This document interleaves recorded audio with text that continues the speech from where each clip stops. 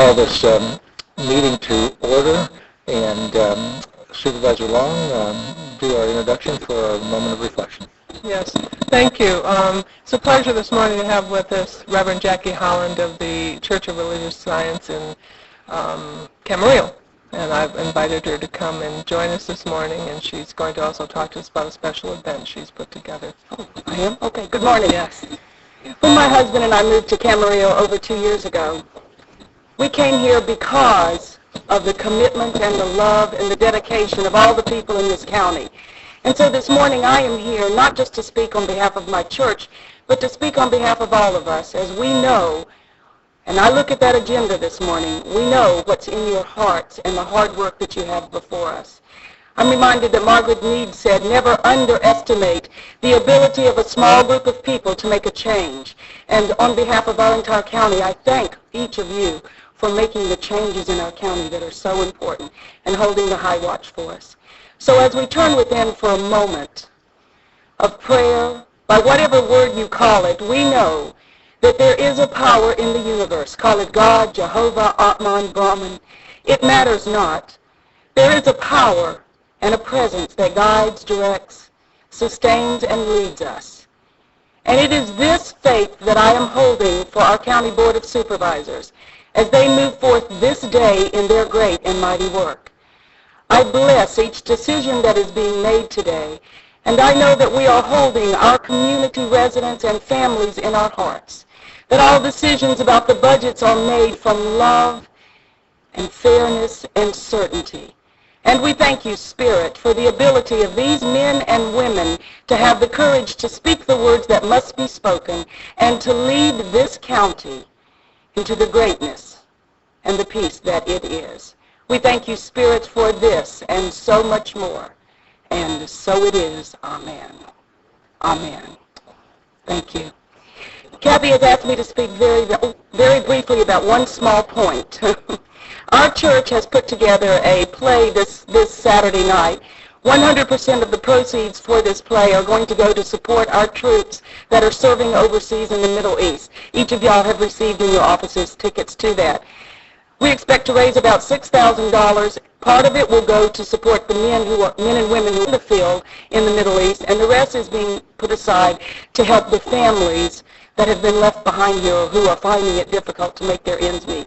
So we just wanted to tell you about that and know that we are attempting to support you in your budget crises. Thank you. It's called Non-Singular Sensation. Thank you. And would our clerk, Roberta Rodriguez, lead us in the pledge?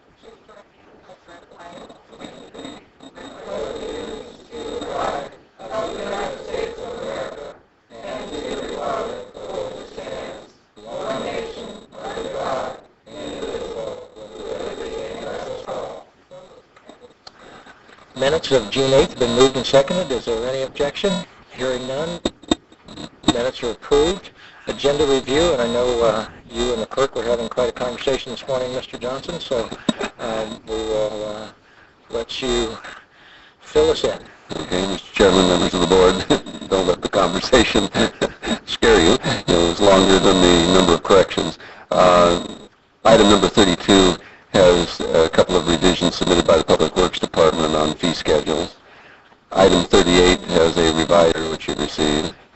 Item number 43 is being continued to the 22nd of June. All right, now slow down just a little so we can mark these pages. Revise, then 43 continued. 43 is continued. And under item 45, the correspondence agenda, the 45. correspondence agenda, is that? Our correspondence agenda is 44. Okay, pardon me. Okay, well, apparently our numbering has changed. My apologies. Anyway, item number 3, there is a letter that is to be referred to the Resource Management Agency, not the Public Works Agency. It's very minor. Well, you're right. That wasn't as bad. Agenda review, board members. I have one.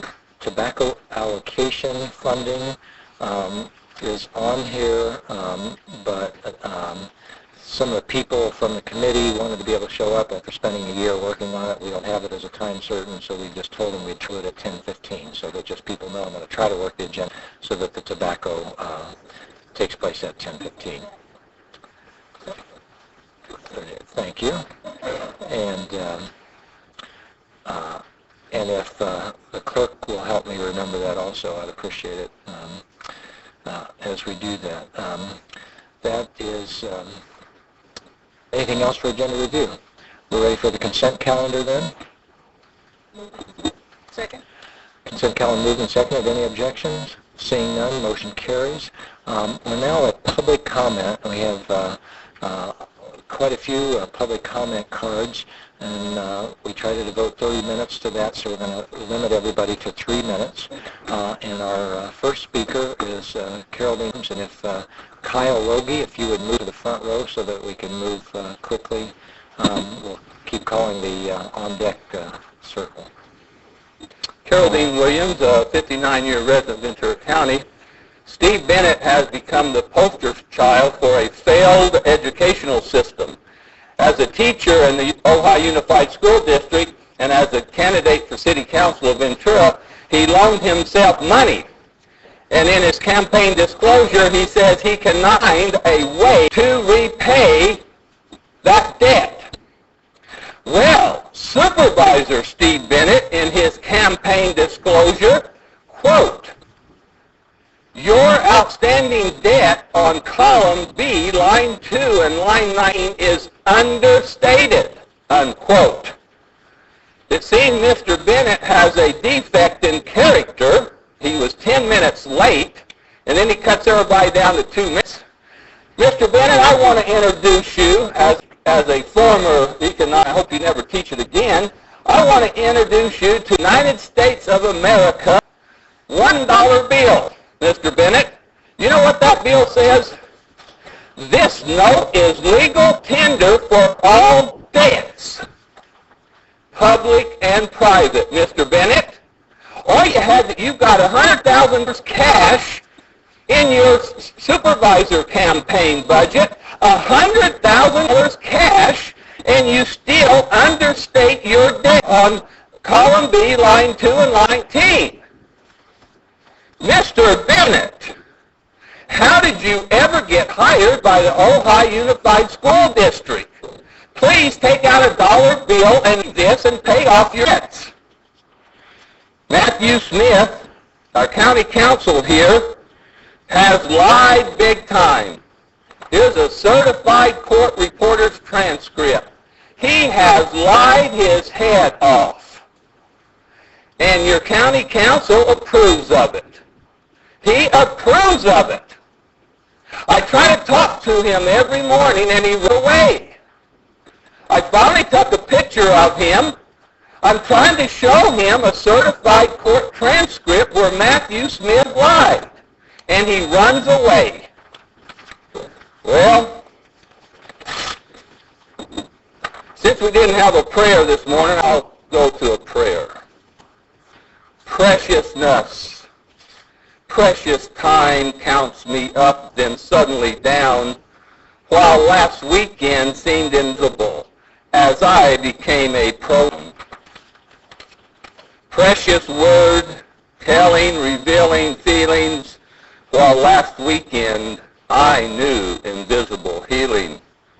Precious Lord, take my time as yours, for you revealed an eternity lasting evermore. Precious Jesus, you turn time into grace, so guide me by your Spirit. Your time is my place. Precious time counts me up, then suddenly down. Sorry, Mr. Williams, your time is up. Thank you For very in much. time eternal I shall dwell in your hometown. Kyle Loeb, and then followed by Kathy Loeb. My wife would like to speak first, followed by my son, and I'll... That's fine. Go ahead, Kathy. Good morning. My name is Kathy Logue, and we have some vacant lots in Bell Canyon. Bell Canyon is overseen by Linda Parks, and after we were here last week, we went to her supervisor's office and spoke with a very, very competent lady, Kathy Brown. She was helpful and kind, and not only that, she was honest and direct. She said that she had been told that the supervisors had done all they could for us, and we couldn't expect any more help. We're here to ask for a little more help. Since we were here last week, we opened our mail. Actually, we received a phone call first from Greg Morgan of the fire department, and he told us our lots were fine. They passed. We cleared them adequately.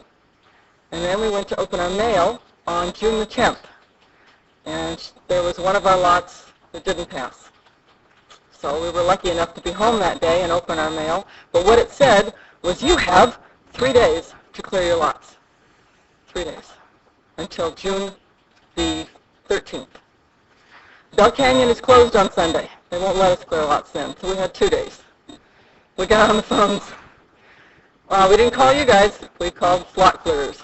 We got it done, we think, and we're waiting for another report. So we were asking your help.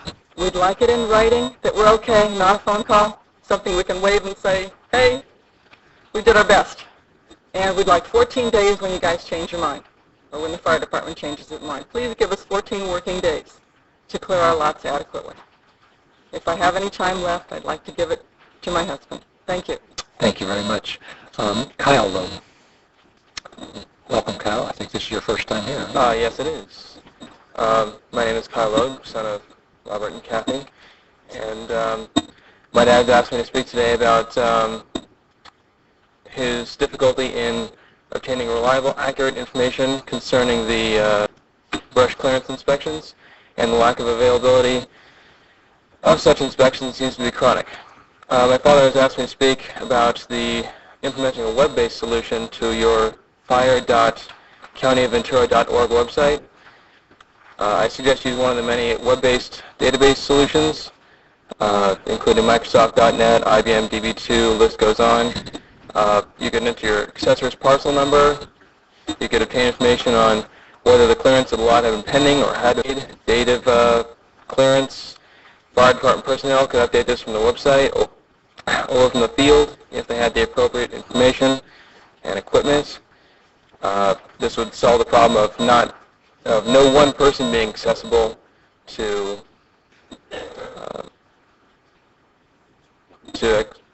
access the current status of the lots. Thank you for your time.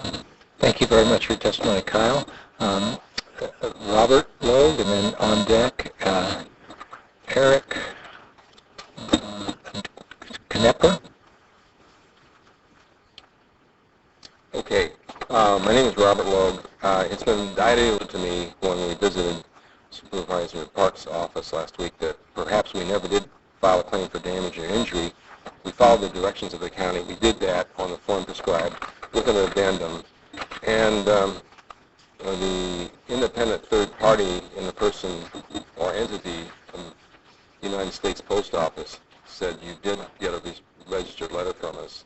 It was transmitted to you on June 17th last year. And we tried many times to get an answer. We've written you as individuals and as a board, as recently as within the last 2 weeks, and asked you for a reply. We realize that the reply may be negative, but I think we're entitled to reply, and I think you're derelict in your duty as as individuals and as a board not to formally tell us what the result of our inquiry is. We do not know. I mean, if you turn us down totally, that's one thing, but not answering, that is not supposed to happen. We were here with you last week on the 8th of June. Unbeknownst to us, on that day, the fire district put a notice in the mail to us telling us that a lot that Mr. Craig Morgan, who's always giving us information that seems to be incorrect, Craig Morgan told us in a phone call on May 27th, we wrote you a letter about that, asking for help in getting a written answer. He said we wouldn't get an answer because we didn't send the right color response. We sent direct to the fire chief, and we have registered mail proof that he received it. The yellow tear-offs and sheets in the bottom of our 3 lots. Mr. Morgan told us that since we didn't send the red one, which was in the first mailing, which in the second mailing had a letter and it said disregard the first one, which we did. We sent the yellow tear-off. He said, you won't get any sort of written answer from us. He turned down a request to telephone or write Miss Park's office so we could verify from her the lot is cleared or not, so we don't have any. When we were up here speaking to you on the same day, the 8th of June, they they sent out a notice to remove hazard. It says that they went out on the 31st, and now they decided that lot 346 is not cleared. And by their own hand, they didn't bother sending us this notice until we have the envelope that came in, and it's also postmark date of June, the day we were here. It gave us until Sunday, the 13th of May, to clear the lot. That's almost impossible. This lot is a very large lot. It's approximately 3 acres. The perimeter of the lot is more than a quarter of a mile, several hundred feet longer than a quarter of a mile. You couldn't go around this thing. It's so steep in that length of time. We want a written answer. We ask you to give us a written answer. Your time is up. Okay. Appreciate it. Chair Bennett, if I can. I appreciate the efforts that you have made. You have a new system in place that people can tear off a receipt. I would like to hear back if anyone, I know that you didn't tear off the red one and return it, but it would be nice to get back a status report about how many people are now utilizing the system where if they want a receipt that they have had their lot cleared from the fire department, that they can get that. So I appreciate that you have been able to get this change in our system. I also really like Kyle's suggestion about how we might be able to do this through the internet. So I'd ask that we also get some information back. Maybe some other fire districts out there are doing that, and I think that also is a good idea. And I know also you certainly had an issue from several years ago about having to pay a fine, and I don't. There's a statute of limitations if that's what the claim was on, but if you are wondering whether you haven't heard back on your claim yet, that is something that we can find out for you. So thank you for coming. Well, I would appreciate that. And we'll follow up again, for the that. truthfulness of this Craig Morgan is not what it should be, because he told us the lot was approved on the 27th on a phone call. And also, it appears that you let slip the deadline for clearing a particular lot. So you have been given some time to clear it, right? You're supposed to have it cleared by June, right? Thank you for your testimony. They didn't identify what was wrong either. They just said clear the lot. Eric Knepper, followed by Vicki Finan. Good morning. A little nervous, so please bear with me. My name's Eric Knepper. I'm a field ethics technician with the Sheriff's Department, working with the Crime Scene Investigation Unit. I'm here to ask your help with the layoffs and the budget cuts. We do feel like we've been wrongly singled out to be laid off. Granted, I was on the list. I've been taken off, but I'm still here because it still affects me, as well as family and friends. Speaking from the heart, it's hard. It does feel like we're being singled out because of a parity raise we got not too long ago. I beg for your help for this. Like I said, it just affects so many other people in so many ways, starting families or people getting married, and it's hard enough to survive in this county with the houses and just the rate of living. So if you can do anything you can just to keep people settled and keep my friends and family in Ventura County, I would appreciate it. That's all I have to say. Thank you for your testimony. You did just fine for being nervous. Vicki Finan, followed by Lee Quaintance. Good morning, Supervisors. Excuse me, Vicki, could you just turn that microphone so it's more in front of you? There you go. Okay. Good morning, Supervisor Bennett.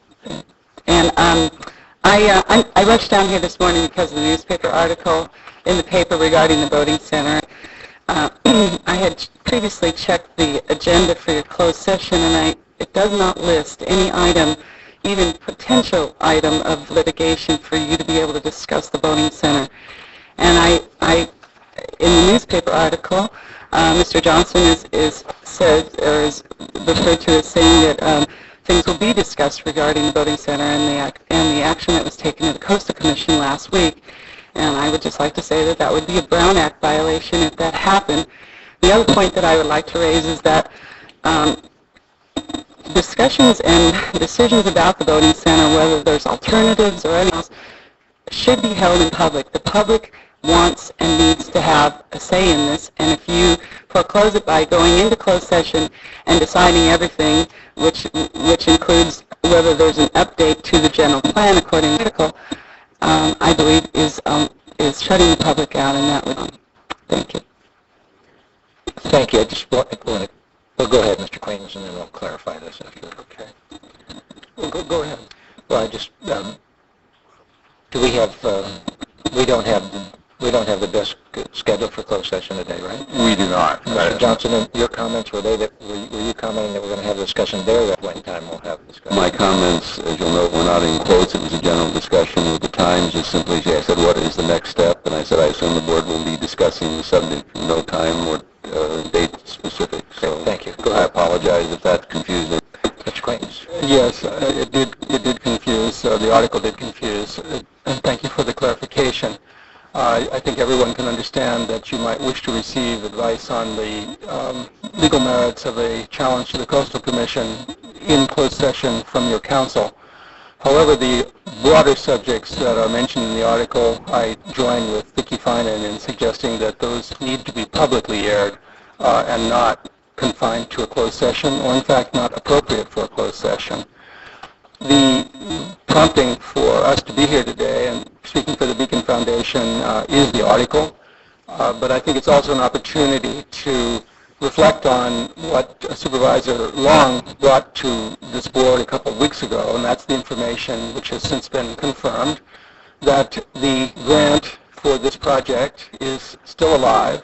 It's been rolled over in the governor's revise, and there is, therefore, assuming the legislature adopts that, about a year to act on this matter. This is an opportunity to break the paradigm. The article, and this I would attribute to just the views of the writer of the article, what she has picked up from various people, has us all locked in a paradigm. It's a few people jumping up and down at the harbor. That ignores the fact that in the written record alone on the EIR, there are over 5,000 pages, and hundreds of people from every part of this county have expressed concern about the proposed siting for the boating center. So I think we need to break that paradigm. I would also suggest to you that a direct challenge to the Coastal Commission, legality up to the advice of your counsel, but the public policy ramifications are, I think, rather huge and detrimental to a coastal county, all of which is aimed, all of that discussion is all about process rather than substance. And I look to this board to bring the leadership to reopen the substance. Mrs. Ziv is here this morning to talk about the email that was distributed to each of you this morning that seems to indicate that Boating and Waterways, at least, would be prepared to consider an east side alternative. I think this board also needs to be receptive to that. So again, prompted by what appears to have been a misimpression reported in the press here, and I urge you, having taken this opportunity to speak to you, to break the paradigm, open this thing up, bring the public in, and let's see if we can't all work together to actually have a voting center rather than fight about it. Thank you. Lou Pricer, and on deck, John McGill.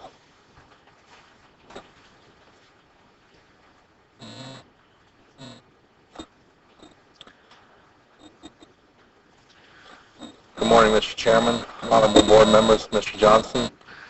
My name is Lou Pricer. I'm the president of the Ventura County Sheriff's Correctional Officers Association. Prior to reading this, I'd just like to remind you what Reverend Holland spoke of. She spoke of fairness and the courage to make the right decisions. Keep this in mind as I read this letter to you that I prepared for this meeting. I'm here to plead with you to take some of your valuable time and investigate the devastation taking place among the Sheriff's Service technicians by the Sheriff. I've been here for the past month trying to get some help with the unfair treatment of these valued employees. I believe they are victims of retaliation. I have been left with no other remedy other than our elected community leaders. 40 Sheriff's Service technicians will be unemployed as of July 1, 2004. I believe the Sheriff has chosen to use his cash shortfall to punish the Sheriff's Service technicians and dismantle this association for our political choices. Sheriff Brooks has denied this allegation and said he would never punish the Sheriff's Service technicians for our choices. I've always been told if it looks like a duck, walks like a duck, quacks like a duck, it's a duck. We are the only classification in the entire Sheriff's Department to receive 40 layoff notices. We are the only group to lose 40 additional jobs to higher paid deputies. A total of 80 Sheriff's Service technicians out of 155 will be negatively affected. So what do you think? Is it a duck? 40 more of the Sheriff's Service technicians, and I'm talking about the ones that are not displaced now, are currently training higher paid deputies to replace them in their jobs. The jobs the Sheriff has chosen to be taken over by the deputies are jobs Sheriff's Service technicians see as our limited opportunities for job enhancement and job enrichment. Without these jobs, the Sheriff's Service technician is extremely limited in his or her ability to transfer to what most consider to be a better job. They will come in working a quad and die 30 years later working the same quad. The Sheriff, in his efforts to reclassify our jobs, has fostered resentment and anger among Sheriff's Service technicians. Most believe they are helpless to defend themselves. Many have come to me and said, I would love to speak out like you're doing, but I might have another job too, and I don't want them to mess it up. So they say they can't afford to be fired or lay off because they have kids and rent. Many are single mothers with children who cannot afford to further alienate our department by speaking out. So they come to work in this hostile work environment, hoping that my efforts will bring relief to the ongoing effort to lay off and dismantle the Sheriff's Service technicians classification. In 2002, the Sheriff had a proposal in his hands could have converted the jail staff to correctional officers and saved him and the county $5 million a year. Instead, here we are laying off 40 Sheriff's Service technicians, having closed the Sheriff's branch jail on a farm, releasing inmates early from jail, and removing patrol deputies who are performing law enforcement function in our communities and bringing them back into custody. I see my time is up. I will just read the last paragraph, which is very short. I apologize for taking up your valuable time again. I know you must be getting tired of hearing from me, and I'm becoming very frustrated with a system I can't seem to fix. A man in power should be held accountable for his actions. Thank you, Mr. President. Thank you very much. John McGill. Sorry, Chair, Board, on deck, Karen Whiteside. Excuse me. and Mr. Johnson. My name is John McGill. I'm Vice President of Ventura County Corrections Officers Association. What I'd like to do today is read you 2 letters we've received from Sheriff's Service technicians. I'll have a copy for you if you'd like afterwards, but they wish to have their names not read out. Ventura County Board of Supervisors. I'm currently an SST at Todd Road and have been working for the Sheriff's Department for just under 4 years. I received notice of my scheduled layoff, which will occur July 2004. Right now is a very difficult time to work for the Sheriff's Department. Unfortunately, many people are not happy with current work conditions and proposed conditions in the future. There are especially 3 groups of people that are unhappy about the changes taking place, but cannot voice their objections to public. The first group is SSTs getting laid off. Many of us are applying with other county agencies, do not want negativity impact our chances of getting hired by being perceived as bitter and vengeful employees. The second group is SSTs that are being removed from their work assignments to be replaced by deputies. These SSTs have been capable of performing the duties and positions required for a number of years and would like to continue to do so. Finally, the sworn personnel I have spoken to who are returning to the jails have no interest in doing so. The deputies have been trained to be on patrol where they want to be. Many are applying elsewhere to be able to do just that rather than extended time in custody. I thank you for your time and hope that we consider the alternatives available which would allow SSTs and deputies to both utilize full potential and train. The last one is really not a letter, it's a statement of something that happened to this individual. On Thursday, January 22nd, 2004, first pay period of raise, I encountered Captain, her supervisor, in the court services hall. He asked how things were going. I happily replied, after 1 p.m. really good today, we get a check with our raise. He replied, don't be surprised if you do not have a job soon because of it. I was crushed and haven't received my first check. Had not received my first check, yes. Some of these comments are the things that SSDs have had to take for, well, since January. So I hope you look at it and really think before you allow this to happen. Thank you for your testimony. Karen Whiteside, followed by Dale Hewitt. Hi, I'm Karen Whiteside. I've been with the Sheriff's Department for 10 years as a SST, currently assigned to Camarillo Police Department as a report writer there. Just like Eric Knepper, I'm rather nervous about this. I don't really know where to begin with this because it's been an onslaught since we've gotten our pay raise to the behavior we received from our fellow workers, deputies, sergeants, captains. The week we got our pay raise, I remember my patrol sergeant telling me, well, either you guys are going to be getting laid off soon, or you can expect more duties. Well, out there on patrol, we've taken on more of the deputies' duties. As far as custody, unfortunately, they're getting laid off. I don't understand the sheriff's logic in laying off people that are lower paid and replacing them with deputies that have 5-6 years on, which still make more than me at being top step. I work hand in hand with these deputies that are being sent back, and morale is just shot. They don't want to be there. When we sign up for the position as Sheriff Service Technician, we know we're going to spend our time in custody. That's what we choose to do, and that's the profession we've taken on. Deputies, when they go through the academy, they hope to spend 2 to 3 years max in custody and go back out and patrol and fight crime, catch the bad guys, make sure everybody's safe. With them going back, they're like, well, okay, fine, I'll just sit down somewhere and put my feet up and catch a paycheck so I can go back out. They know the responsibilities that we have. When I started at the main jail when it was an overflow, just like it is now as the sheriff says it is. He says that there's more fights, more threats onto staff. Well, it was just the same then as it is now. It hasn't changed, but yet I was still the one going into the quads alone, doing armband counts with the inmates, feeding the inmates at the time, doing sick call and pill call with the nurse. Now he's taken that away from us as well at Todd Road, where I was transferred to once that facility opened, and he's had deputies do it. But it is still the SST that is up in the control booth there that has the one-on-one contact with the inmate. That is the first line of contact for the inmate there, who then relays it to a deputy to assist. We're the ones that set the level ground for the inmates and give them that standard for them to follow. When they have that consistency, there is, of course, less retaliation among... You have about 20 seconds left. Okay. Just please, if you can, try to help us out with this situation. We don't want to lose our jobs. I know we all love our jobs and we love this county, but unfortunately I've seen it been slipping away. So, thank you. People who speak extemporaneously like you did without notes really are very effective, and you did not, so thanks. Yeah. Dale Hewitt, followed by Susan Lucky. I want to thank you for letting me speak here again. My name is Dale Hewlett. I'm a longtime team employee. This is not something that I really look forward to doing. I got a call last night after I do this, so I woke up and made some notes this morning. I just feel it's my duty to have the board as well informed as possible. I'd be lying if I said there are no personal issues for the great objection for privatization of the crisis team. Most of us will lose a large chunk of money, some over $1,000 a month. We also have to adapt our families to a schedule most of our children have never known, one that the rest of the world feels is normal. I actually received an assignment that looks very promising, so personally I have mixed emotions about it. It's also not clear if my wife is going to be laid off. She works for the Public Guardian's office. It looks better now than before. But ultimately this is not about us. This is about the level of service to the community.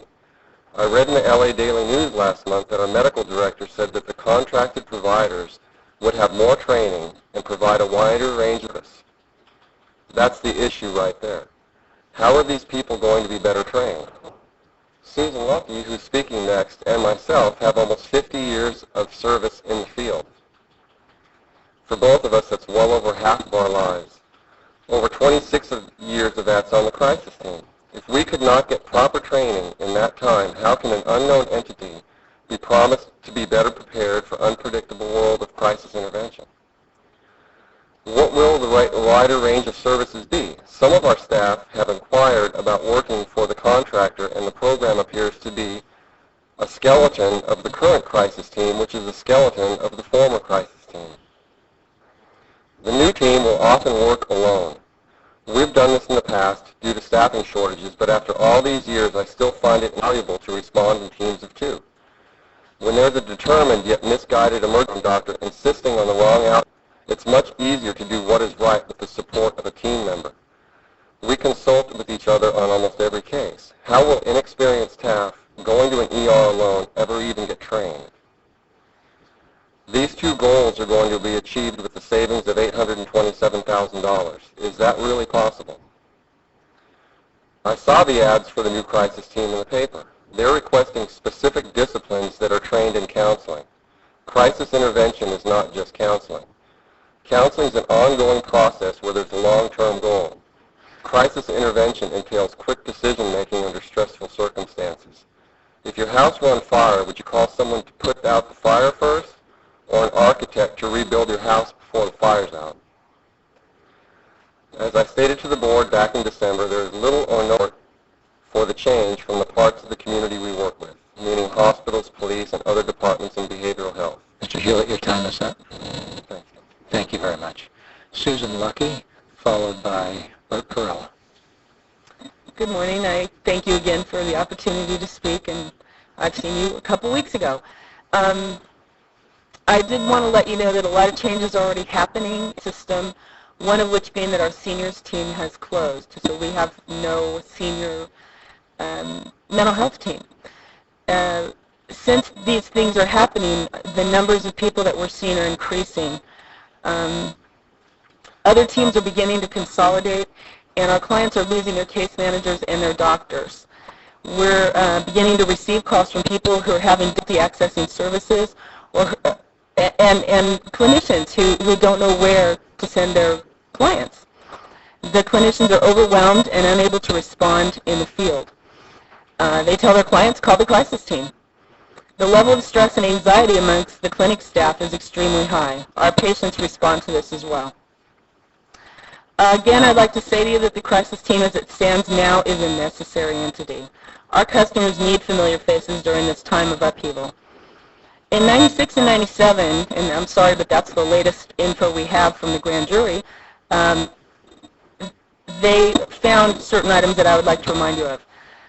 They strongly encouraged the use of the crisis team vans to transport our clients, but we've recently been told that we can no longer do that because of liability, which ties up the local law enforcement in the field.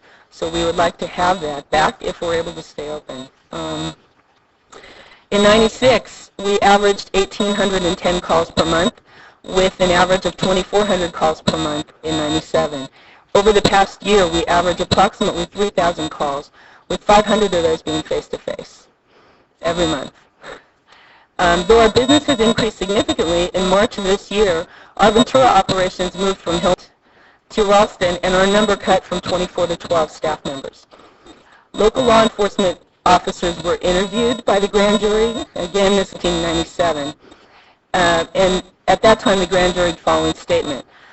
While the police departments generally feel the crisis team is a valuable source, they're concerned that they may not be available on a permanent basis due to lack of funding by the county. This adversely affects developing programs of cooperation. If that was true then, I can imagine like now. They also recommended that the Board of Supervisors should find a method to provide funds and designate crisis team as a matter of public safety. Finally, while I understand that the budgetary concerns are immense, I do not believe that contracting services out with experienced staff will save money in the long run. A friend of mine stated to me a few days ago, well, if they close you for fiscal reasons, at least it's not personal. But I'd like to say to you that this is personal. We on the crisis team do not deal with facts and figures. We deal every day with the drama of human life. And how much more personal can that be? Thank you. Thank you for your testimony. Bert Perillo, followed by Bernard Dunholm. Good morning, Board. My name is Bert Perillo. I'm a resident of Oxnard. I'm speaking as a private citizen. There's a few things I would like to address this morning. Number one, today's newspaper star with regard to the wood recycling place, we are looking forward to the anticipated closure of this facility to the benefit of our neighborhood. We do not wish any problems with any other neighborhood or any other area, or any other area of the county. I would also like to take the opportunity to thank every member of the Board of Supervisors, every member of the County Environmental Health Department, every member of the County Council, and the Judge Bish, for assisting us in this effort. I would particularly like to thank former County Council Walter W. Wall, and I would thank you again for bringing him back as a contract employee for the short term to finish up this case. Now, to getting on a different slant, there have been several speakers today speaking about their jobs and situations where it will affect their lives and things like that. I do not know these speakers, but I do know Walter Wall from having worked with him on this issue. I know that he was here to 11 at night on many occasions getting ready to case, and I do know that he had a young family, and I do know that he was laid off by the county due to the budget. And as he explained it, that's the way it goes. First, last in, first gone. And he seemed to be resigned to that.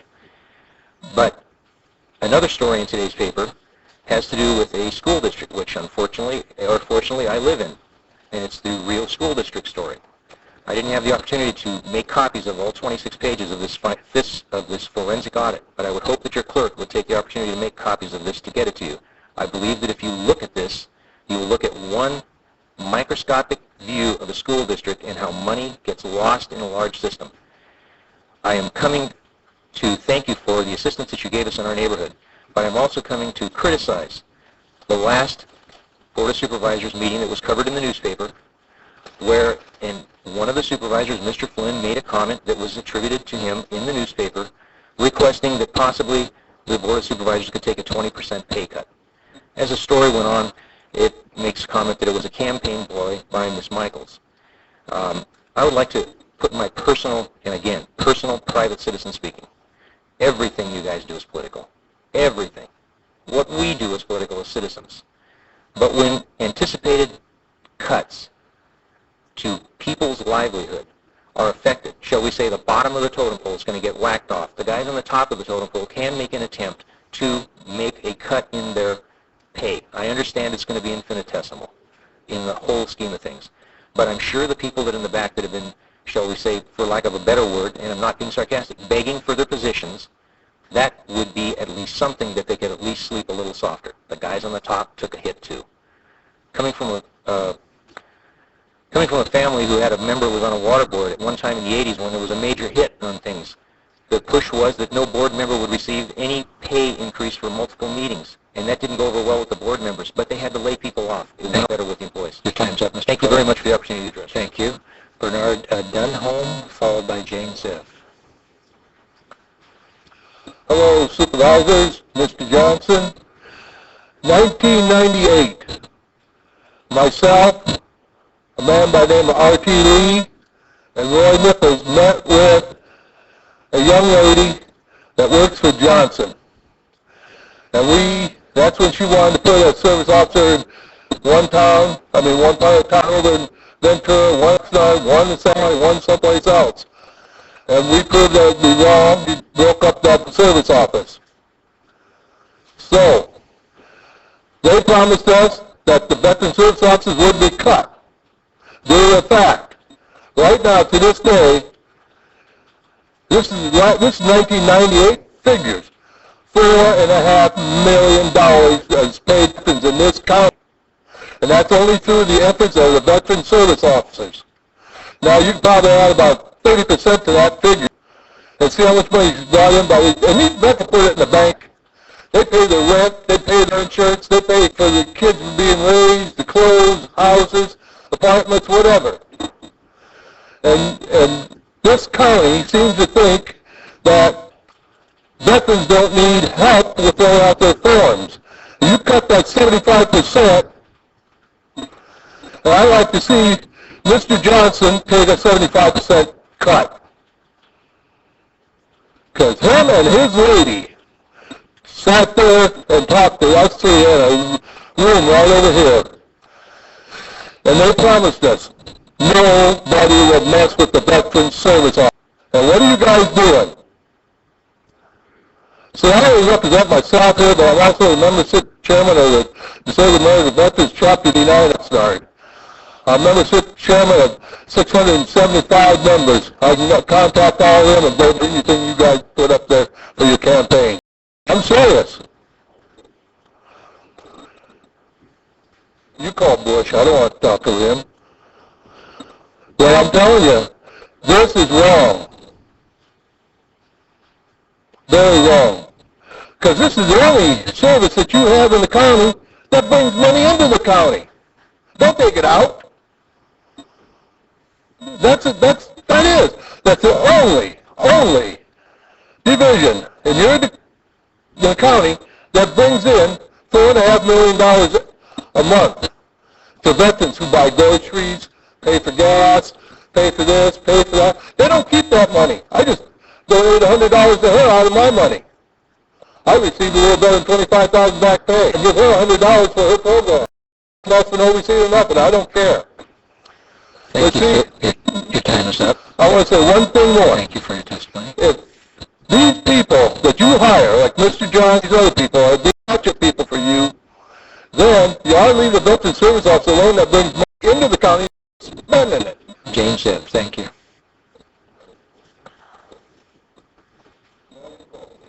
Good morning.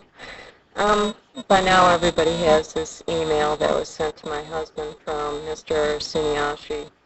And I just would like to ask this board to reconsider an East Side location because I think it's a missed opportunity. It can be funded, and the funds have been reappropriated. It would have been a missed opportunity. I think it's going to be an opportunity if we continue on.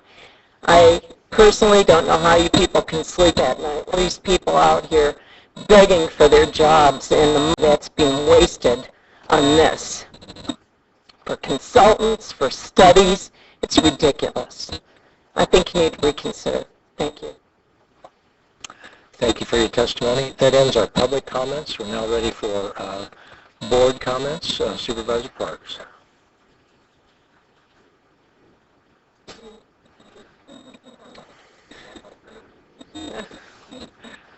Supervisor Flynn offered me his hearing aids. I would like to just make a couple of comments if I can.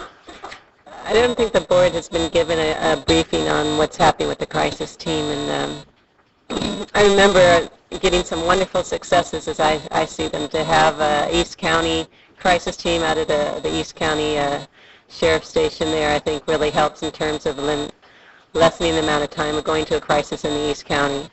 The issue of the vans so that people who are in a crisis situation, mental health crisis situation, aren't taken away in a police car. It's just a lot more humane way of going about it. I would like to get some more information exactly what is being proposed because I feel a bit out of the loop, but I want to make sure I know the repercussions of our actions. As was stated before regarding veteran services, I think our board is very committed in seeing that we keep those services. I have a wonderful employee from Veteran Service that comes to my office once a week and to work with people in the East County, out in the Conejo Valley, to work with veterans and assist them. And I really do see firsthand what a wonderful service is provided to these veterans. And then I also heard comments about Walter Wall, and Walter he was with our county counsel's office and found employment elsewhere and took the opportunity. He was not laid off. But I agree, he was a wonderful employee, and it would be nice to be able to give him some commendation or something because our county absolutely appreciated him.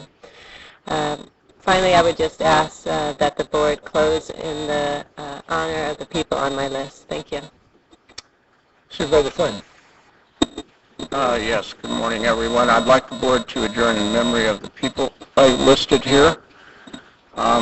I do have a couple of comments. One is the continuing issue with the SSTs who work the jail. The sheriff, it seems to me, doesn't have all the authority to do what appears to be happening in his department. Why do I say that? The employees that work there and work in the jail are employees of Ventura County. They're county employees. They're hired by the county. That's important. And the contract with the affected union is not with the sheriff. It's with the county. I would hope that we could reach something here where we follow the law of fairness.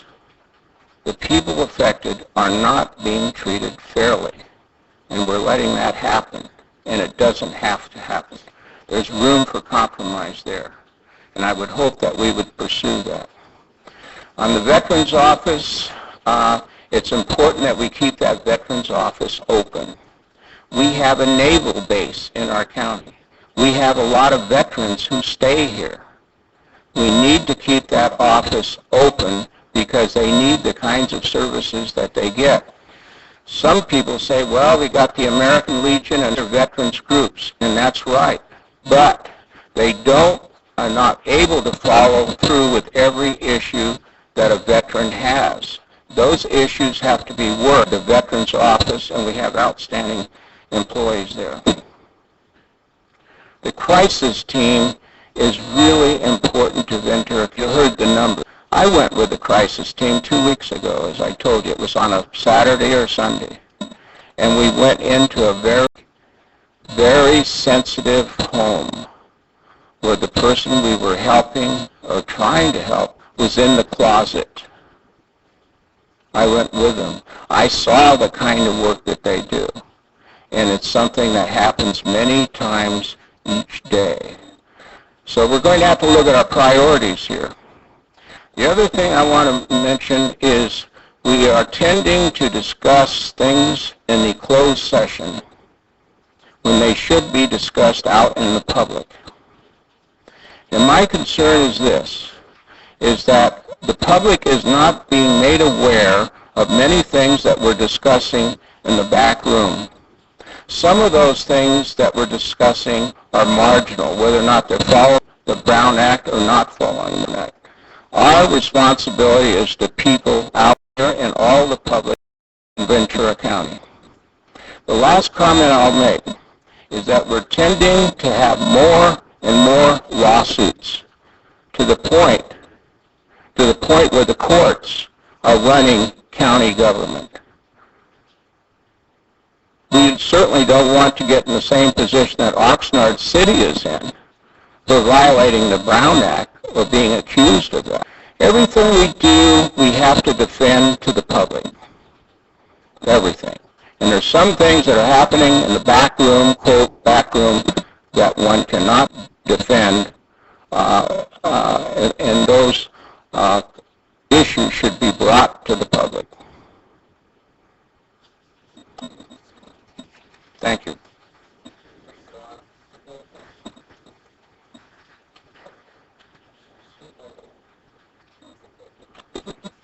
Just checking you on your toes here. Good morning. Couple of things I'd like to touch on this morning. One, an appreciation for Reverend Jackie being here. It's wonderful, as you, I'm sure many of you throughout the county, I was participating in the jazzercise class last night, and to learn that this class had taken up the call of trying to help our local men and women who are serving our country overseas or wherever they might be, and both collecting funds and collecting donations of items and writing to them. And the entire class had engaged in it, and they were reading letters that had come back, and it truly was heartwarming to feel the love that people were expressing for what we're going through in very tough times as a nation. Bringing that back home locally, as we've just gone through a tough week with loss of a president, and hearing this morning that we have very significant challenges that impact people's lives here locally, and hearing in each one of you who spoke today the pain that you're either feeling for your own personal challenges or for your family members or for your coworkers. Our tough decisions don't get easier, and I believe it was Supervisor Bennett who said it's a difficult choice between oxygen and blood in many cases. And I just ask all of you to always feel like you're welcome here, to come and speak to the board, to share with us your perspective and the challenges that we have in front of us. And next Monday, we'll have our budget session. We'll open and we'll have a public opportunity in the evening to hear more from you, and we welcome that. I think every board member has expressed areas that they have concerns for. None of them are easy, and for every decision we make on one, we have to be able to address how we're then going to find the funds to fulfill that commitment and not just do it because it feels good to say that we're going to step forward and protect and save this particular program or responsibility. We feel for every one of them. I'd like to just, if I might, and I feel I must respond to the closed session comment, to say to you that, again, every board sitting up here stands every 4 years for election. And when we do that, we are for the voter to evaluate our job and how we've conducted our job. We've been responsible for our job, and have we been listening to and engaged with and participating with the public in doing our job. And I will say to you that we certainly are very aware of the Brown Act requirements, obligations, responsibilities, and I personally take them very seriously. And I personally, as a elected leader and somewhat a new elected leader, found the history of backroom dealings very, very disingenuous, both to the public that we've served and to the individuals who conducted such activity years ago. And I'll say to you that I would certainly look to, and always do, our county council for the best advice possible, and certainly have read the Brown Act and feel that I understand what the Brown Act says when it comes to closed sessions, and I fully intend to adhere to it and feel that we do adhere to it. I also believe that there are areas that need to come into the public, many areas. In fact, the majority of the things that this board does is in the public and should be in the public for open public engagement and discussion and action. So I would like to comment on that. I'd also like to comment on the recent incidences we've had in our community with coyotes. Now, this is a real jump and change of subject, but frankly, I live in Camarillo, right in the heart of the city, and for the last weeks at 2 and 3 in the morning, coyotes on my street, in my yard, and we know that we have caused what, in many respects, what is an intrusion into the wildlife habitats, and have resulted in what we're seeing in a report from our wonderful Kathy Jenks, that we're seeing more and more bear intrusions, bobcat sightings, a frightening number of mountain lion sightings, and coyotes. And I know I've heard from residents concerned with what can we do, and the answers aren't easy because there are concerns for the wildlife and how we respond to what we have created in many respects, again, an intrusion in the habitat. I would like to, I'm going to have further conversations with Kathy Jenks. I know that the Fish and Game have stepped in to respond to the attacks that have recently occurred.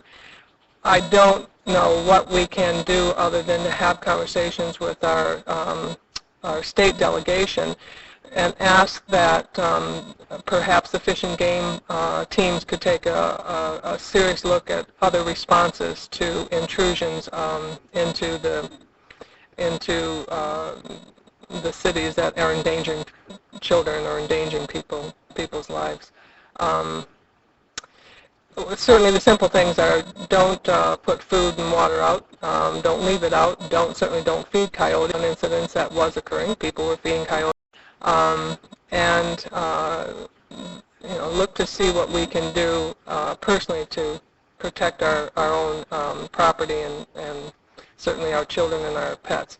But again, I'd like to, just to let the board know, I'm going to work with Kathy and see if there's something else we could, as a board, perhaps just writing a letter to our delegation to see if there's some other ways to address the concerns that we're hearing from the constituency with coyotes in the community.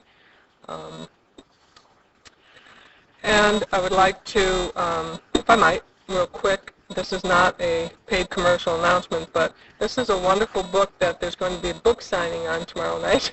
It's called The Barns of Ventura County, and it's by Ron Fisher, who's a local, one of our residents, and it's a wonderful book, and he's doing a book signing tomorrow night at Esplanade. Why do I highlight this? One, because we are an agricultural community. We have wonderful barns, and this is just a beautiful book. But he is known also as a popcorn man. And whenever I call Ron for donations to bring out his popcorn machine and provide free popcorn, he readily does so, steps forward without hesitation. He supported the United Way events. He supported Boys and Girls Club events. And I wanted to say, this is a wonderful book, and support Ron for a minute. Highlights our community. One last quick thing. Adjourn in memory. I know. Adjourn in memory with this list. One, to call out John Rankin, Camarillo resident, longtime California Edison employee for 30 years, but very active in the Pleasant Valley Lions Club and certainly loved by his community. Will be missed. Thank you. Thank you very much, Supervisor Michaels. No problem. I gave some of my time to Kathy. No.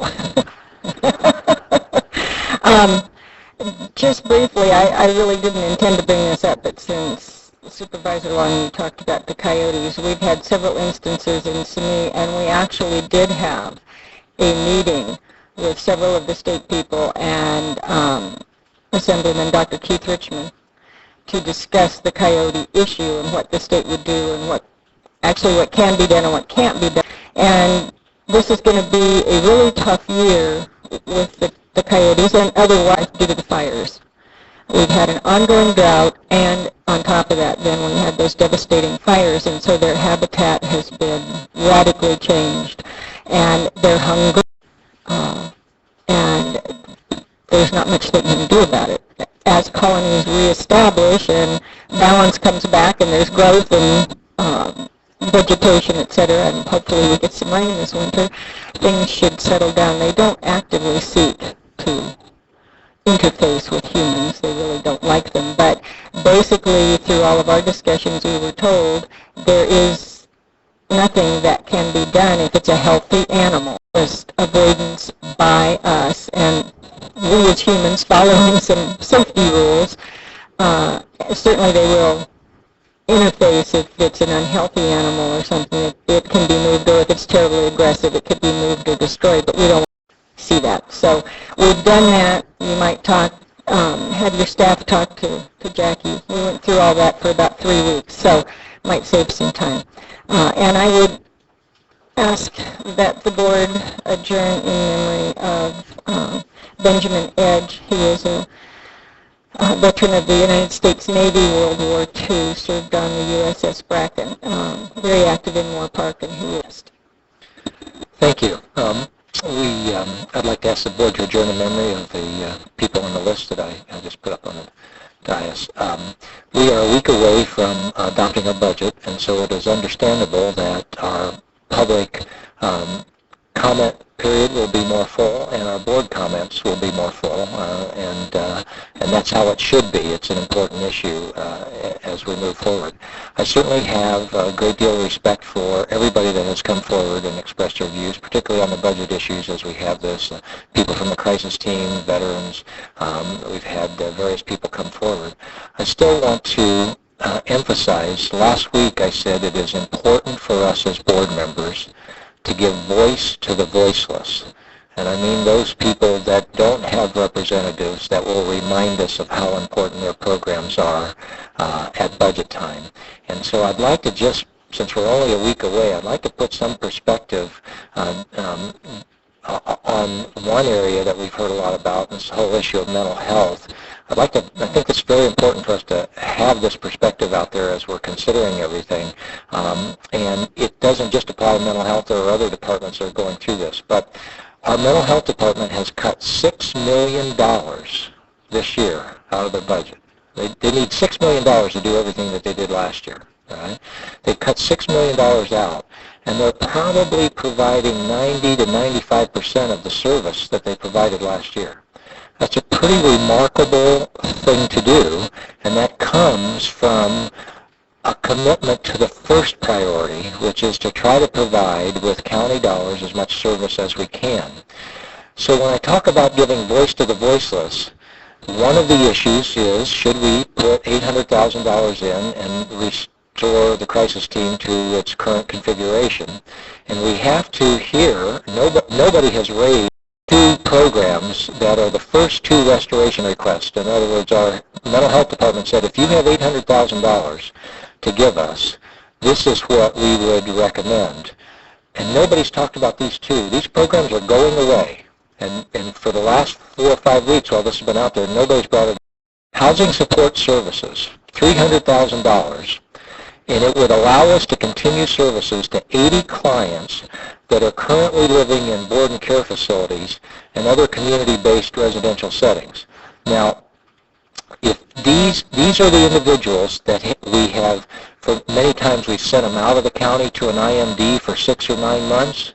They're now coming back here to Ventura. We're putting them into the community. If they don't get regular visits, they will decompensate. We will find them being sent back out of the county into an IMD. We will find the community unwilling to accept them into their communities because there's no support service coming in, and then they decompensate and cause a crisis, and then that neighborhood says, no more, we're not going to take any more of these people. That program serving 80 people is being cut. Nobody said a thing about that program yet so far. They give you another program, the Adult Forensic Services Program. Be $500,000, and these are just the top two, and they happen to match up to the $800,000 we're talking about.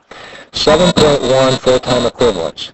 It allows continued specialized treatment team, and it serves 100 clients a year. 100 clients a year that get arrested for doing something illegal, not violent, predatory people, but doing something illegal that would land them in jail. But because the specialized team gets in there and works with the judge, they don't go to jail. Instead, they get treatment, and they get mental health treatment. That's 100 people a year being cut. Nobody's said anything about it except the fact that they're in the restoration budget. It is easy for us to say we want the money for everything, but it is very, very difficult to prioritize. And I don't want to suggest this to demean anybody making any requests. We need to hear from everybody. I'm just concerned that we're not hearing about everything. And we have to make sure the public knows that when we're making our decisions, we're making our decisions based on what we've heard from people, but also what we know about groups that are not here to speak. But the 100 people that will land in jail and be incarcerated when they shouldn't because they're mentally ill are not here to speak today, and they won't be here to speak next week when we adopt the budget. And neither will the people who are going to decompensate, and neither will sort of the staff people that seem to have been doing this. They're not here either. We do fortunately have the crisis team people here to let out that. That makes this really challenging, and that is, I think, trying to put a real face to the phrase, we're choosing between blood and oxygen out there. And we have to find a way to maximize services in spite of the fact that we're making a $6 million cut in health and in mental health services. And to a large extent, I think we have to view it as remarkable that services are not being cut more, and that's remarkable in terms of the work of everybody in mental health that is keeping the services from being cut any more than they have to. With that, there are other issues that have come up today, and I just think that they pale in comparison to focusing maximum energy for the next 7 days on what is, from my perspective, the most difficult week that I've had in my 10 or 12 years of public service. This is going to be a very tough week for all of us, and hard next week as we go forward. So thank you very much, and we're on to a board meeting that is also full of a number of items today. We have approved our consent calendar. We're now at our 9:30 time certains, and the first time certain, item 19, and I'd like to introduce Diane Goudreau, and thank you for coming down again, Diane, all right, who will make a presentation, and you have all the certification there with you. I have everything. Thank you very much. So I'll turn it over to you. Thank you very much. Good morning, supervisors. I really appreciate Supervisor Michaels and Supervisor Long and Supervisor Bennett and County Officer Johnson and Supervisor Flynn and Supervisor Parks for having us here this morning. Thank you for making this time. The Ventura County Commission for Women, of which I am pleased to serve as chair, and to introduce our commissioners who are here this morning, if they just stand up for just a minute so we can acknowledge them. Thank you. Thank you for coming. Roberta. the Ventura County Commission for Women has been appointed by this board to make recommendations on issues impacting women and to coordinate efforts with other groups to improve the quality of life for women and families in this county. And we do it without a budget. We are very pleased to be here this morning to honor a very special group of women. We believe in times of fiscal uncertainty, it is especially important to stop and recognize the vital work that the Human Services Agency of Ventura County, as well as the faculty and staff of the community colleges of this county, for their day-to-day work with CalWORKs participants throughout Ventura County. The women that we acknowledge today and the people who support them are from all the job and career centers in the county. While we honor a few very special individuals today, we also need to remember that they are representative of the thousands of CalWORKs success stories who have accessed appropriate educational and social services in order to maintain and obtain the skills, confidence, and self-sufficiency necessary to enter the workforce and eventually exit the CalWORKs program. This is a program that works.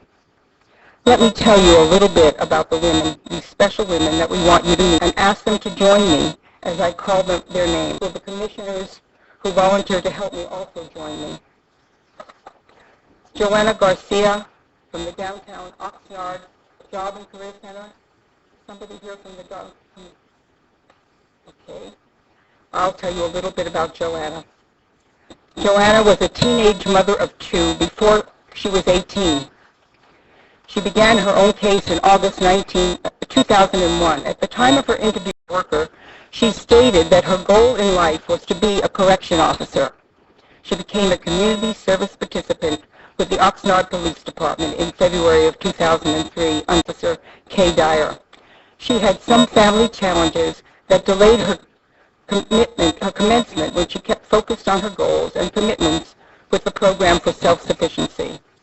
In June, while participating with community services, Joanna also participated in the Oxnard Police Department Explorer program, a 3-week pre-academy program.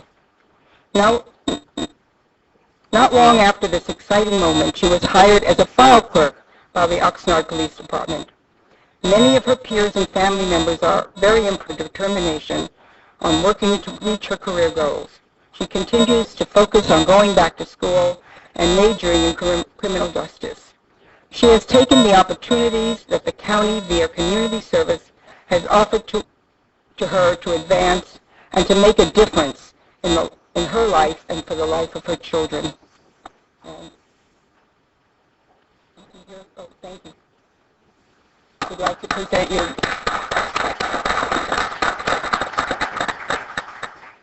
Thank you, Susan, for coming. Thank you. Oh, this is for Joanna. We have a little bit for her. Thank you.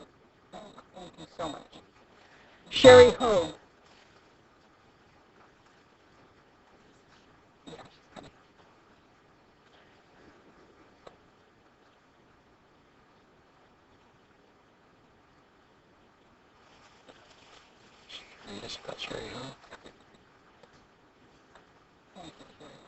Let me tell you a little bit about Sherry.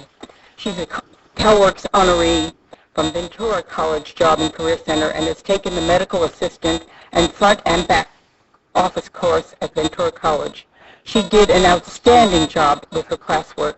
She has started an internship in the next few weeks at the West Ventura Clinic with the possibility of a permanent position.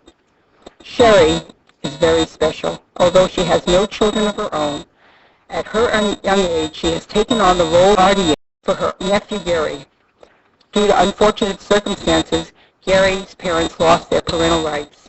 Gary has lived with Sherry for more than a year. He is now 17 years old, and he's doing quite well also. Congratulations.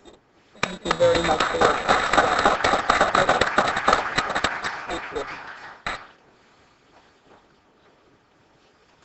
Janelle Ontiveros.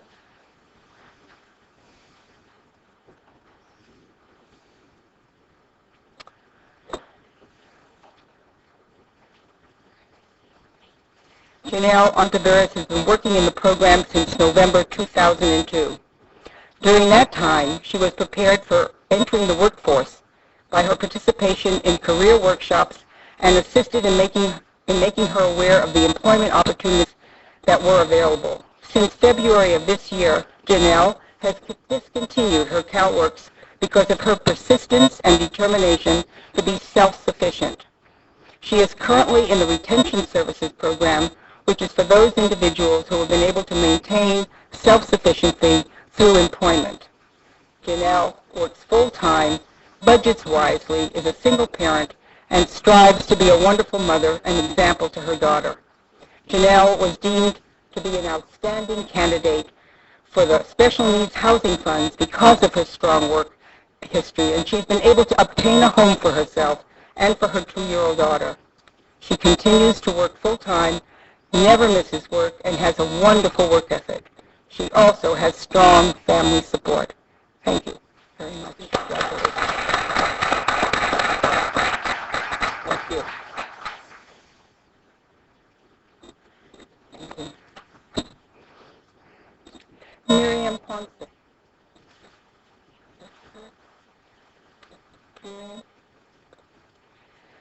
Miriam's working. When Miriam Ponce is a 24-year-old mother of 2 sons, aged 6 and 7. When she began the CalWorks program, she seemed very shy. She was unemployed and looking for work as a receptionist.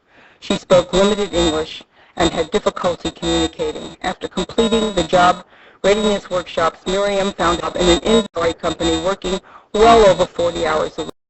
It was during this time that she improved her English and then found a better job at a veterinary clinic and continues to work part-time at the inventory clinic as well.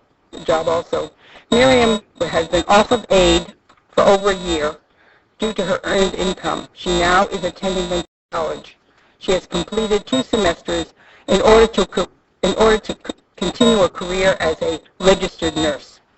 Her confidence and her ability have allowed her to work toward this admirable goal. Miriam is to be commended for her fight to overcome multiple barriers. She has learned to believe in herself.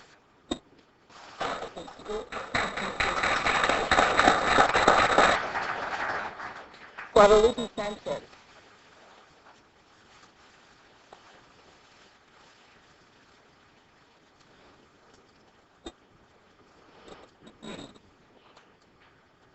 Thank you. This is Guadalupe. Guadalupe Sanchez began her work at CalWorks in July 2003 in the medical assistant front and back office classes at the Medical Career Services in Oxnard. She was awarded her diploma in February 2003. She began working for Dr. John Householder in Oxnard. She continued to attend classes around her 40-hour work week and completed her certification as a phlebotomy technician in December of 2003. Lupe lives with her 2 children, and she struggles to maintain her job, her schooling, her work, and her child care. She has overcome obstacles both in housing, car problems, but never lost sight of her goals. When Lupe started her CalWorks program, her goals were to become a medical assistant, a phlebotomist, a nurse, and a registered nurse. She has already reached 2 of these goals and is on her way to having a successful career. Congratulations.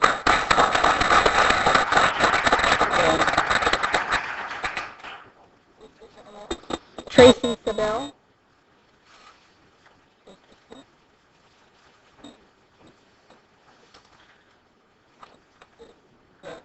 Okay.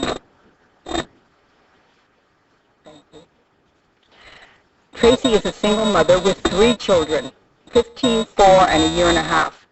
When she enrolled in the program in December of 2003, she was homeless. Her church let her stay in a guest house which was behind the church's office. While struggling for child care and transportation, she attended all of the career shops and was successful in completing the fundamental computer skills to improve her skills. In February 2004, she was placed in additional classes to improve her clerical skills. She showed an inner strength of learning, excellent work ethics, and a strong desire to build a better future for herself and for her children. She was then referred to the Workforce Investment Act program for vocational training and is now working toward becoming a medical assistant at Caneo Valley Adult School. She has made significant progress in becoming a conscientious worker.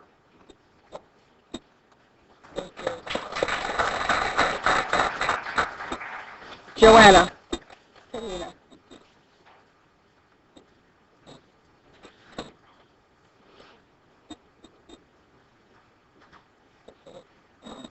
Last but not least. Joanna Turdina entered the CalWorks program as a homeless single parent. She came to Ventura County after being discharged from the military to live near her older son, who resides with his father. She was not familiar with Ventura County. She was unemployed. She had no transportation and needed child care for her younger son.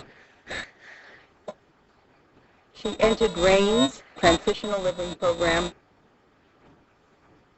and with the support of the RAIN staff providing transportation, she quickly secured a job with the staffing agency, which eventually led to a permanent position. She saved enough money to successfully leave RAIN, secure housing, and purchase a car. Joanne was encouraged to apply for various positions with the county.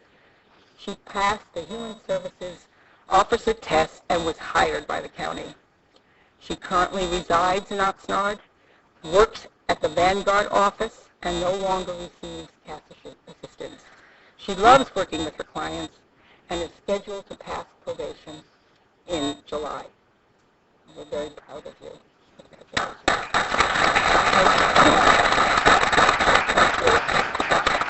Bye-bye. We'll go outside and take more pictures. Okay. I want to once again thank the board and the representatives here today from the Human Services and the Ventura County School District, Community College District, as well as the Ventura County Commission for Women, for helping to make this occasion possible. And a very special appreciation to our honorees. We celebrate your struggle, your determination, your courage to change the world and your children's, to give yourself a better future, and to learn from it. Thank you.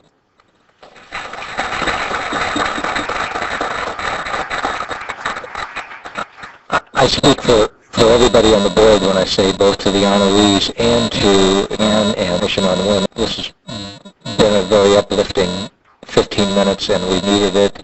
And thank you for your inspiration to all of us. Right, we really appreciate it.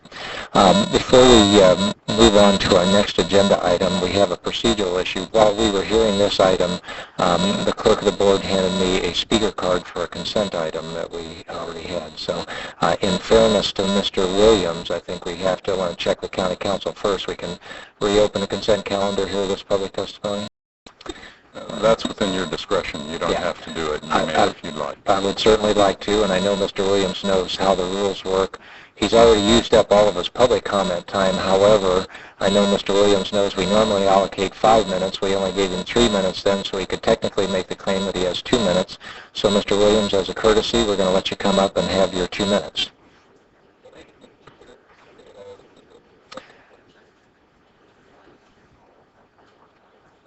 I apologize. I thought 19 wasn't on the consent agenda. So thank you, board, for this opportunity. Because I was present at this board when the transition was taking place from what was termed welfare, quote unquote, and listening today, everything we do, we give it a name. But sometimes I think we feel that a name really has more meaning, or we tend to let it lose them. But in seeing today, it seemed like when government takes the concept here, and the word welfare seemed like kept you stuck in a philosophy, and seemed like I hear it still in your budget proceedings. If you could maybe reach back into the process of procedures of welfare to CalWorks and apply the philosophy and the names to some of these, model maybe for government, for you being our government here in the county. Do consider that. And thank you again for your courtesy. Thank you for your testimony. Now I'd like to have a motion again on the consent calendar. Move approval. Moved and seconded. Any opposition? Hearing none, motion carries. We're now at item 20, and I'm going to ask Supervisor Long to carry this further. Item 20 is the second reading of an ordinance to amend the Code Division Chapter 3, Article 4, Civil Service System. I don't believe there's a staff report. It's pretty straightforward. Any questions? Move approval. There's a motion. And a second. Seeing no objection, so ordered. That takes care of that item. We're now at 10:05, and I get to take, recommend that we take a 2-minute break.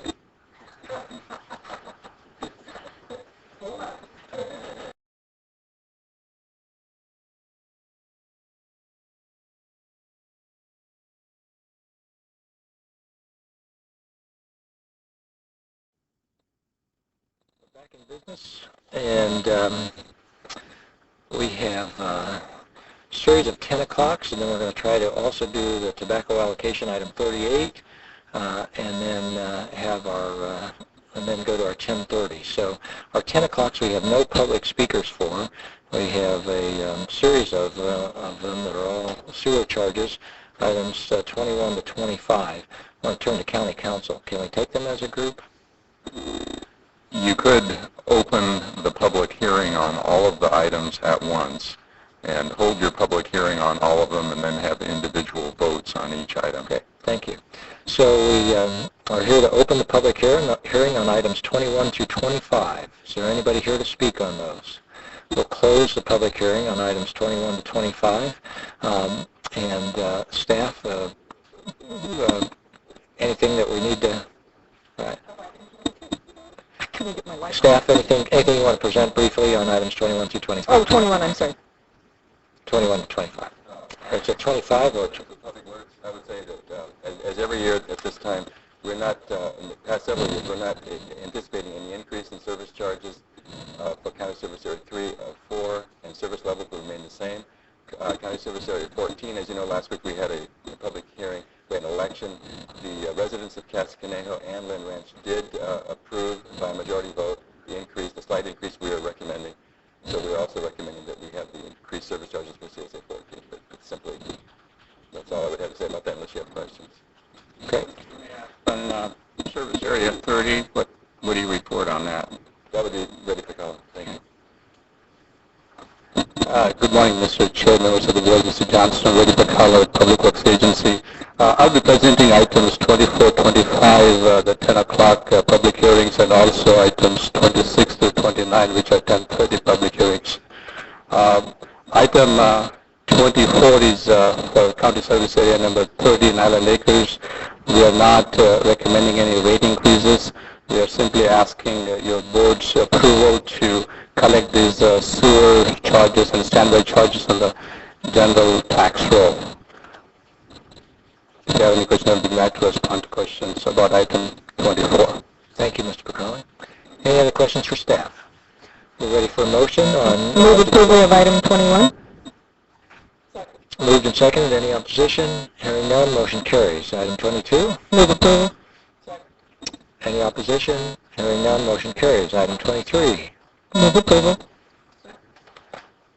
Any opposition? Hearing none, motion carries. Item 24. Move approval. A new motion from Supervisor Flynn. Oh, good. Okay. Second. Any opposition? Hearing none, motion carries. Item 25. Second. Any opposition? Hearing none, motion carries. We'll now go to tobacco allocation, and then we might be ready for the 10:30 items that are other sewer rate issues, items 26 through 29. Tobacco allocation is 38, almost certain. Marty Robinson from the County Exec's Office. Basically, our office is supporting the recommendation of the Tobacco Allocation Committee, with one minor exception. And program to develop nursing and nursing programs. We are setting $20,000 aside for public health to develop those contracts. So with that exception, the programs basically are supported, and I believe that there are people here from the Tobacco Allocation Committee to speak to this item. If you have any questions, we'll be happy to answer them. Thank you very much. Do we have any questions for staff before we go to the public testimony? We have two public speakers. Our first public speaker is Nancy Borchard.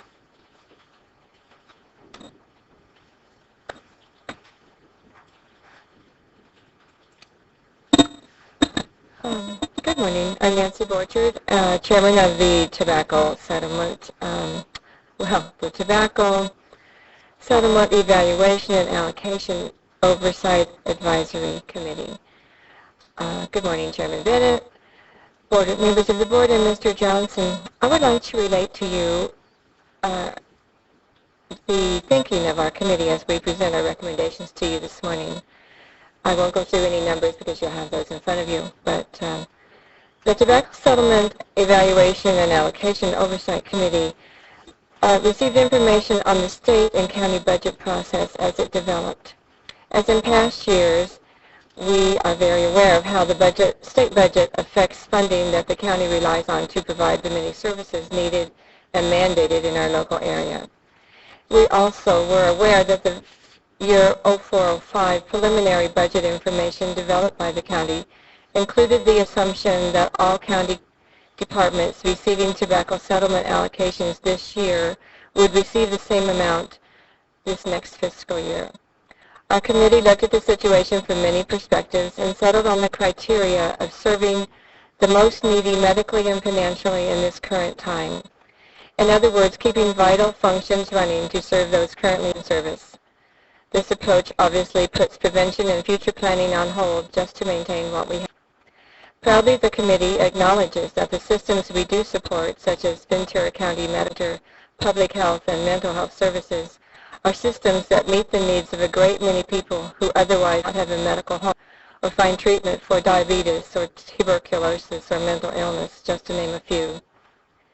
Our committee met with the leaders of these departments, and they told us how the cuts are affecting the various services they provide. They also defined important areas to fund that bring down federal and state mandates. Leveraging funding has always been a consideration for this committee. In short, we believe county programs must be kept functioning, and we recommend that nearly all the money be allocated to keeping these systems alive. Due to drastic budget cuts in some departments, we even increased funding from last year's levels. Our committee is also looking into the future. When these hard economic times pass and economic recovery takes place, we wish to see the structure of our allocation process remain intact so that the tobacco settlement funds might one day again fund new and better programs to increase health care to county residents. We firmly believe that the citizens of the county expected and hoped that these funds would provide some things that we lack, not just keep what we have. With that in mind, we kept our focus area structure. Within those focus areas, we did recommend funding outstanding CBOs who are providing direct services right now. With such limited funds, we had to choose what we thought would do the most good for the most needy people. Clearly, many very good programs will not be funded this year. We sincerely hope that they will be able to find grant funding or some other way to continue their work. The next several years will be difficult, and our committee feels that we need to work as part of the solution to this budget crisis. At the same time, we hold the evaluation and oversight part of responsibility to be of critical importance. We will continue to strive to evaluate programs on their effective use of funds. Our goal is to assure the public that all tobacco settlement funds are spent for better health care for our citizens. As soon as it is financially possible, we will strive to share the dollar allocation widely between county programs and community-based programs or some new emerging need. It's been an honor and a privilege to serve as chair of this committee. I have many talented and insightful members who have shared their time and talent in service to the county, and they all have my full respect and admiration. Thank you. Thank you very much. Before we go to our other speaker, Nancy, if you would please, on behalf of the board, pass our appreciation on to all the committee members, yourself included, for all of your diligent work this past year on the committee. Thank you. We have Barbara Thorpe.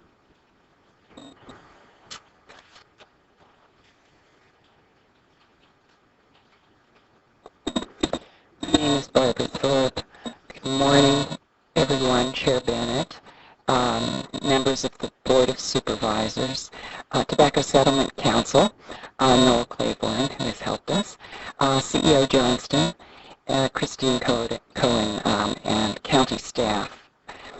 What you see before you that is being circulated is a broad timeline of the Medical Education Ad Hoc Committee activities over the past 2 years.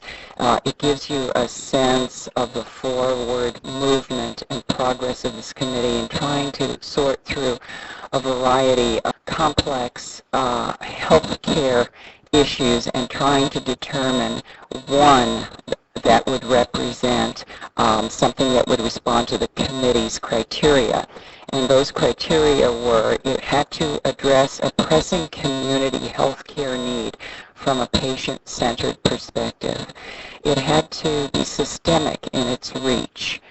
It had to be long-term in its solution, sustainable, offer a low cost for a high return on investment, and it needed to be measurable and accountable. The sustainability aspect was also important, that if we were going to invest $1 million of pre-designated funds from 0203 that had carried forward to 0304, we really needed to make that an investment in the long-term welfare of Ventura County. We think we've done that. We have consulted broadly with stakeholders from the healthcare community. When I took on the chairship in September from Bob Shaw, I asked the members of the committee to please go back to their supervisors and ask them about two of the proposals that had surfaced. One was a nursing education proposal, and the other was called the Santa Barbara Data Care Exchange, and that was a database for sharing information countywide. We investigated both of those proposals under Bob Shaw's term, and then we picked them up and said, you know, we need to try these out. And so the members went back to their supervisors and asked you, what did you think about these proposals? What we heard from you were a variety of things. Among them were long-term in-home care for the elderly. The nursing proposal was in general supported. There were other suggestions about emergency room physicians one-time support, Moorpark College's on-site nursing program, taking a strong look at that as a model that might be replicated at the county hospital, public health lab equipment one-time expenditure that would last over time. But as we considered these and measured them against the criteria that I outlined, for one reason or another, they fell out. So what we ended up supporting was the long-term investment. We call it a nursing legacy program. And what this is doing is preparing and growing our own locally and enforcing a 2-year commitment at minimum in exchange for some support from a forgivable loan. And the way the loan is paid off is for that nurse to then work in the county for a minimum of 2 years, and that absolves the loan. So it is a complex proposal. On the face of it, is not inexpensive. However, when you look at the cost of contingency staffing in this county, it is 2 to 3 times the median RN wage of $26. When we talk to nurses and we talk to nursing supervisors and healthcare administrators, they are paying between $60 and $62 an hour for nurses on an 8-hour shift. When they go longer than 8 hours, then we get into overtime. That's what it's costing to maintain a nursing workforce. There's no health care that's delivered in the county that doesn't rely on nurses. We can't do without them. So I just in summary, the proposed project contributes to improving nursing care through building local capacity to prepare nursing professionals into the 21st century. This is a long-term investment with a local university providing the educational component. Thank you very much. Thank you. Appreciate it. That ends the public testimony. We're ready for board discussion or board action.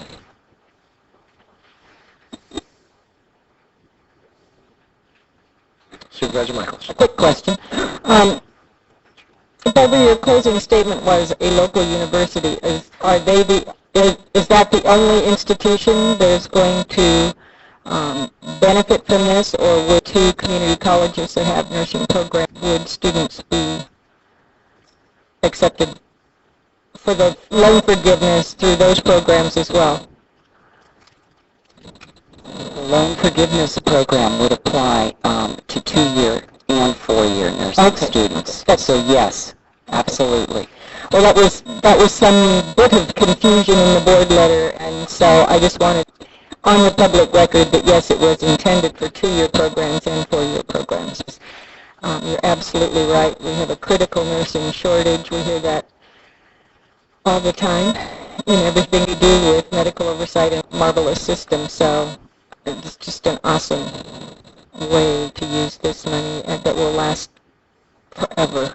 If we can keep it moving along, we will always have enough, we hope, nurses in our local community. Thank you. Supervisor. Well, I'd like to move the recommended action. Second the motion on the discussion. floor, and to say that I appreciate the committee's work. I know it's been long and difficult because you had to certainly evaluate the need that the county programs have this year, and will probably have for the next couple of years until we get through this relationship with the state and the other things that I hope will occur as we move into a healthier fiscal reform model. But also for the nursing program, certainly talking with the community college, that we have two outstanding that do one programs and they have backlogs. They can't dance fast enough to get the nurses we need in this county. And the program that Moore Park has with St. John's is a real model where they went site to help train and get nurses engaged. So this adds to that, and it really adds to it. I believe in a regional cooperative leadership model. So appreciate your good work.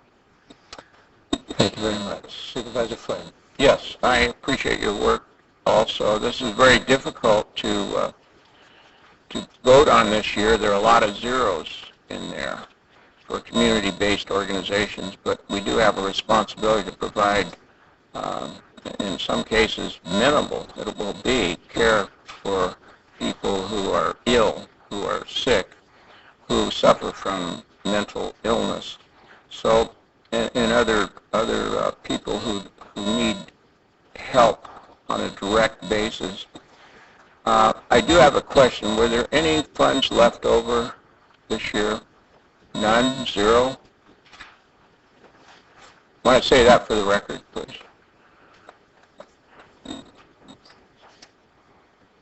Actually, the projection for this year is a little problematic because the interest earnings, you may recall last year the board allocated interest earnings as well as some previous funds, and in fact those interest earnings aren't coming in. So no, we don't anticipate, we actually anticipated going the opposite direction, that this year people have gotten better about spending their money.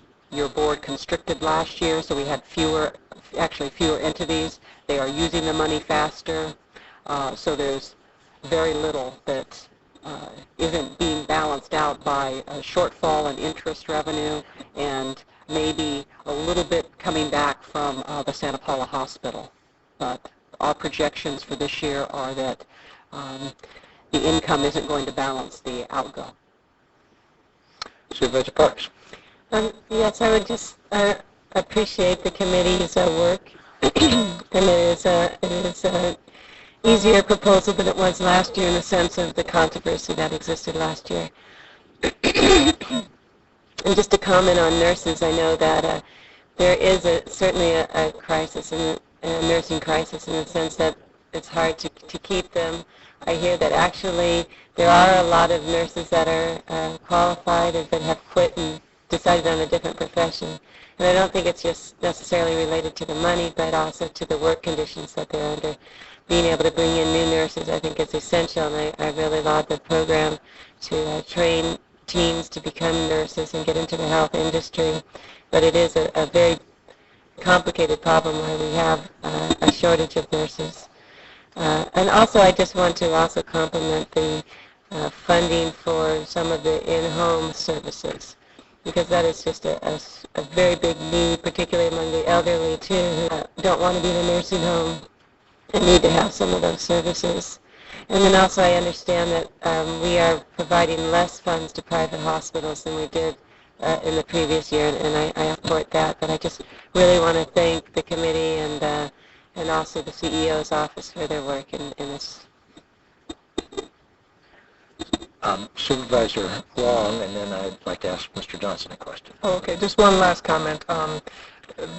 The worst case allocation comparison sheet that was provided clearly shows that we're going to be challenged more because the tobacco funds are less and less every year. So we will be facing even more challenges with the use of these funds. And then the last comment would be to be certain as we move ahead now with many parts of the nursing program to make sure we have all of our partner tables so that they clearly feel there's communication between the community college and the university and the hospitals, and everyone's included. In the interest of making sure that we get sort of everybody's thinking about next year off on the right foot, could you give us your analysis about our expenditures this year and revenue this year and next year? Mr. Chairman, first let me add my thanks to Nancy Borchard, the advisory group, as well as the financial aid group that worked so hard on this. And with all that time and effort everybody's put in over the years, the results we're now getting is not adequate funding for too many needs. I know it's hard to maintain one's enthusiasm for an assignment, but it's really important, and I'm pleased that this year we were able to, everyone was in accord as to how it should be done. Also to Marty and Norma in our office who worked hard to support the committee. I always get to be the Grinch, so I think it's great that we're able to do this and we have the money. I think it's no coincidence that the reductions in state spending seem to mirror the amount of money in this little account, which the state gets first and then distributes to us, so they know how much money's in our pocket before they start taking it away. So I believe, either consciously or unconsciously, being charitable, that it has been a plan by which to balance out all of these budget problems from the state. But if you look at the fund balance, and this kind of goes to what Supervisor Flynn raised the question, will there be any money? And the answer is that we probably are having a net loss this year, primarily because of interest income. And as Marty points out, that the longer anybody's in business, when you see little cities incorporate, when they first incorporate, they feel very rich because they have these revenues coming in and they haven't yet figured out how to spend it efficiently. But as the market becomes more efficient, everybody becomes experienced and use the money for the purposes for which it's appropriated. What is it? Being of sound mind, I spent it all. That was our goal, was to give them the money and have everybody spend their money. But in the first year, you go in 0102, we had approximately, very close to $2 million left. And that was a combination of a number of things, timing for the appropriations, and everybody learned how the system worked.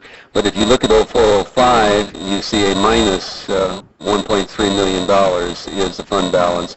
Now that does include the $1 million allocation for this ongoing kind of endowment program for the nursing. So to me, I look at that and I said that's really pretty much balanced, and that's why we could all support what was being done. If you look at the difference where the negative balance of 1.3 million, had we received the same amount of settlement money in 0405 as we did in 0102, and had we had the same interest revenue that we had predicted, we'd be right there, including this one-time expenditure for nursing. But the reality is, if you look at what the MSA, the amount of tobacco settlement money that is going to be shared with us, we knew that that would decline. We didn't expect interest revenues to stay down so low, and that was the risk we took when we started appropriating interest revenue. But because of the need for funding, your board went ahead and did that. We just need to all recognize that next year, if the revenues from the settlement agreement don't increase, and if the interest revenues don't increase, then we're going to have to decrease our spending in future years. And this is at a time when the hospital and public health services are also being cut. So it's going to be a tough year next year, but it's nice that we are at least able to get through this year and also to institute the nursing program.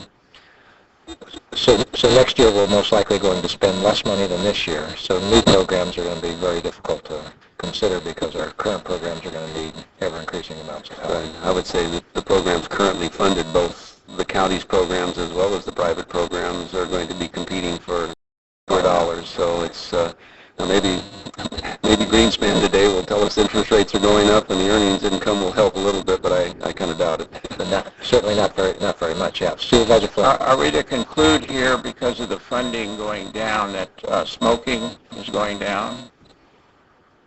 Numbers of people smoking have given it up. I'm glad we're not encouraging people to smoke in order to keep the revenue there. I'm not sure that necessarily is what is causing it. There are very clever people out there working the finances from the tobacco industry, but maybe they don't live in our area anymore. Okay, we do have a motion and a second. I have one special comment. It was a conscious effort by the state. Okay, any other discussion on the motion? Any opposition to the motion? Seeing none, motion carries. Item 38, we're now for our 1030 items. Thank you again to the committee, the CEO staff. And we will open the public hearing. Do we have any cards on items on all the 1030 time certain items?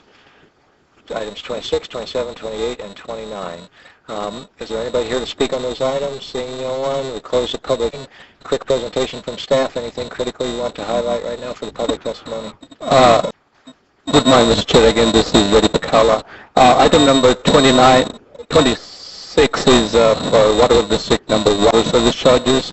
We are recommending an increase of $50 per month. This is for the customers who live within the city of Mopar. This increase is due to increased cost for biosolids handling. Just as a comparison, the average sewer rates in Ventura County are about $27.71. If you have any questions, I'd be glad to answer. Any questions for staff? Seeing none, we have a motion. Second. Anybody opposed to the motion? Seeing none, motion carries. We're now done with our 1030 items, and we have... No, we have to take the motion. Oh, thank you, Rich. We just moved that. That motion was for just item 26. All righty. Now, item 27. Move approval. Moved and seconded. Any opposition? Seeing none, motion carries. Item 28. Move approval. Moved and seconded. Any opposition? Motion carries. Item 29. Move approval. Second. Any opposition? Motion carries. There we go. The routine procedure. Thank you. Good job. Thank you very much. Thank you very much. Okay, we have time to, we have a number of time certains in the afternoon, so it'll be great if we can get through our regular item before we go to our closed session. Our first regular agenda item is item 37, Human Services Agency.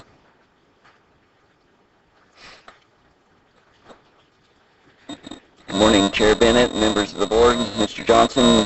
Before you today is an acceptance of a grant award that has been awarded to our agency. Real quick, I just want to acknowledge that this grant activity has been going on for 2 years. What it turned out was a collaborative effort and a proposal submitted with our lobbyist, Tom Walter's office, and Elton Gallagher's office, in which we received an earmark grant 2 years ago in order to perpetuate the medical career program with Ventura College out into the Santa Clara River Valley area. And in the earmark grant, this is the first experience I've had with it. It takes quite a lengthy period of time to solidify, and so after we were awarded, we have to go through a lengthy grant process through Region 9, Department of Labor and Region 9 in order to actually secure the funds, of which we have completed that process and are ready to move forward and implement this program out through the valley.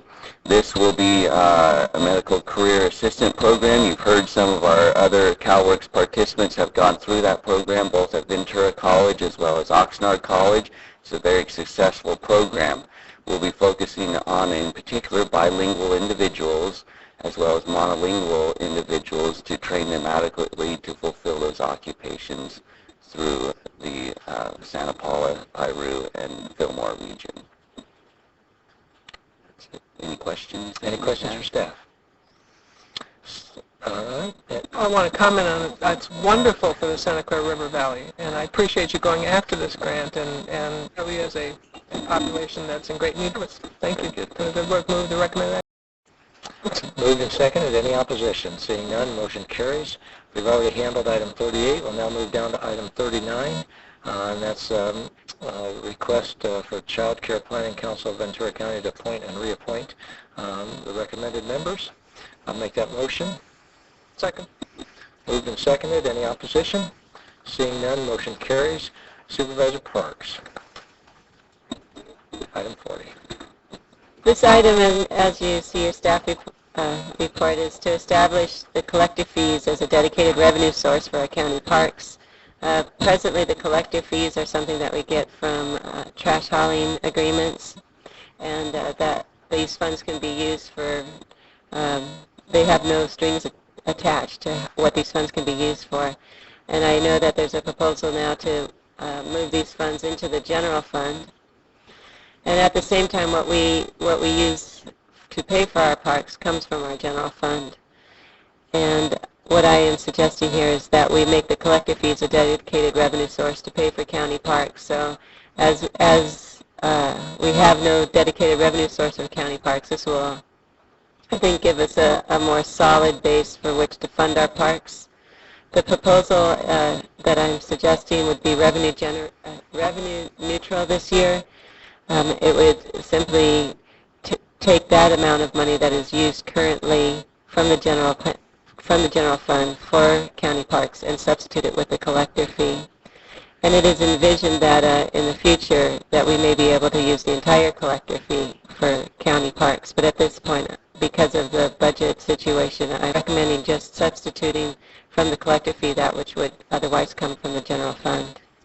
So that's your motion? So my motion, yes, is to make the collective fee the revenue source for county parks and use of that fee amount that would be normally coming from the fund anyway.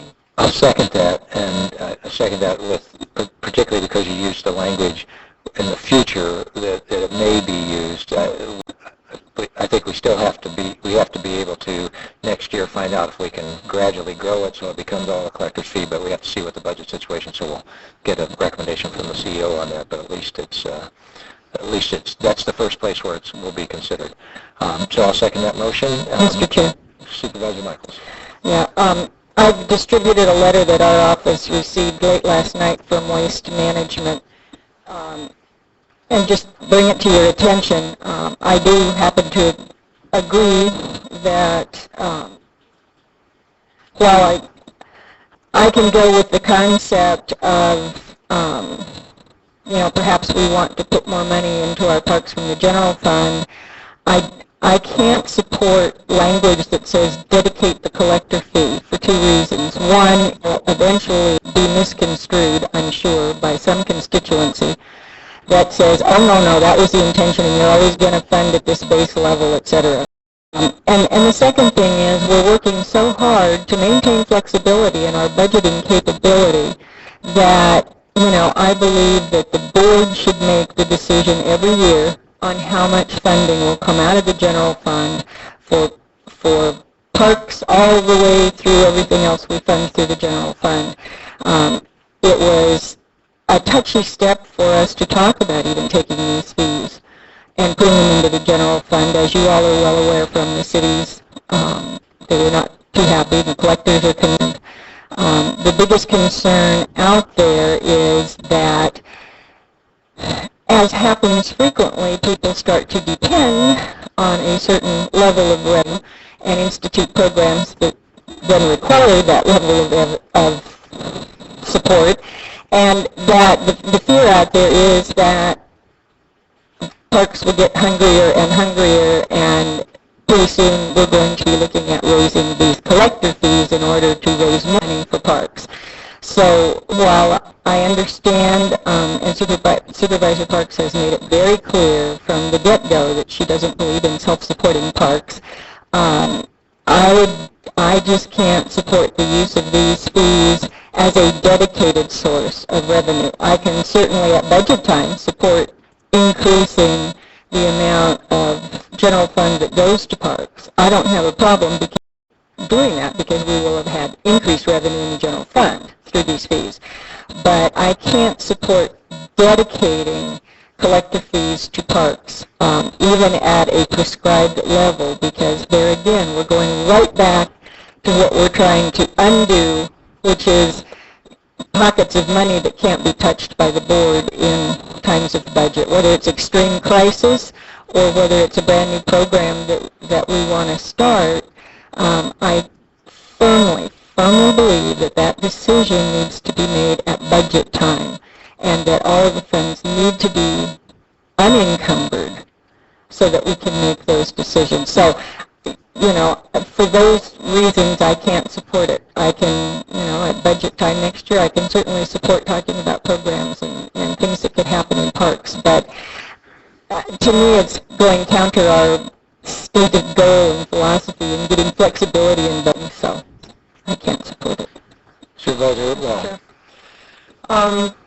Certainly in respect of the suggestion that's put forth to us, I have to agree with some of the same comments.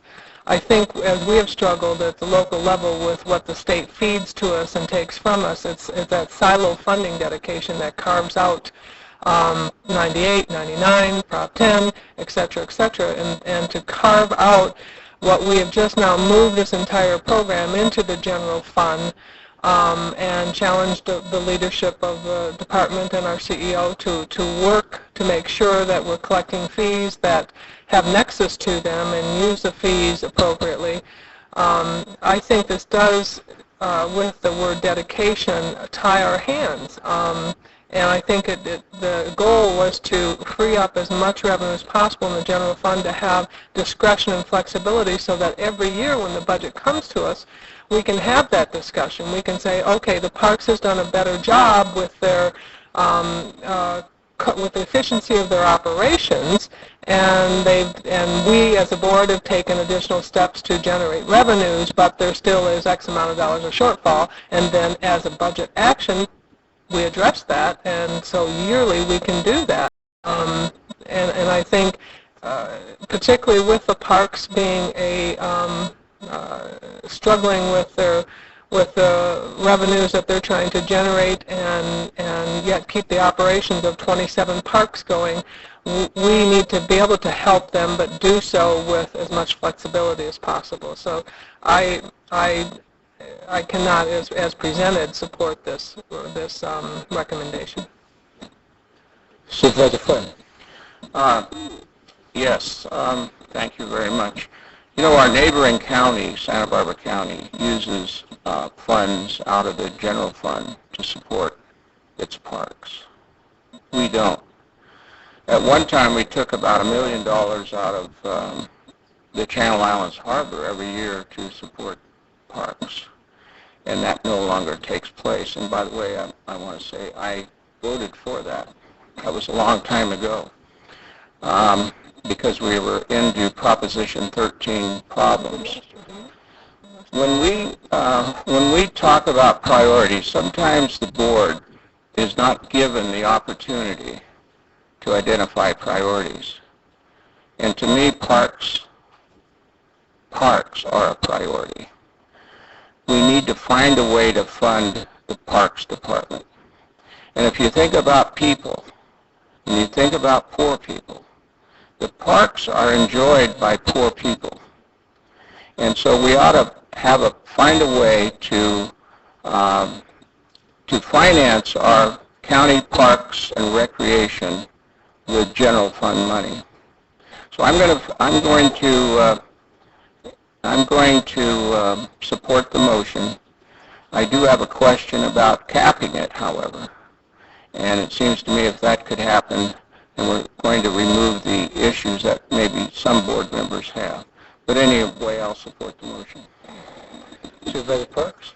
Thank you. And as I heard some expression and also from Waste Management, the concern about the fact that they're extremely concerned that as the need for more revenue department increases, so will the fees of the waste haul county. Well, presently, our parks from the general fund is taking $107,000, and the collective fee is $360,000. And that's why I'm saying it's $179,000 coming out of the general fund anyway. Let's use the collector fee for that, and what's remaining of that fee we can use for as we see fit. But the point is that we don't have a revenue source for parks, and one of the main goals we have in our budget is to seek to match ongoing expenses with ongoing revenue. The collector fee is an ongoing revenue. The parks are an ongoing expense, and we are struggling, as it was stated, the parks are struggling trying to find revenue to the point that they're coming up, the policy of the board is to make sure that parks are revenue generating. Well, parks in and of their nature are open space areas, and once you start trying to make them into profit generating areas, they're no longer parks, they're golf courses or other uses of the land to generate money. And it's, to me, I say it's almost like selling your library books to fund your libraries. We shouldn't force parks to have to pay for themselves. And I think that this is a way to bolster in the future the ability to prevent having to change our parks to revenue generators. So I think as the next year as we come back, as Supervisor Bennett was saying, we can look and say, now, we have this much in the collective fee, do we want to go more than $179,000? So we will have that control. So, thank you. If I could, I think it is appropriate that we're having this discussion because we're making a philosophical change. I mean, this board used to say parks had to be an enterprise fund, they had to collect all of their revenue, and then the board sort of said, well, they didn't make it this year, so they had put some in, but the goal was for the parks to be completely self-supporting. This truly is a philosophical change. I think Supervisor Parks sort of expressed a reason, a reluctance to say we want the parks to have as their goal to be completely revenue neutral. There's a philosophical question involved in that.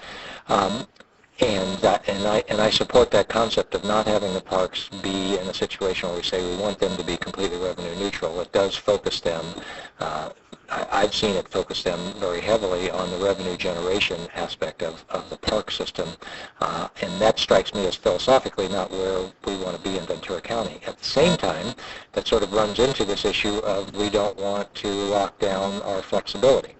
And what I would offer in response to that, because I spent some time thinking about this, is that this is something that is a board policy. What we're really trying to say is we have a board policy where we want to start to say Parks doesn't have to do it all by fees.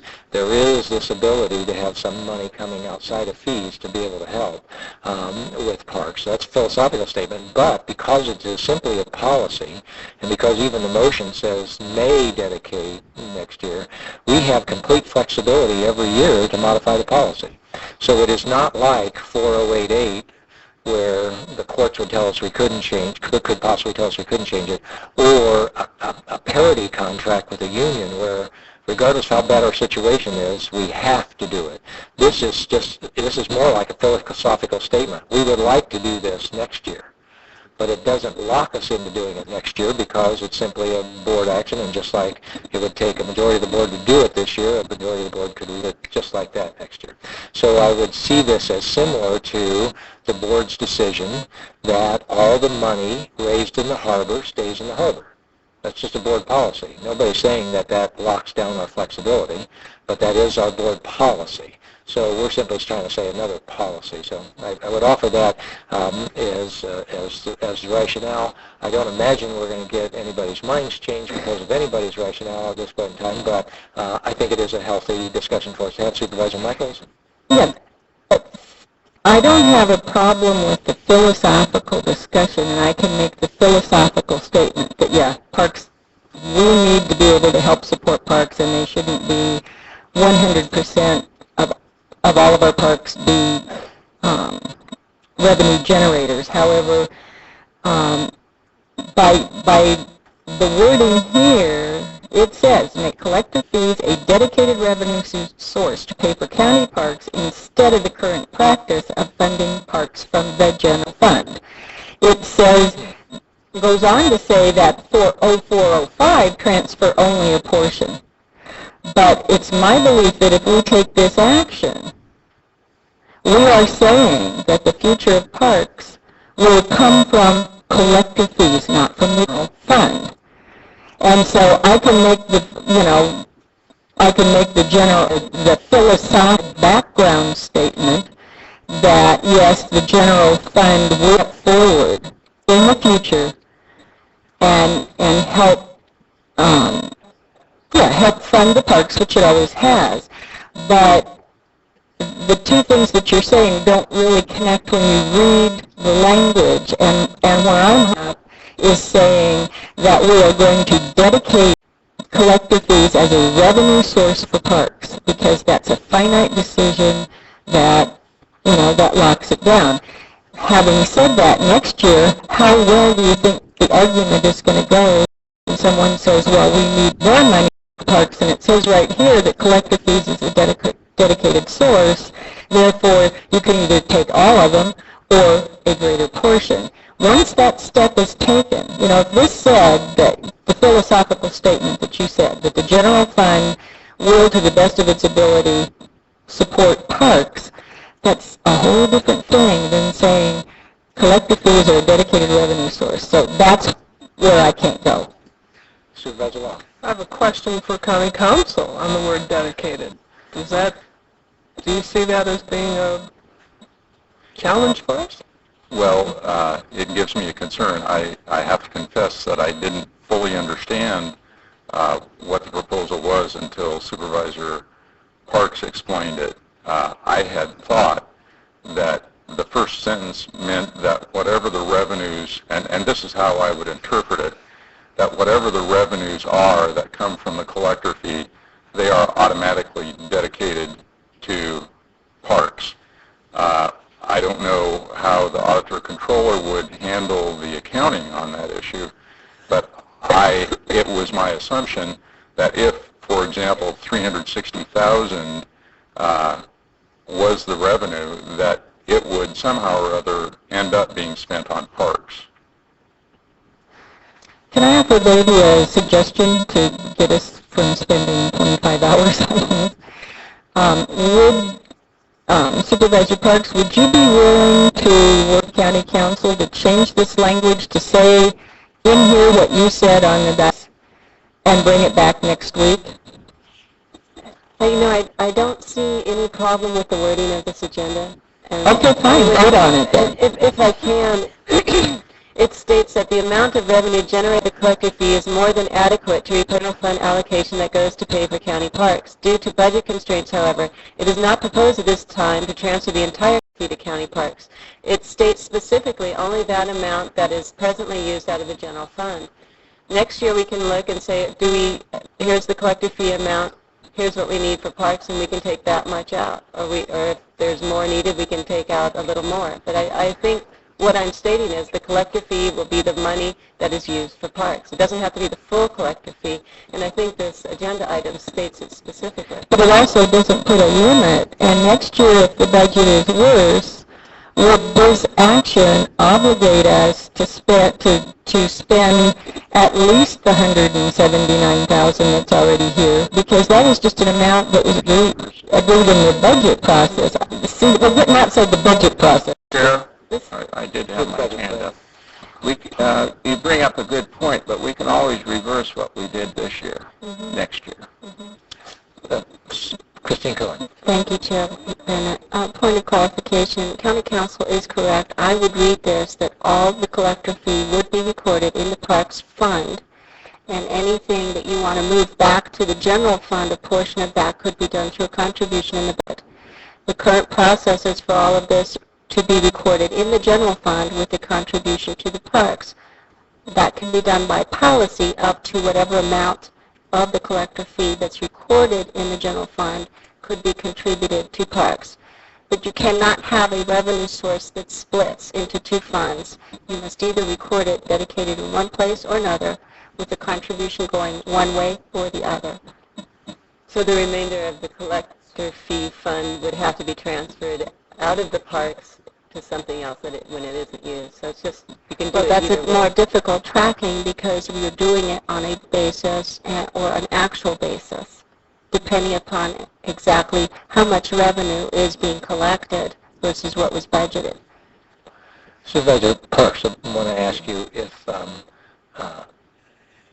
ask you to consider if we can just to try to make sure. I mean, when County Council saying they are interpreting it that it goes that way, could the language say direct the CEO to first consider the use of the collector's fees for the parks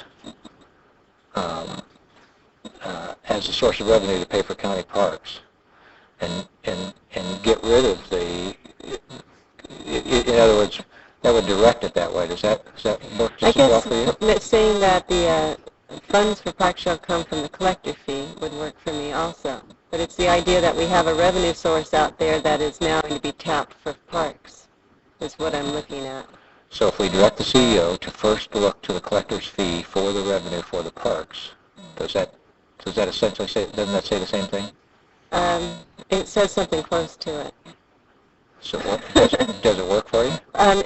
As long as it's what my point is that the collective funds from the collective fee will be used for parks. So having the CEO first look at the collective fee for parks should be the only place he should look for parks, not just the first place.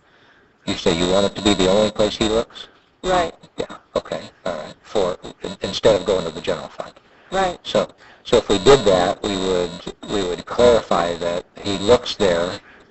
It seems like we clarify that he looks there, he takes care of the parks, and then what is the remainder?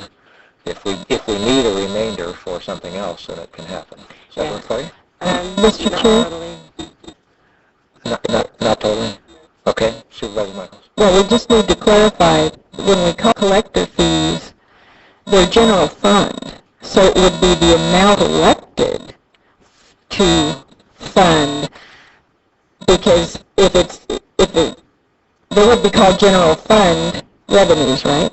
They wouldn't be called collector fees? Based on Supervisors Bennett alternate language, it would be dedicated to the general fund, and an amount of that could be by the CEO on a budgetary basis for the parks. Okay, so they would still be called collector fees. They would be a line item in the general revenue that would collector's fees. I'm not quite sure of the title because I'd have to go through the state controller's account, chart of accounts. Okay, But yes, it would be self. but they're still going directly to the general fund? Yes. Okay. Under the alternate language that I heard you propose. Proposed, but you're willing to accept that or not? No. Because as I understand it, if you're not using the entire amount for the collector fees, and that will come at the budget time, just as it's coming before us today, or on Monday, there's $179,000 being requested from the general fund, we have to approve that. And just as we would have it come before us, if it's collector fees, it would be $179,000 in the collectors, and you have additional revenue left over those years when you do. And that revenue we can make a decision to use elsewhere. The key to this is to have a dedicated revenue and not have to have this, competition in the general fund to pay for our parks. And to me, the result will be that there will be funds for parks that don't have to be competed for. If there are extra funds, those funds can go elsewhere, and I know that you can put them elsewhere. So that's the key, is to have this source available for parks and not have to have it competition with other general funds. Supervisor Flynn. Right. This is a way of dedicating some funds, and I think it's good because if you look at parks and animal control, another example, they're always last in priorities. And yet, when we think of the priorities of the people we represent, that's not necessarily where they would put them. So this is an opportunity the board needs to take advantage of. Supervisor Mr. Chair, I think that really highlights the issue. I mean, if we're talking general fund dollars here, and animal control is being hit very hard, you could talk animal control issues being public issues, and frankly could talk about it having a nexus to animal waste. So, let's dedicate some of these funds to animal regulation. I think that's where this needs to rest in coming, that these funds go into the general for both the audit purposes of managing making sure the funds are tracked, etc. And I think that legal counsel brought up a concern with using the word dedicated. And I just... If it helps the board, and I see Supervisor Michaels has her light on, if it helps the board to know, what my, where I'm going to come down on this thing is I'm going to hang my hat on the initial reason why I said I felt comfortable in terms of seconding with Supervisor Parks and remind her, because I'm starting to hear some things morphing here, is that I'm comfortable with this because we're saying we will decide next year how much of the collector fund goes to parks. That's a policy statement that we're saying right now that I believe it has to be part of the motion for me to support that. We will decide next year how much, but we will start with the concept of it's there, but we're going to decide next year. It'll be a conscious decision, not a automatic lock-in. It's based on that I'm willing to support that. I think there's some issues being raised that are legitimate, and I think we're trying to parse them down, and I don't think we're going to get there. So I would offer, as long as the motion is next year, we will examine it to, well, the CEO give us a recommendation as to what percentage of this goes to parks. That's the best that I can do at this point in time. Supervisor Michaels.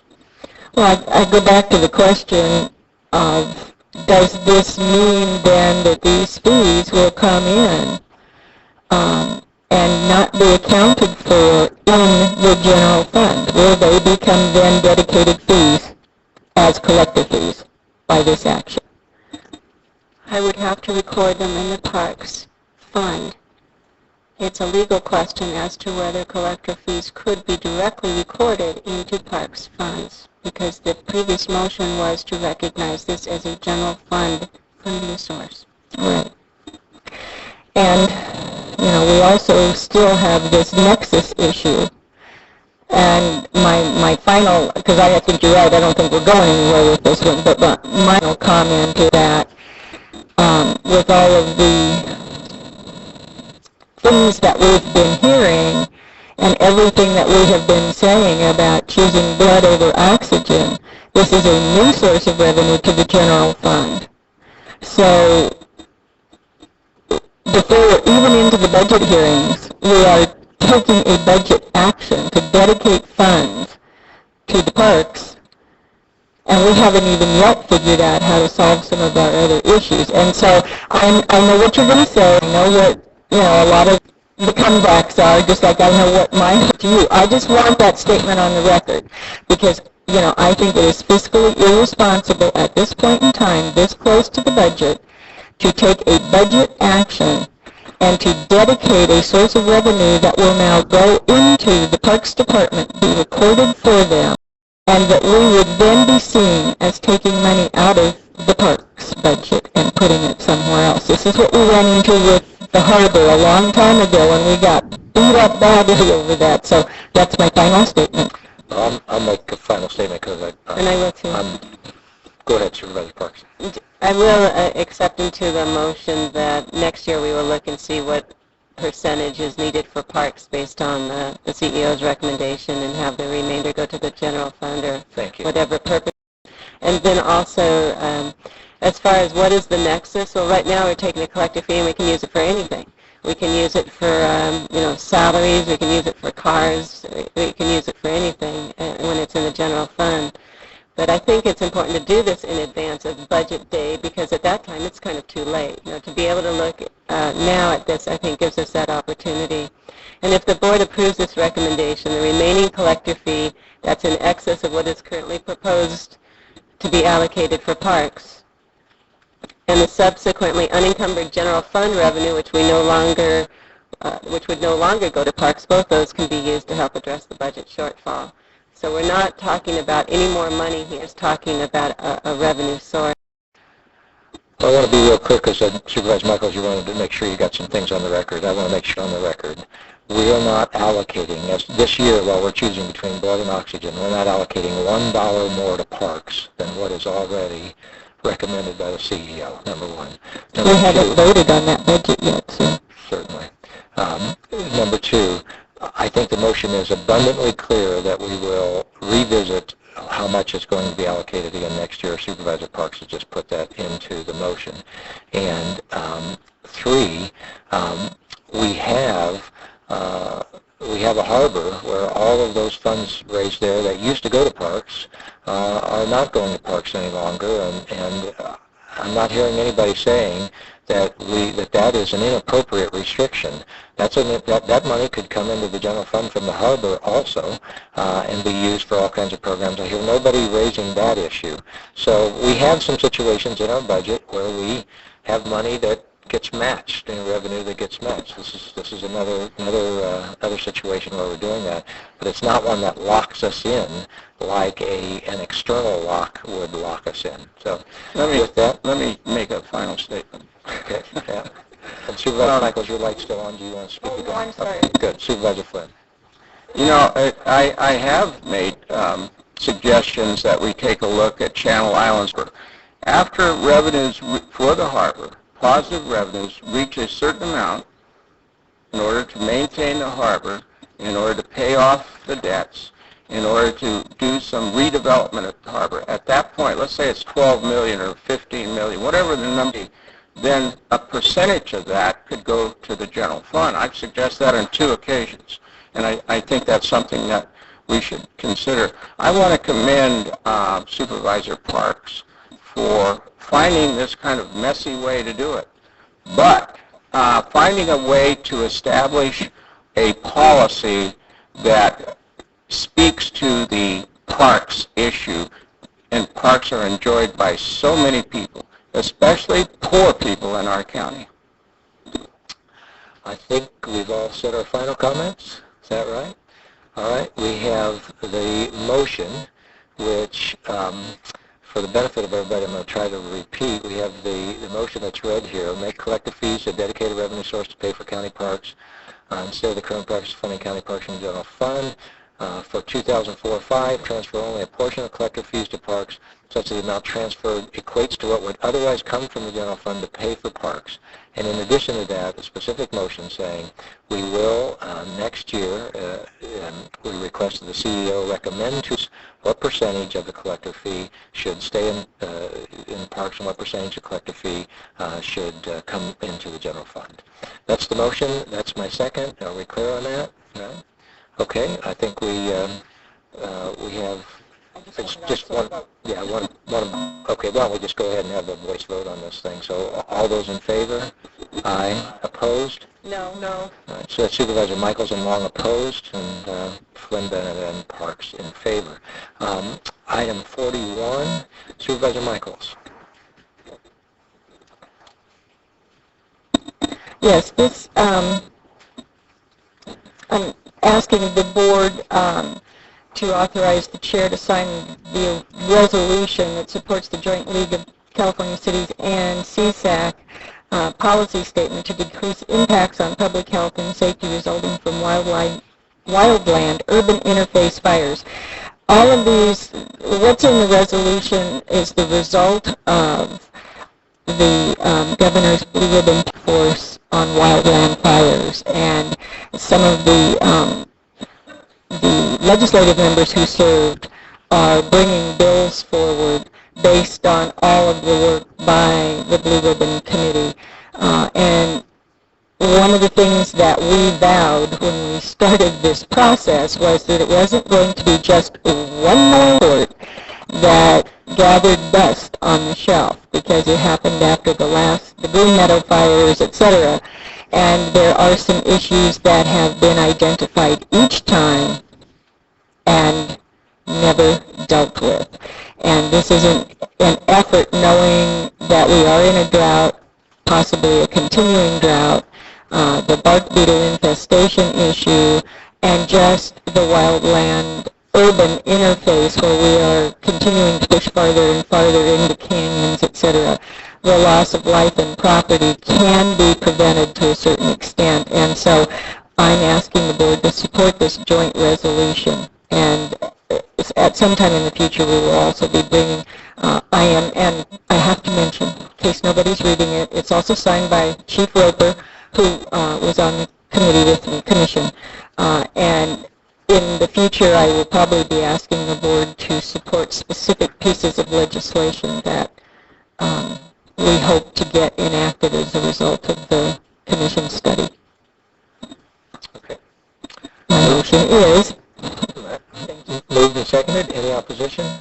Seeing none, the motion carries. Mr. Matheny. Thank you, Mr. Chairman, members of the board, Larry Matheny, your treasurer, tax collector, public administrator. This matter was on last week, and we continued it over till today to have some review of the names on the list. I'd like to suggest that we elate 4 names from the list, and I'll identify them by the sequential number, the last name, and the dollar amount, just so it's clear for the record. I'd like to take off the list item 122, last name Suggs, S-U-G-G-S, the dollar amount of $43.50. Item 399, last name Mellick, M-E-L-L-I-C-K, for $37.92. Next item 402, also Mellick, $27.92. And item 455, last name Gray, $24.17. And why are you removing those? I'm removing those because we've been contacted and we'll make arrangements to get the refunds to them. And I have, yesterday it was called to my attention, people found 2 people in here that we think we can find. We're at this again. Can we, rather than have us keep coming back, last time we said make it within a week. Okay. But a week is sort of like if we don't get our business done, county council, can we still do that? Mr. Chairman, may I suggest, yes, if there's a question about it, we take them off right now and bring them back next year. Excellent. Could you take item, with the board's pleasure, item 4, Michael Kelly, $672, right? And item 486, Lost Arrow Corporation, $421.20. Don't understand why they, huh? Yeah. Don't understand why. So anyway, somebody's contacting both of them, but they just found it yesterday and they haven't gotten back in touch with me. Go ahead. And I appreciate we found a couple from my district that I knew, and I just found another one. So could we also remove 189, Dupay and David Dupay for 2622? And 189. Hold on to your number, please, Supervisor Parks, because I want to officially repeat all these for the record. And so, Mr. Matheny, would you again for the record, so the motion will be, the motion is approval of the unclaimed monies transfer from the Treasurer Track Vouchers account to the General Purpose Revenue Fund with the exceptions of, and could you read us your exceptions again, please? Well, I'll go in sequential list incorporating what the board has added. Deal. Item number 4, last name Kelly, K-E-L-L-Y, $672.28. Item number 122, last name Suggs, $43.50. Item 189, last name Dupay, D-O-U-P, $26.22. Item 3 499 Melick, $37.92. Item 402 Melick, $27.92. Item 455 Gray, $24.17. Item 486 Lost Arrow Corporation, $421.20. Those are the ones I recorded. Great. Okay. Anybody have any modifications? Supervisor Michaels. Move approval as amended. Motion and second to approve as amended. Clerk, everything clear from your perspective? Is there any opposition? Seeing none, motion carries. Thank you for waiting so long this morning for that. We're going to make it for our closed sessions. We're going to our regular agenda before we go to closed and just have our time certain this afternoon. It'll be item 43, Ventura County. Oh, that's going to be continued. So we have item 44, correspondence agenda. Move to receive and file. Move to receive and file. As amended. That's a very important amendment to get in there. Any opposition? Seeing none, motion carries. We will come back for our from our closed session. We'll come back for our time certain items, and our first time certain item will be at 1:30. And we have three 1:30 items, one 2 o'clock item, one 2:15 item, and one 2:30 item that we'll be back for. And with that, we will adjourn to closed session.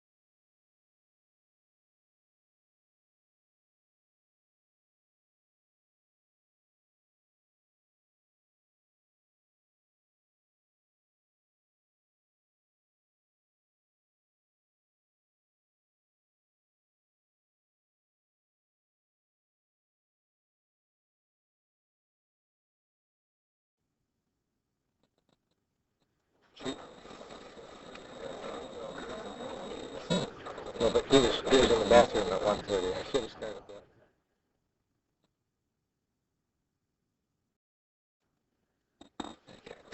I'd like to call board back into session. For our first 1:30 item, the mobile home rent review administrative fee, staff report, please.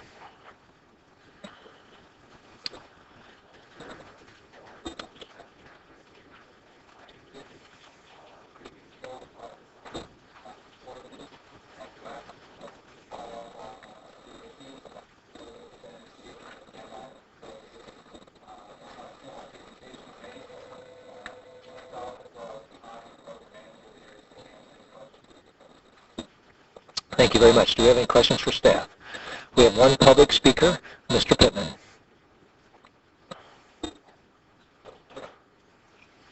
And for the clerk, I was handed this card, so it didn't go through you, so if you have something, I'll hand it back to you. This is Mr. Pittman, public speaker on this item.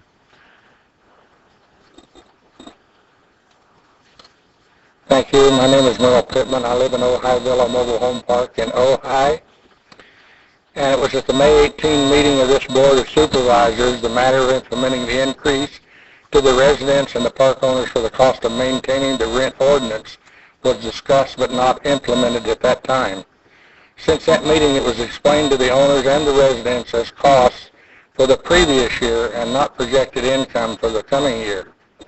In view of this, the residents of the Mobile Homeowners Coalition and the residents of the mobile home park have no objections to this increase.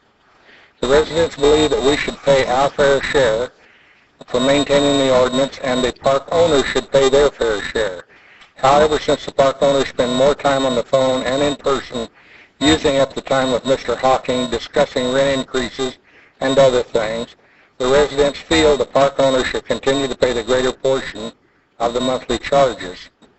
In closing, I fully support Mr. Hawking's suggestion to base the charges on a triannual basis and change it every 3 years. Thank you. Thank you for taking the time to come down and present your testimony, Mr. Pittman, particularly after your testimony of 3 weeks ago. That ends the public communication. Before we take the vote, I just want to point out we have one member of the Mobile Home Rent Review Board I see here, Mr. Ed Buckle, who's been very diligent in following the issues. Appreciate that. Is there anybody else from the Rent Review Board here that you know? Right? Okay. Great. Well, thank you for taking the time, Mr. Buckle, to come down. We are ready for motion or discussion amongst the board. Move the recommended actions. Moved and seconded. Is there any opposition? Seeing none, motion carries. Thank you to the residents that came down to see us today. And staff for your good work and finding some middle ground. Thank you. Great. Yeah, good suggestion. All right. We are at item 32. Good afternoon, board members. Paul Bursey from the County Executive Office to present to you our proposed amendments to the 2004-5 county service rates and fees. Conceptually, these service rates and fees are pretty straightforward. We determine how much something costs and we charge the public for it. But from a legal and financial compliance standpoint, it becomes a lot more complex. And I'd like to point out that Robert Kwong from the County Counsel's Office and David Stoll, I think, did a very good job of putting this whole board letter together, putting it together in the fact that it's a lot of complex issues, a number of ordinances, a number of resolutions that need to go into this package that they diligently put together. To point out the complexities in that whole ordinance, we had a couple adjustments that we presented to you this morning. As far as there was nothing substantive except for the fact, except for the effective dates. So those main items were the effective dates on a couple of the ordinances, on the resolutions. We do have most of our audience out here today are from the various departments to answer any specific questions your board might have regarding their specific rates and fees. Our role in this process was try to put a package together and put it all together rather than have each department come individually to your board. And so these rates were reviewed by the Audit Controller's Office for the financial compliance aspect and, of course, County Counsel from the legal perspective. So if there are any questions overall, I'd be happy to try to answer them if there are specific questions. Like I said, the various departments are here to answer those specific line item questions. Do you have any questions for staff? Supervisor Meyer. Just one, and it's for you, Paul. It's not on a particular line item. These proposed new fees are the revenue, or the revenue projections from each department has predicated their upcoming budget on these fees being assessed. Is that correct? That's correct. It's kind of an iterative process because they have to determine how much it's going to cost, and then they go to the next step of determining how much these fees can come back, and at that point in time they try to propose their budget, assuming that the fees that they're proposing are legal and accurate at the time. Correct. Mr. Johnson. And the other part of the question, I know this has been of concern to you annually, that it's a sort of which comes first, and in this case we have deferred to your judgment and that the fees come first. In the event that your board should determine fees will be adjusted in a different way, then we will put that back into the budget process, and the budgets will be adjusted accordingly. Is this time for questions? Are you handling all the questions for 32? No, I'm only handling very few, as few as possible. Most of them will be by the departments because, our staff, the departments know their detail a lot better than we do, correct? So I thought maybe you might be a pushover. Depends. I have two general questions, if I may. One is, I noticed the sheriff fees aren't in here, and is that a separate process? For example, what I'm thinking about is the charge for a helicopter for rescuing people, or as I understand it, they don't charge to go down, and whereas ambulances would, or the ambulance. So do we have an opportunity to make a recommendation that we should charge a fee for the search and rescue helicopter when they pick up people? I would imagine we always have that opportunity. We have not investigated that specific fee. It depends on which piece of equipment is being used. Some of the equipment that we receive from the federal government is nation that they can't charge for, but all of that would be reviewed with your board at the time the sheriff brings those fees forward. Even the operation of it, which requires personnel, just because the equipment is donated or given to us by the federal government, we can't charge for the time spent having to transport? No, I didn't say that, although I don't know the answer. I don't know the answer to that question, but at the time those fees come up, those would be appropriate questions of the sheriff. So do we have an opportunity? Do those fees come up? Yes, they do. Oh, okay, that's what I was wondering. So at a separate time we'll hear that. So we're not considering those fees at this time, is that correct? They're not. I mean, they're not even fees, right? Yeah. They aren't fees. There are fees for helicopter services in some instances, but we would have to, at that time, if you haven't charged a fee yet, that doesn't necessarily preclude you from instituting one. Because there is a private ambulance, air ambulance service that goes to the insurance companies and pays the way there. And for those that can't pay, they eat it. So the mobile unit eats it. And if you don't charge a fee at all, then you eat it every time. The other question I have is That's just kind of... craftsmanship. Thank you. One of the other question I have is a very small, minor one, comparatively. I noticed that all the departments have different fees they charge for copy. Some charge $1 a page, some charge 20 cents a page, some charge 50 cents a page. Maybe we might want to look at some point, maybe just a fee for copying throughout the county, different departments. Okay. I think that seems reasonable. When do the sheriff's fees come in for those? I'm not sure when the helicopter fees come forward to you.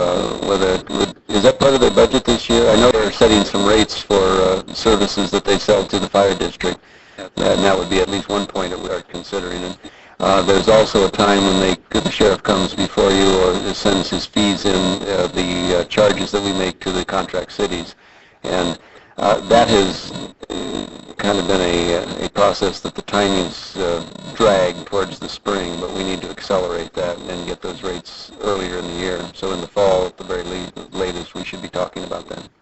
Okay, good. Any other questions for Mr. Dursey? Do we have any other staff ready to present, or are we ready to go to public communication? public communication? Right, we did not have Anything else? staff plan to make a All right. specific presentation. Well, And for them, we can ask them questions anytime we want. You can ask them before the public communication or after the public communication. well, I would like to ask the environmental health to go through the market fees. Mr. Flynn And has, the rationalization for the difference in charges for them. could you summarize your, Robert Gallagher, Environmental Well, I Health want Division. detail, not summaries. okay. Well, the detail is that our community services fees, which include our food facilities, restaurants, retail markets, mobile food prep units, temporary food booths, what we do is we calculate what our costs are for the year for that program, and we calculate out what we estimate our revenue would be based on the fees that we're charging the year before.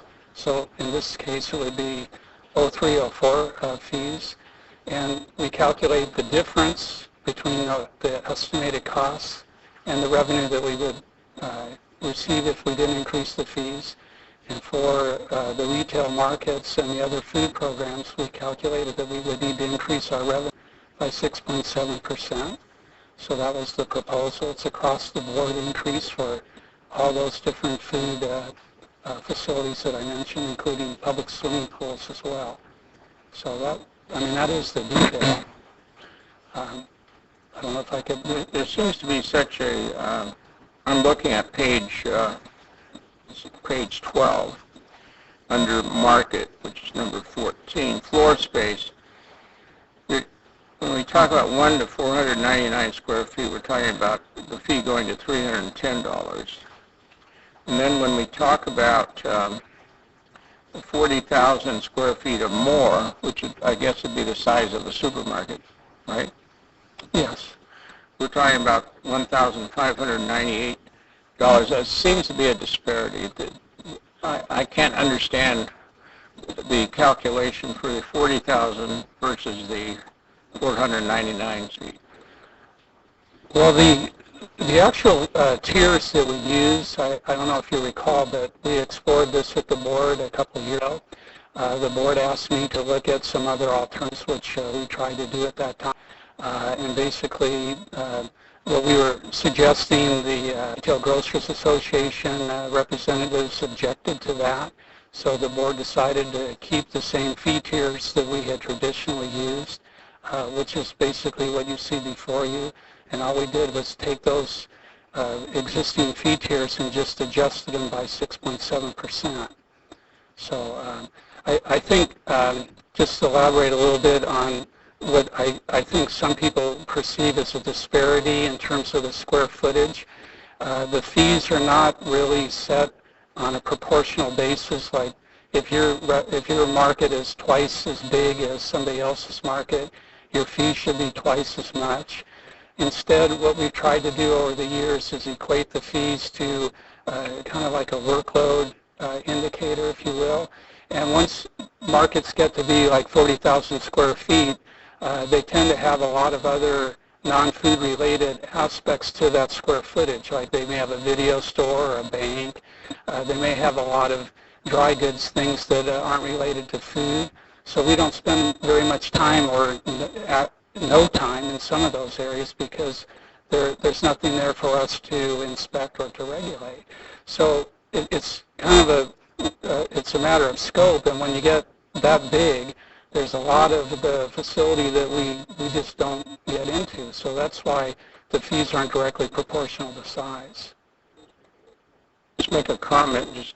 The real small markets, and a lot of them have appeared in my district, small, really small, 200 square feet, 400 square feet. But I think they may require a lot more work than, say, a market 1,000 square feet because of the practices that larger market has of keeping the meat market clean, following all the recommendations that you give to it, as opposed to a small shoestring operation. Is that true? Well, I think to be more precise about it, I think that the very large markets tend to be able to afford to have maintenance crews. They tend to be able to take care of things when they break in a timely manner. Most of the large stores are fairly new, so they don't have some of the structural problems that old neighborhood markets tend to have because of their age and the infrastructure that serves them. So I think that from that standpoint, I don't know if I'd cut it quite as fine as less than 1,000 square feet, but I think the traditional old markets tend to be less than 20,000 square feet and perhaps even less than 10,000. And they do require more work on the part of staff to try and get compliance. Okay, Supervisor Parks. I wanted to compliment your temporary food event, the way that you're assessing fees. You have a really successful program where you can actually help educate the individual, and for a year, if they take that course, then they get either a 50% discount for doing one of those events with food, or if they're nonprofit, that it's completely waived. My question is, what is the cost of the course? Is there a cost? No, we provide it free of service. I think that's wonderful, and obviously it's less burdensome for to have to pay for if you're a nonprofit, but also in the end you end up with people paying attention to the health rules and less people getting sick, I would imagine, as a result. So I just want to congratulate you on that, and I'm glad to hear it's free. Thank you. Supervisor Michaels. Yeah, while you're still here, my question isn't really for you, but I was at the Knights of Columbus Chili Cook-Off and on Sunday, and there were compliments for your staff and the way that they handled themselves and helped everybody out. So thank you very much. Good job. Thank you. A good note. Okay. Any other questions? We have two public speakers. I have, before the public speakers, just a generalized, not for you, maybe Paul, maybe the CEO. One of the questions I tend to ask every year is, do we go through a drill of cost control, efficiency, all those things before we decide that it's going to cost us well, I'm not picking on you, but you were the last statement, 6.9% more. Is there an effort made amongst the departments to, I know that we have increased personnel costs and all that. I clearly understand that, but, are we making an effort to keep these fees down by doing other things, and it's only as a last resort we've done everything we can, still got to raise the fees? Mr. Berg. Somebody was pushing him from the back, I can see. No, I'm actually very glad you asked that question. Tom Berg, Resource Management Agency. Almost all of the costs in the Resource Management Agency are labor. I mean, that's where mainly people. And the actual labor cost increase in the Environmental Health Division is 11.7%. And the reason it is so high is not salaries per se. We had retirement, we have health care. So if nothing else had been done differently, the fee increase that would be proposed would not be 6.7%, it would be 11.7%. However, several things are going on. A position is being kept vacant for most of the year, lowers the cost of the program. There's a need for a vehicle that's not going to be purchased, that lowers the cost of the program. Also, the inventory, because the economy is growing, population is growing, the inventory base is going up. In theory, because of the increase in the inventory base, they should be asking for a staff person. So instead of increasing staff to completely reflect the growth in inventory, they're holding the staff not only constant, they're lowering it one. So as a result of these cost containment actions, instead of an 11.7 kind of a mindless carryover of the fee, they were able to keep it at 6.7. So in answer to your question, at least the managers in my agency try to get the costs down and then they work. For example, in planning, we have 5 positions eliminated. Then we start to talk about what the fees are going to be. So at least in my agency, the answer is yes. Thank you. And from your agency, I know that to be true. But it's true as general. It isn't just you guys, because I know what you do every year. You're good. I think the public needs to hear that people have actually made an effort not to just arbitrarily raise fees because we can. I know Supervisor Parks has a question, and our CEO might be able to answer Supervisor Michael's question. So Okay, I thought when Mr. Berg was still up there, I had a question for Planning Department. Should I go with that one now? Go ahead, run with it. Okay. And we'll go First, back to I was looking through here and I realized that the county automatically gives a return of the appeal fee if an appeal to like the Planning Commission or an appeal of the Planning Director is upheld. And I just think that's great because if the county, you can say, made a mistake or something, or they overturn themselves, that shouldn't be on the head of the appellant. I just think that's a great policy. I want to compliment you on that. I know my city kind of does it willy-nilly. Sometimes they'll return one, sometimes they won't. So I think it's good to have a blanket policy. The question I have is regarding a fee for alternate technology sewer systems. We don't allow for alternate technology sewer systems, and it looks like we're proposing to, maybe there isn't a fee associated with it, but there's now a category for that. Is there something in the works I don't know about? Well, let's call upon Chris Stevens or Robert Gallagher to answer that question. No, I thought this was planning. The page reference? It's Ventura County Environmental Health, Division. I really hate it when I don't know the answer to it. You'd know the He was answer. waving to me behind his back.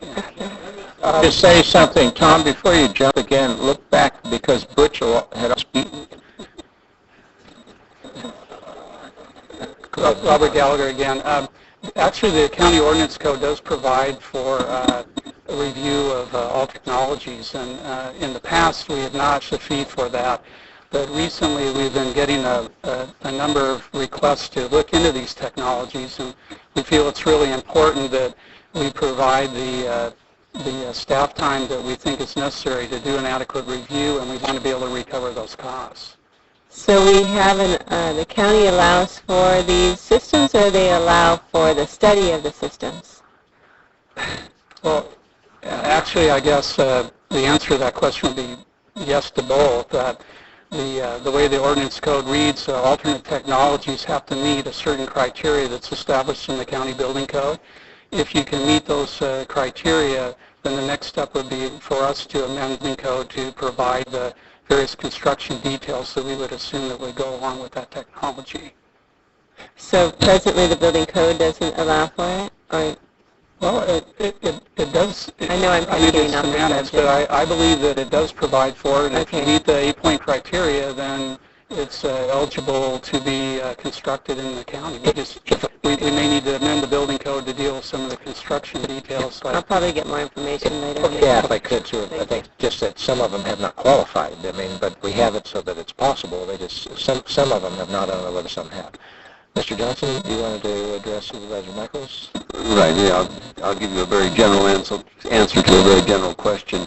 Through the annual budget process, your board has really put a lid on almost everything, particularly staffing, which translates to labor costs.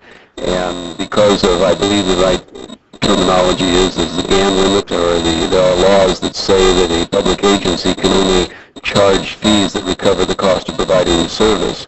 So you can't charge for labor you have not provided, and since your board is holding on the labor costs, that is the way in which we have sort of a forced retrenchment countywide, and we've been at it over the years. So I think that that gives me a certain level of confidence that we are, in fact, improving productivity because your service levels are being maintained pretty well. I've also used the statistic that there are 58 counties in California. Of the 58 counties on a per capita kind of tax receipt analysis, Ventura County ranks like 55th in the state, almost the lowest tax income from its citizens to support its government, and yet the services are considered to be good, if not superior in almost all cases. So I think that's another measure of efficiency. The cost of labor that is driven beyond the number of people doing the job is the cost of things like health care, which have skyrocketed, and which your board has worked on through labor negotiations to put some controls on. And then the infamous pension issue, where for a number of years, pension plans didn't require contribution because the stock market was doing so well. And then because of the surpluses, as you well know, there became a great demand for increased pension benefits. And this county kind of led the state in basically outlining what the true costs were, putting it out to the public and holding the line. And so you have controlled the costs of new benefits. What you were unable to control was what happened in the stock market and the return to pension contributions, which have skyrocketed in the last 2 years. It was an ongoing cost that we were able to avoid and able to pass that savings along to those who do business with us by lower fees. But those days are over, and so now because the cost of pensions have gone up, that has to be absorbed into the fee structure throughout the county. So I'm looking forward to a leveling off period next year based upon what's going on in both the stock market and the fact that we are now making normal contribution into the pension systems, and the fact that we didn't give away the store during the salad days of the late 90s when a number of jurisdictions did vote in new pension plans. So I have a high level of confidence that the departments have done really an extraordinary job of holding the cost down, but that's not much satisfaction to someone who has to pay the fee when it goes up. Yeah, and I guess I could be accused of a somewhat rhetorical question, but I think it's important when we're talking fees and the public is out there and the press is out there, that the public understands that we are not, just because we're in a budget crunch, we're not arbitrarily raising fees. A, we can't do that, and B, we're not going to do it. And there are other efficiencies that can be gained beyond just the labor costs. They're minor, but if everybody's looking under every rock for every possible efficiency and we still have to raise the rates, then we still have to raise the rates. But the public then understands that it's not arbitrary. And I think that's when they get terribly concerned about, having to pay higher fees. Let me just make one more comment. Prior to Proposition 13, the board here would adopt a tax rate. And if the tax stayed the same or went up 2 cents or varied at all, it would be headlines in the paper. All newspapers, headlines with the pictures of the supervisors there. Now today, many of the costs have gone on to the individual markets, the restaurants, and a multitude of different services that are provided by the private sector. Those owners pay the cost now, whereas the property tax used to pay for the inspectors over here, Mr. Gallagher, and that would be spread more evenly. But you never see those fees in the headlines. There's no public scrutiny of it. Newspapers don't carry a responsibility here of informing the public about these fees. So when we go to adopt fees, only 2 or 3 people show up. When we adopted a tax rate prior to Prop 13, the whole room would be full.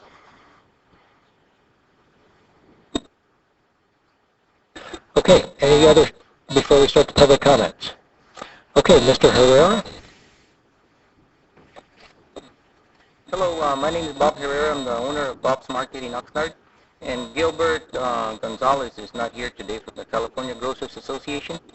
And Mr. Toshin is here, but he's going to speak on his behalf too. And my problem is that Gilbert gave me some paperwork in regard to some research he did in California with the different cities, the way they handle the Bryan House Division. And he gave me very interesting facts here. This is San Diego, which is a very important city in the state, and their fees over there are half the price that they are here.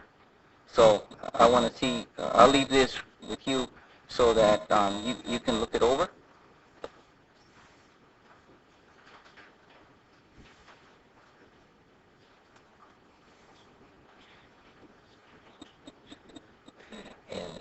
And my issue is that, well, the chain stores, the chain store is considered like 40,000 square feet and up, whatever.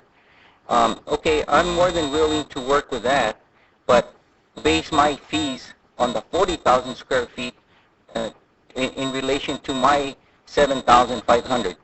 So I'll be more than glad to pay the same fee that they're paying with the same ratio.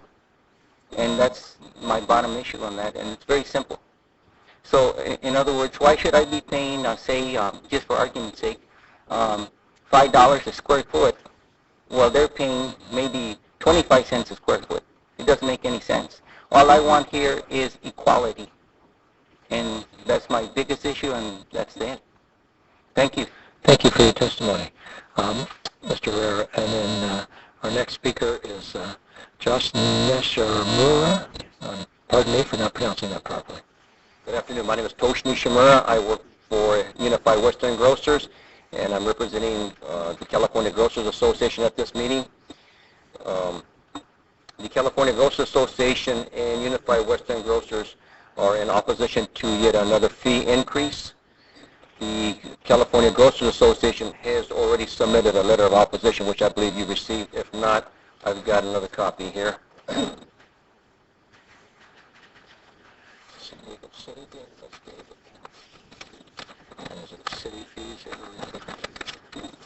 The question that we have is, the California Grocers Association represents many members throughout the state, and we'd like to know, why are the health permit fees in Ventura County so high? In relationship to San Diego, Mr. Herrera will be paying a fee of approximately $980, and the County of San Diego will charge approximately $270 for a store his size. In addition to that, there are fees that will apply to other fees already in the program. For instance, Mr. Herrera will pay an additional $1,658 in additional fees, be that for, if he has if I may read some of your literature here, the bakery section, if a store has a bakery department, he will pay an additional $131 in fees. If he has a deli section that might sell yogurts and cheese, he'll pay another $131 in fees. If he has a seafood or fish department, he'll pay an additional $62 in fees. If he has a food demonstrator in the store, it'll be $290 in fees. If he sells frozen yogurt or ice cream, he'll pay an additional $62 in fees. If he has a liquor department for his size store, he'll pay $217 in fees. The meat department will be assessed another $131 in fees. In addition to that, the size of his store, 7,500 square feet, he'll be paying an additional $924 in fees, which comes up to an additional $1,658 in fees assessed to Mr. Herrera. Question being, as far as the health permit fees, how long does each inspection take, and how much do you folks charge per hour, and why is there such a discrepancy in the fee costs in Ventura County? Thank you. Thank you for your testimony. That ends the public communication. Do we have any other questions for staff? Okay. Supervisor Flint. A question of staff. Mr. Gallagher, probably. Have you ever, let me praise you for your work. You do work. But have you ever sat down with the people here representing the grocery market and tried to come up with something that would be equitable, and they would buy off on it? And the model I use is APCD. When APCD changes a rule or something, all the industry people who are affected by that rule come in and sit down and they work out a solution. Yes, we do sit down with them. In fact, I know you're aware, I've met with Mr. Herrera many times over the last few years over his specific fee. We've met with the Retail Grocers Association twice in the last 2 years, and we meet periodically with the California Restaurant Association. I'd like to point out, if I could, that the comparison with San Diego County was made today, but San Diego County is kind of a difficult county for us to compare with. First of all, up until a couple of years ago, they didn't increase fees at all for 9 years. When they did put together a fee proposal, they decided to spread out what the costs would be over a 4-year period. So they're incrementally trying to catch up. For example, next year, their fees are going to increase on their large markets by 8%. In the following year, it's over 7%. The way that they calculate their fees is different than any other county in Southern California. They use the number of employees. Most other counties use square footage for markets like we do. And 2 years ago, we did a comparison of the other Southern California counties, their fees for markets, and ours was the next to lowest. Only Riverside County's fees were lower. All those counties next year are proposing, Riverside County's proposing a 10% increase, San Bernardino's 10%, Los Angeles County's 10%. So I think that we're definitely in, the same basic price range, and even with our increase, we're lower than all of them other than Orange County. So, but we do meet with them, and we're trying to work with it. They are not happy with the proposed increases. I understand that. Any other questions for staff? All right. Is there a motion?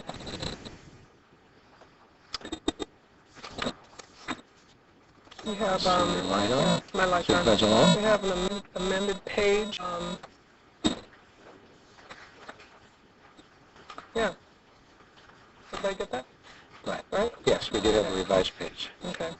So move the recommended action with the revised page as proposed for item 32.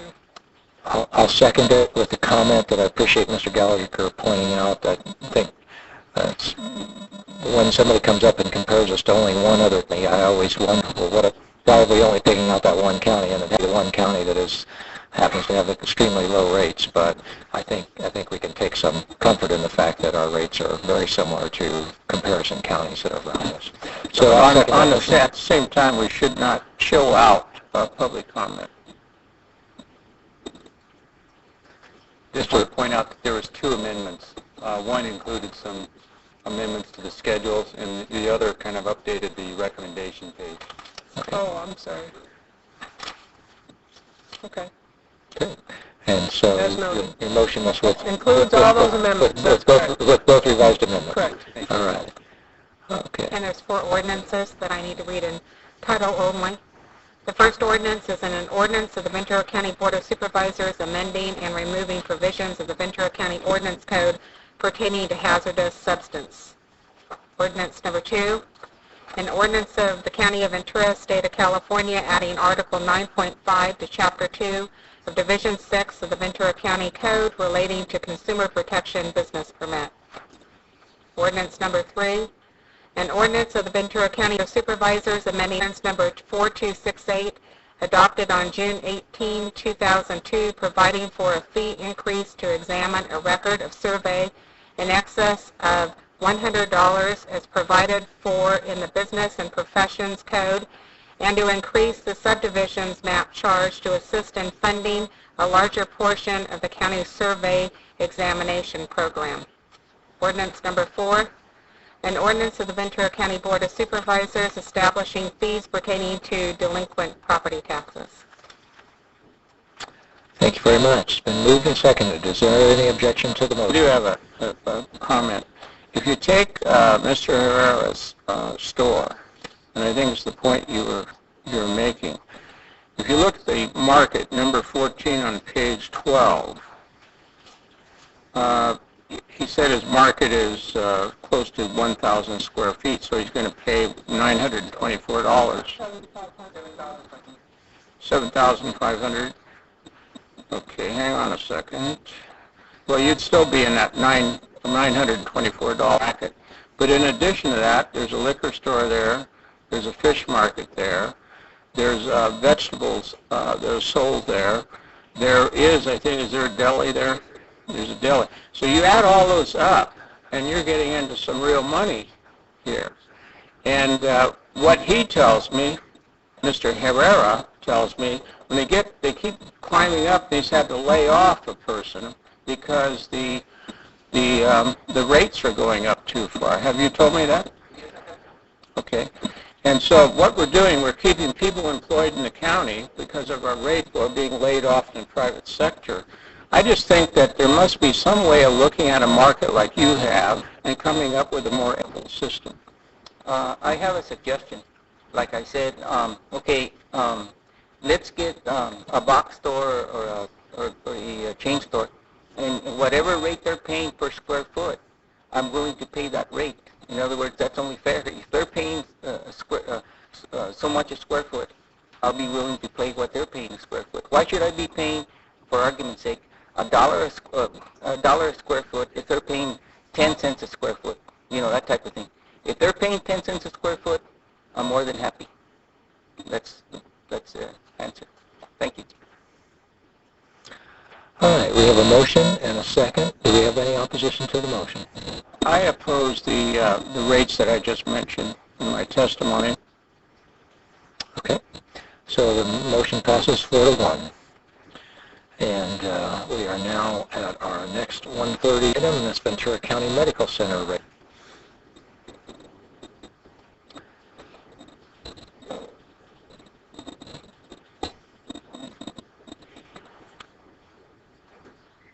Good afternoon, Supervisor Bennett, members of the board, Mr. Johnston. I'm Karen Davis, Healthcare Agency Deputy Director. The item before you today is requesting that the rates be increased for Ventura County Medical Center for its inpatient and outpatient services by 7.5% to be effective July 1st, 2004. VCMC did have salary and benefit increases projected to increase by at least 9% over the next coming fiscal year. In addition, we've had several inflationary increases. VCMC has taken numerous steps to reduce those cost increases. However, they must maintain recovery from various third-party payer sources by raising their rates. These rate increases are necessary to maintain full cost reimbursements from Medicare, Medi-Cal, and insurance companies. These rate increases do impact all payer sources. However, government payers and insurance companies often have capped their reimbursements through contract rates or established fee structures such as the diagnostic-related groupers that Medicare pays. We do have a self-pay discount policy that your board approved and was recently amended in February of this year. This allows qualified individuals that do not have a third-party payer source to obtain significant discounts on the rates that we do charge. Therefore, the projected net revenue anticipated from this proposed rate increase is very minimal to the actual reduction, and it was not used as a basis for balancing VCMC's budget by any means. We request your approval of these rate increases at this time, and I'd be happy to answer any questions that you might have. Do we have any questions for staff? Supervisor Michaels? No questions. Any other questions for staff? So, to justify a question? No? Do we have any speaker cards, clerk? We have no speaker cards. It's been moved and seconded. Is there any opposition? Hearing none, the motion carries. Thank you very much. Okay, we are now to our 2 o'clock time certain, and that's the transportation tax. Mr. Britt? Board members. You look so happy, Mr. Britt. Well, I've been accused of being glum, so I tried to change my image. Maybe that was such a Keep working on it, surprise. Butch. You're doing fine. You've got a ways to go, but keep working on it. My name is Butch Britt from Public Works Agency. I don't have a presentation today. Ms. Ginger Drury, Executive Director of the Transportation Commission, had previously made a presentation to the board on the sales tax initiative, and she's present today should you have any questions of her. There are also a number of other people here, the Vice Mayor of the City of Moore Park, Mr. Millhouse, representatives from the Bethesda, the Auto Club, and I believe CSUCI are here also, and also I believe a representative of the Taxpayers Association. Just 2 quick points. You're not approving the ordinance today, not being asked to approve the ordinance today, or the sales tax measure. What you're being asked today is to approve placing the measure on a ballot so that the decision of whether a sales tax measure would be passed would be left to the voters. We certainly need additional funds for transportation. Unfortunately or fortunately, whichever way you want to look at it, it's an expensive operation to maintain a road system. It costs approximately $150,000 per mile just to overlay the road. That's not to change the road in any major context. That's just to put a layer of asphalt on it as a normal maintenance procedure. 155,000 miles, 10 miles, that's $1.5 million. We have 550 miles of roadway in the county system. So to maintain a 20-year pavement cycle, which is the maximum recommended cycle, takes a little bit over $4 million a year to maintain it.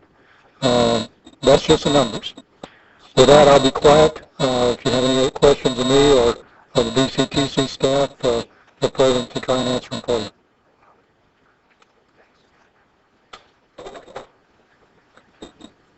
Do we have any questions for staff? We have a number of public speaker cards.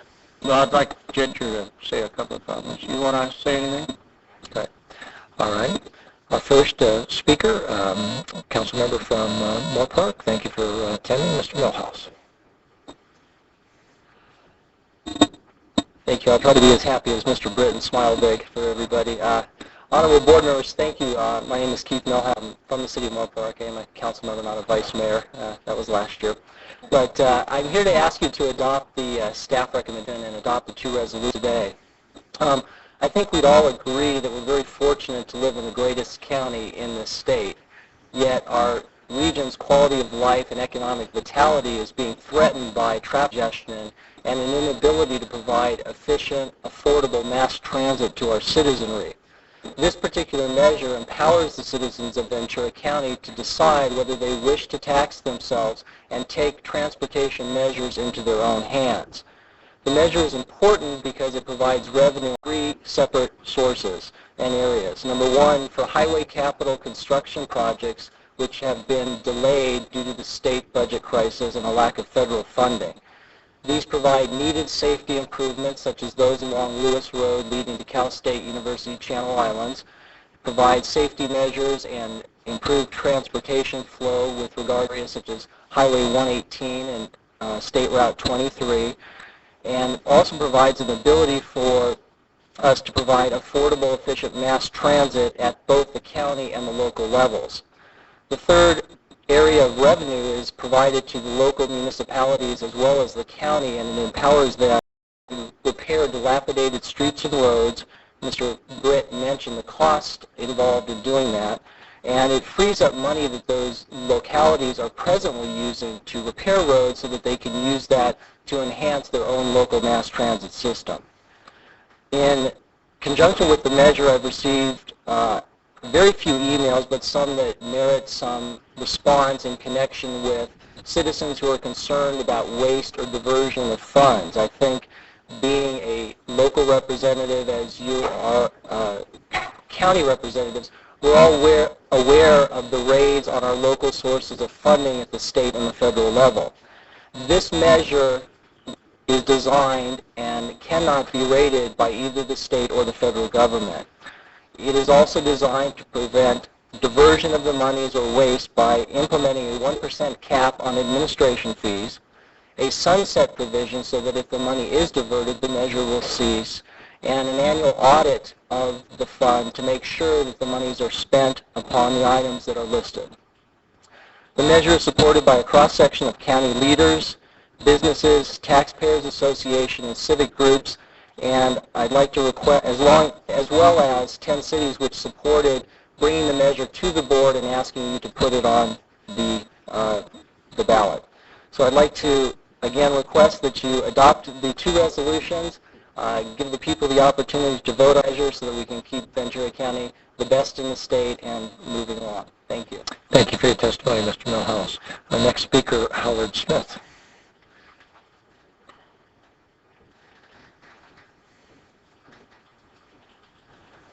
Thank you, members of the council. My name is Howard Smith. I live in Ojai. I'm on the executive board of VCETA. I'm also vice president at Morgan Stanley over here in the Oxnard Towers, and also past president of the Ojai Chamber of Commerce. I think, as you all know, my community has a reputation being one of the most environmentally clean areas in the county.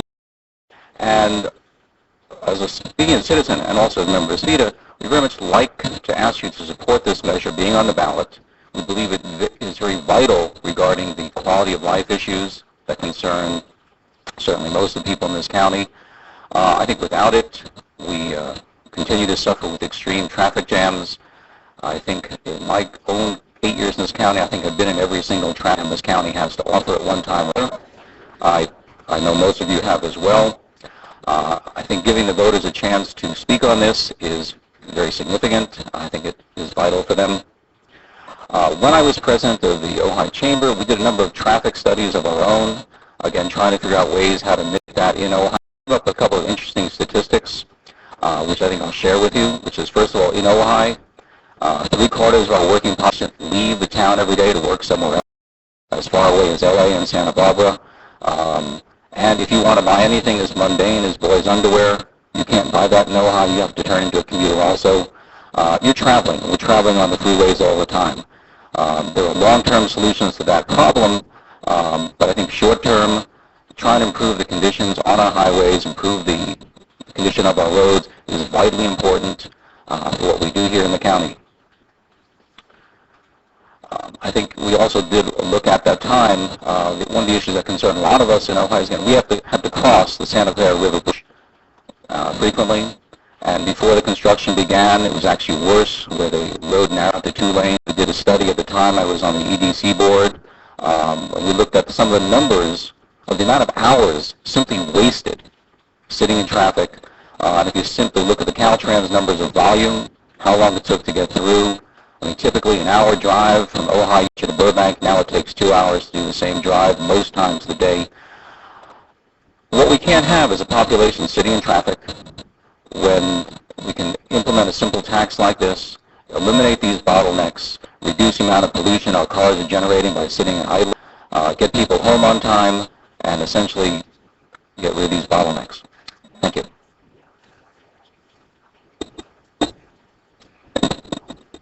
Howard, I'll have to talk to Rain's department store about those boys' underwear. I just can't believe they don't carry them. If you talk to Alan, he will tell you they stopped selling because there's not enough volume. The Mario de los Cobos.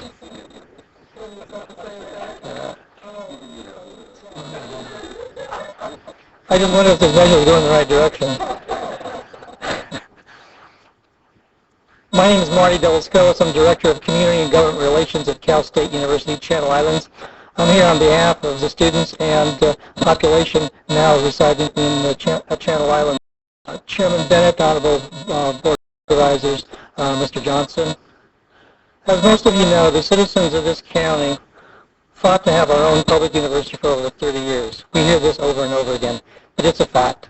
We've all been, those of us that have been here know the story and live the story.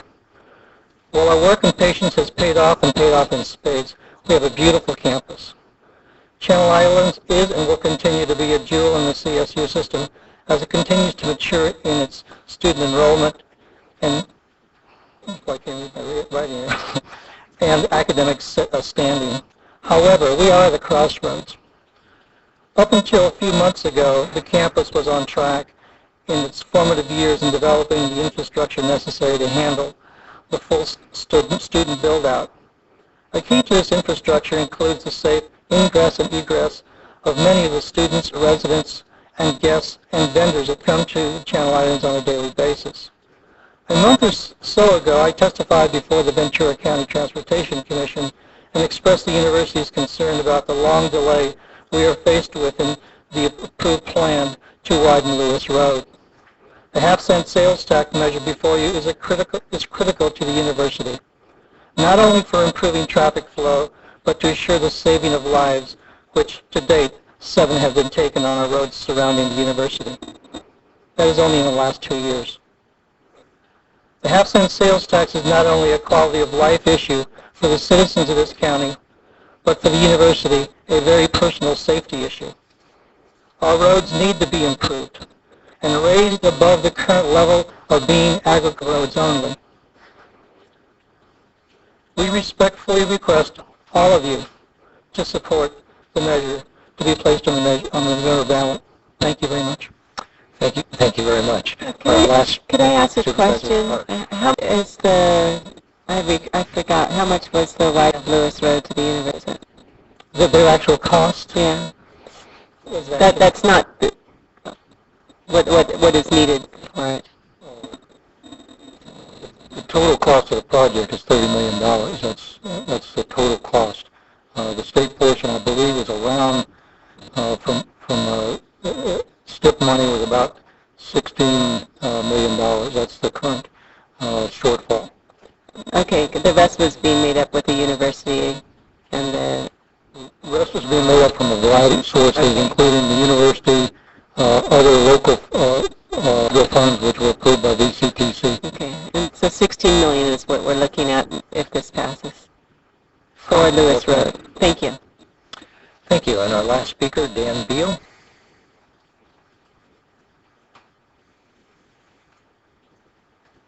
Thank you, Chairman Bennett, members. I'm Dan Beal. I'm with the Automobile Southern California, and I would like to first compliment the staff analysis before you because I think it captured the reality and the importance of this measure to Ventura County well, and we urge the board to adopt it today.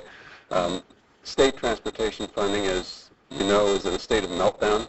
$4.5 billion diverted or proposed to be diverted over the last 3 years alone, and in counties, most counties now in California that have a local sales tax, that local sales tax is providing more money for transportation than the State Transportation Improvement Program currently is. It was never the way it was intended. It's a sad reality today. And although the governor has fortunately signaled that there is possibly some change in thought on some of the versions, we still have a very long way to come back on state funding. Federal funding is uncertain. It's volatile. The proposals before Congress, neither one are high enough for our needs, and as you know, California doesn't get back what it puts in. That leaves local money, the best source for counties, the kind that can't be changed, diverted, misused, or spent for anything other than originally intended unless the county decides to change it. And critically important, this is a balanced proposal. It's an appropriate proposal. Has appropriate safeguards in it, and we would urge the Board of Supervisors, please place it on the ballot and let the voters of Ventura County decide in their wisdom the course of action on the measure. Thank you very much. Thank you very much. That ends the public communication. We now open this up for board comments. A question? Supervisor Parks. I had a question. We had received information on the May revise.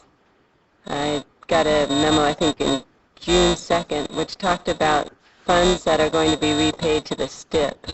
And I was wondering if Butch or Sue, what I'm reading is somewhere that the governor, the Senate, and the Assembly have agreed to repay is it $183 million of the outstanding STIP funds? Are you aware of that? Yes, ma'am. It doesn't affect Ventura County on any of the projects that we have, nor does it affect the local Prop 42 funding that we would have been able to use for local road rehabilitation. So that of all the STIP funds that are out there, 2/3 of them are now being released, but none of them would have been have come to our county. 2/3 would have gone to all the other users. It goes to other, what they do, without getting too much in the content, they had to take the STIP program and spread it out over multiple years, additional years, and only the projects in the first year would get funded, and we have no projects in that year. Nor did it repay any of the local funding that the counties and the cities were originally intended to get through Prop 42 funding. That's still been diverted by the state legislature and the governor. I was under the impression that the 23 freeway was this year. The 23 freeway was to be funded this year. When was it to be funded, Ginger? It was to be funded in 2003. It's now been pushed out to the 2007-8 year to start, and that's if it stays on track, which is not likely. So it's anticipated now that the state would be able to begin construction instead of 2003, rather in 2007 or 8. If it stays on track, and that's only on the segment that is on the main freeway, it does not include the interchange. So the bottleneck would continue because the interchange is beyond that. That's about, I think that like the 2010 year. So you're not going to see traffic relief on the 23 till about 2013 under the existing funding. So the STIP program that's been released was only funding projects for this year, not last year. That's correct. What they did is they took all the projects that were in the STEP, including ours, and because of the shortfall of funding, as Butch explained, they pushed out all the years. So all of our projects were delayed. And what they actually released is the few that wound up in the first year of that. So they could say they're releasing money, but it doesn't impact any of our projects that have been pushed out. Thank you. While I've got the mic, I'll just... Go ahead, comments, questions. I'm into comments. If there aren't any questions, I'll just move on to my comments. I've stated before, and I'll state it again, is that I think this is excessive. $1.5 billion. That gives me heartburn because what I see what our needs are, our current needs are, aren't anywhere close to $1.5 billion. And that also it's a 30-year tax. I noted that the League of Voters also stated that they're also opposed to the fact that we've reduced the amount of transit. At one point, 30% of this tax is going to go to public transit. Now it's down to 20%. I understand the County of Los Angeles at 75% to transit. They have two different sales tax initiatives. Mm-hmm. One of them is that percentage, the other is primarily for roads. You also have the Transportation Development Act funding, which is dedicated exclusively to transit. Well, if I may, just... It's not a apples and apples. Supervisor Parks has it for I'm right just now. basically stating that you have sales tax elsewhere. They are going, a larger proportion is going to transit than what we have. And when I look at, again, for that $1.5 billion, I want to see the 23 widened. That project to widen the freeway is $50 million, not including the interchange of the 101 freeway. When I look, that is 3% of $1.5 billion. I want to see Lewis Road widened. That's $16 million. That's 1% of $1.5 billion. The county roads, there are definitely needs that we need funds for county roads. For 30 years, that would come up to about $60 million we would get. That's 4%. So altogether, of those three projects alone, that's 8% of $1.5 billion. So that's where I see this as excessive. Those things that we really need, Lewis Road, the 23 freeway, the county road systems, it doesn't even make 10% of the entire budget. So you have to ask yourself, where's that other 82% going? And that gives me concern. For 30 years, we're taxing ourselves for a problem for today, and I have the issue that we aren't having any vision. The vision of this sales tax for 30 years is to widen, build roads. It has a very small amount going to transit, and when you think what you could do with $1.5 billion, you can get that light rail down the middle of the freeway if you want. But the fact that it is, in my mind, excessive and it lacks vision also gives me concern. The League of Women Voters, when they mention their opposition to the fact that it's 30 years, but they also are concerned about the accountability of this and the process for selecting projects for funding. And I do realize that there is the ability for the Transportation Commission to change the projects if circumstances warrant. But my main concern is mostly the excessiveness of it and the lack of vision. And I think that the state budget crisis is temporary, and we are trying to stopgap a temporary budget crisis. Wait a few more years, 2-3 years, we'll have these funds, and we're stopgapping this budget crisis with a 30-year tax. So I can't support putting it on the ballot. I would want to give anything to, I feel wrong, let the people decide, but there are certain things I wouldn't put on the ballot. I wouldn't put, a nuclear reactor on the ballot in my, certain things I wouldn't put on the ballot. And this, to me, is excessive. And I'm hoping that it will be a springboard to a better initiative in the future where we are addressing the needs of the future as well as the needs of today. Thanks. Is that it?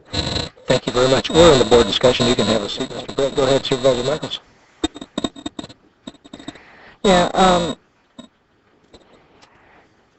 given that we're one of the few counties our size that doesn't have a transportation tax, and looking at what other counties are accomplishing with their transportation tax, and knowing the cost not only today, and there is no transportation projects today. Even by the time you get through design and approval and start building, the estimated costs are going to go up. We know that it's like chasing the horse after you left the barn with no bridle. It's like you just get there and all of a sudden the cost goes up, and so now you got to find some more money.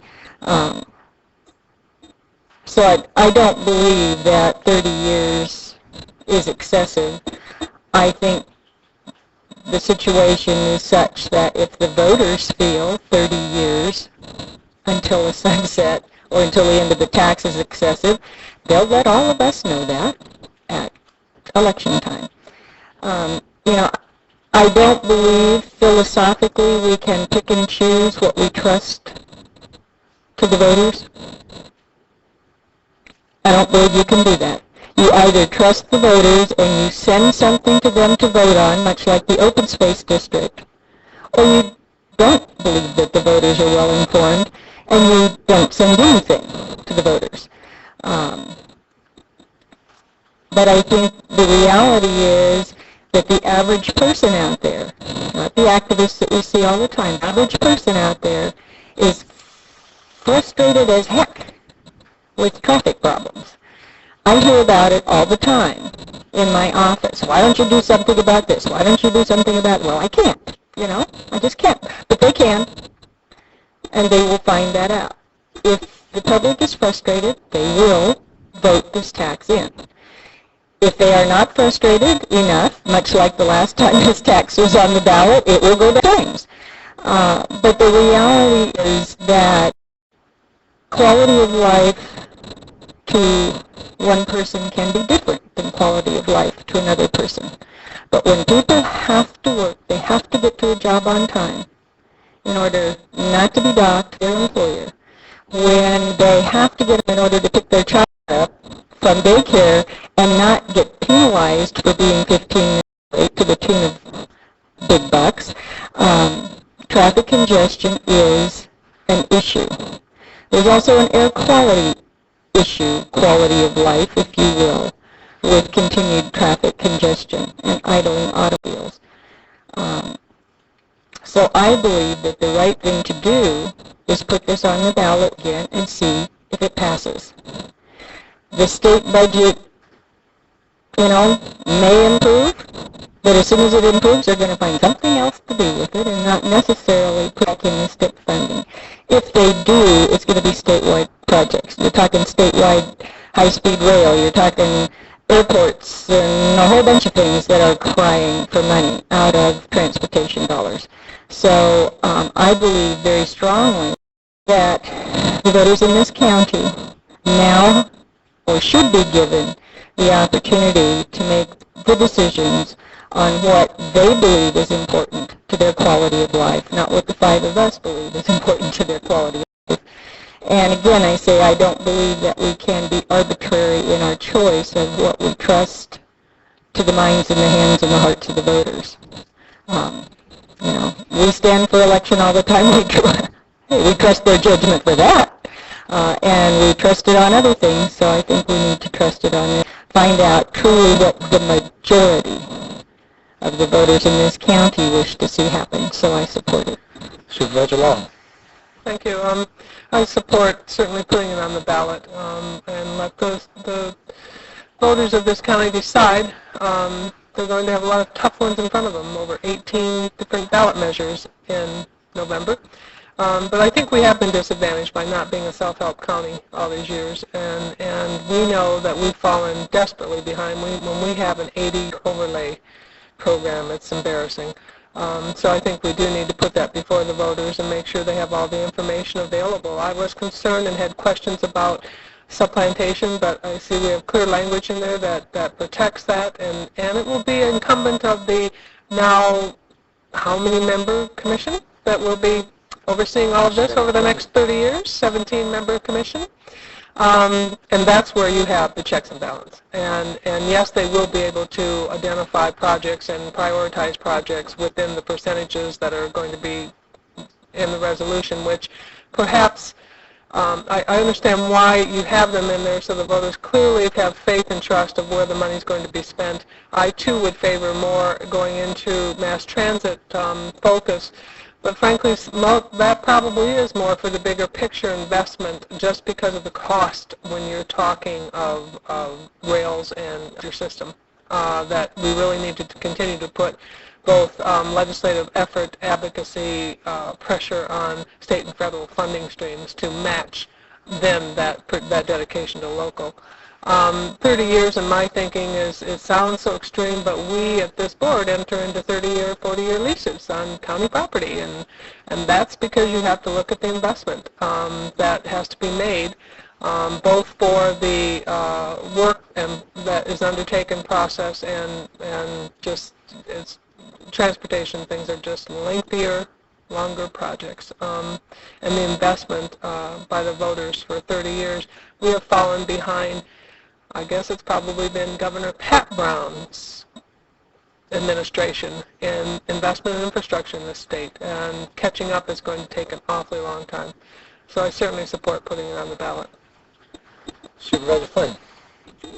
Yes, this gives me, I have a few things to say, but this gives me an opportunity to congratulate and thank former chairman of the Transportation Commission, Mr. Milhouse, for the beautiful job you did in chairing that commission.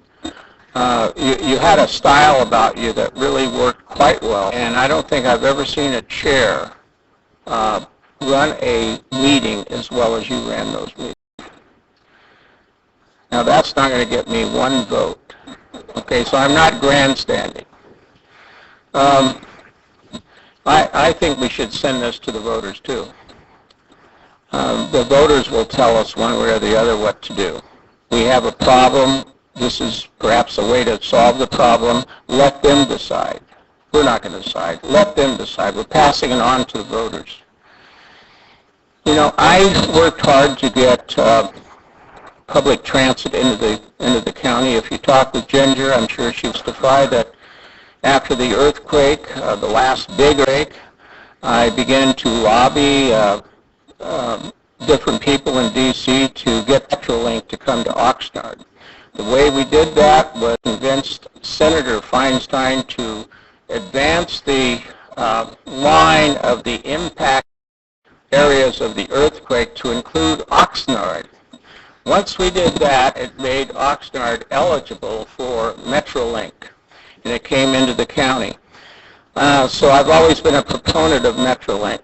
But you know, when I look around today and see all these beautiful automobiles, I think I'd probably make an exception here in my comments. The county council's auto, you can barely see it. But all kinds, and they're getting bigger. I can't believe it.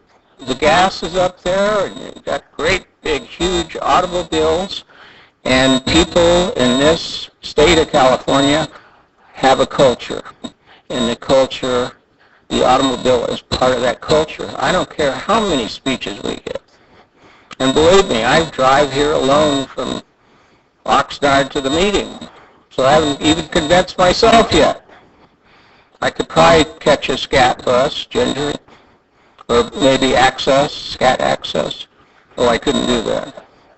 So let's send it to the voters. But here's one warning I would put up if it is passed. I want a very good system, a microscopic system of watching how that money is spent. We want to be accountable to the public. We don't want to get into a big mess, and I can cite for you today a school district that is in a very big mess over the alleged mis-expenditures of bond money. We have a responsibility to the public, to the taxpayer, to the people who vote on this issue. And so I want to see a good system in place if this tax issue should pass. Thank you. as all of you know, I supported trying to get this made combined, try to combine this with the open space district measure that's out there. And that's because fundamentally good for Ventura County to have both of these things pass. And that whole time that I was engaged in that effort to try to get them both on the ballot, we were always talking about the breakdown being 40, 30, 30. That was 30% for mass transit, 30% for the cities, and 40% for highway. So I will be supporting putting this on the ballot, but it is not without some concern about sort of the last-minute change with that. And the concern I have is that change from the 30% for mass transit to the 20% for mass transit. All of our polling was done with this focus on the 30% for mass transit out there, and so. The question is, does that really, do we have good data in terms of what would the public think about this being the 20%? The idea of the 20% only showed up at the meeting where we had basically one opportunity. It showed up at that meeting, and we were at the 20% level. I tried to suggest that figure for mass transit should be higher. There wasn't support for changing that, so it went forward at the 20% level at that point in time. And my concern is I think that happened, and I'm concerned because I think it affects the viability of the measure. I think that happened because we had inadequate public knowledge that was being considered, that we were going that direction, and that's why you have a League of Women Voters now saying, hey, there's not enough in there for mass transit and that. But that was remember we didn't get the polling information even until right then at the start of the meeting, so everybody's trying to digest all of that at that point in time. That being said, the reason why is that important? One, I think that we were focused on 30% all along. I think we'd have a better measure if we were at the 30% with this thing. We're only going to get to pass a $1.5 billion tax increase for transportation one time, and we want to do it right when we do it. I firmly believe that, as Councilmember Millhouse pointed out, and I think he did, that this is really a special county that we have here. Many of us do think it's the best county to live in California. And it is because we haven't done business as usual, because we have tried to think outside the box and do paradigm shifts.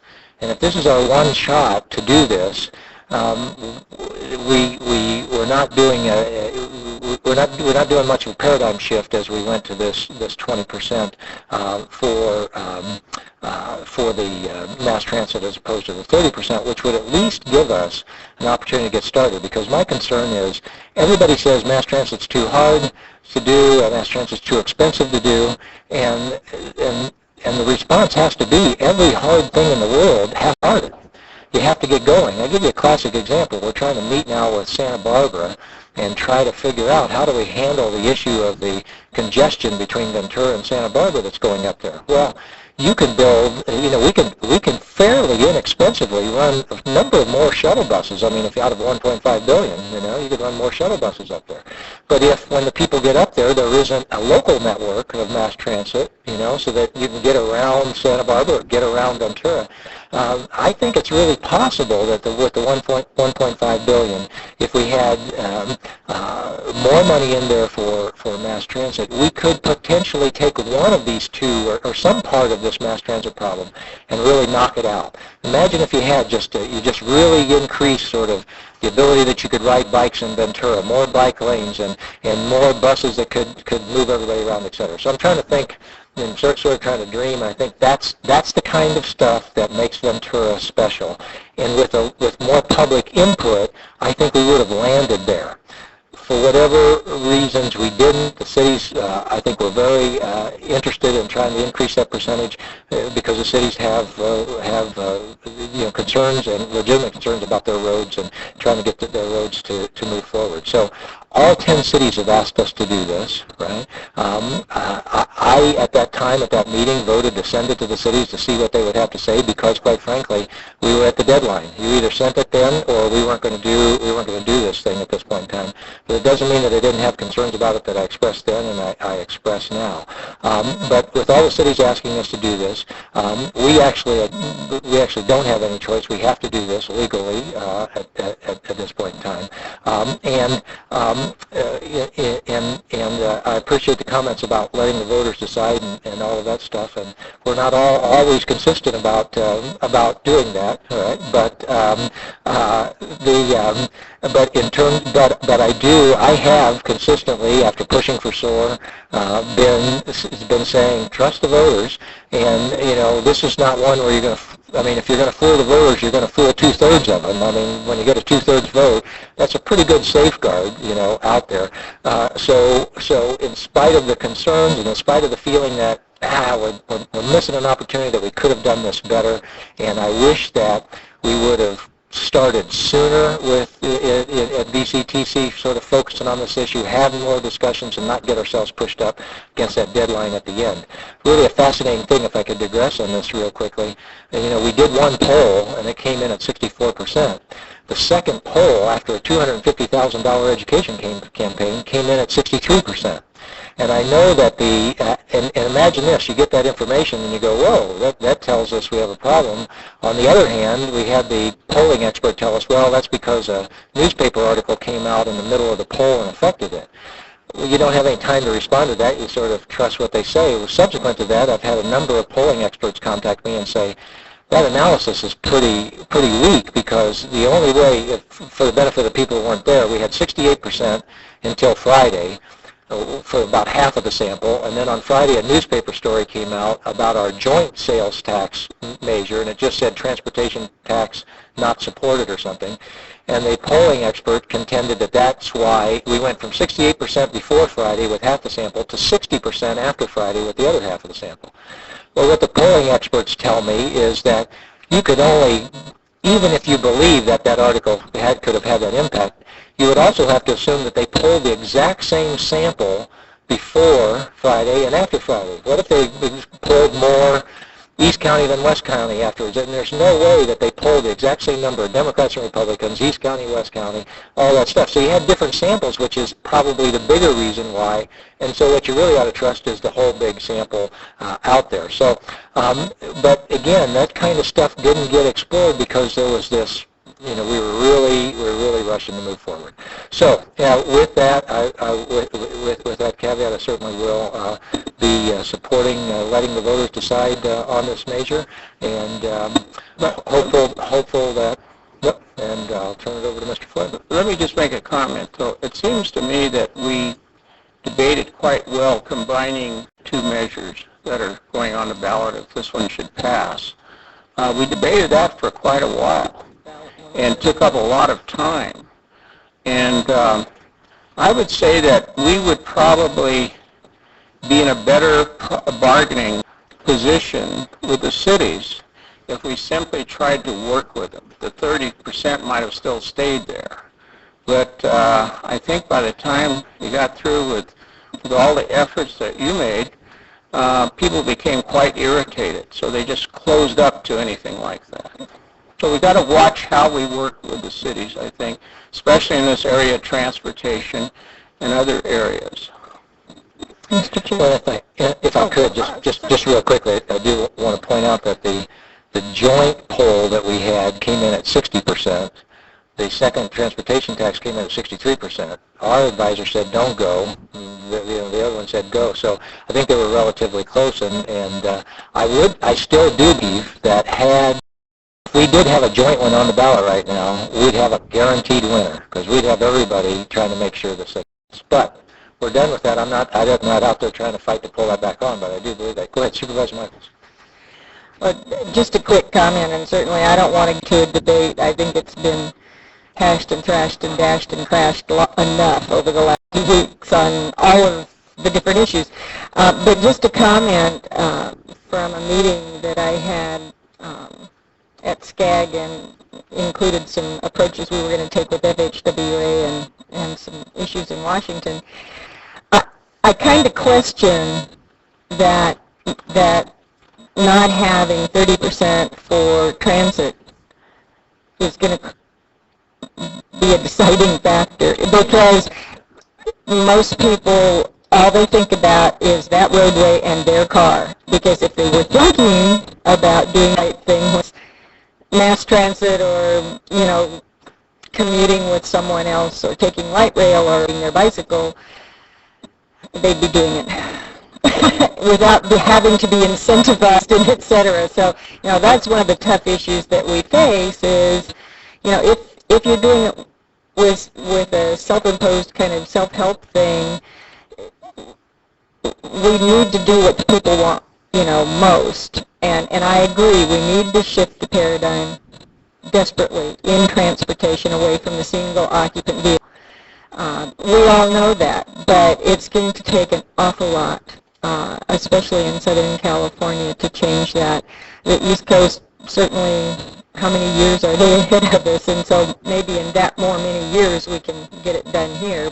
I think that the least of my concern is the splitting of the, 30, the percentages, the split. I don't think the public, quite frankly, cares much about the financing of transit. And so I just had to throw that in because I've just been through this big wild debate over this whole thing. But, I do support it, and I accept your slight admonishment over the decision to go to the voters. And I try not to be arbitrary, but I guess I can be accused of having been. Philosophically, I just wasn't there. Great. And if I could, I would agree with you. I would agree with you that the majority of the people, the mass transit isn't going to be the issue. But to get a 2/3 vote, you have to get that. It's the question is, will this affect that percentage? That gets there. So that's really the issue. Yeah. Supervisor Long. Do we have a motion on that? No, it's Move time. recommended action. Moved and seconded. All right. Do we have opposition to the motion? All right. The motion passes 4-1. All right. We are slightly late for our 2:15, but we really appreciate Claudia staying and the presentation.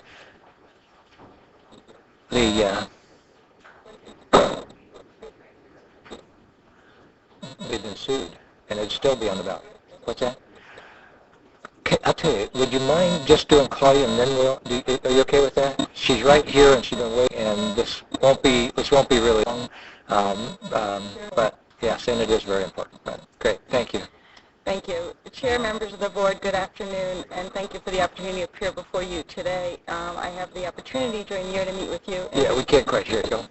I got shorter? I have the opportunity during the year to meet with you individually, but it's always a pleasure to be able to appear before you as a board. What I'd like to do is just really briefly present the budget for our upcoming fiscal year for your review and comment, and then highlight some program areas from our current year.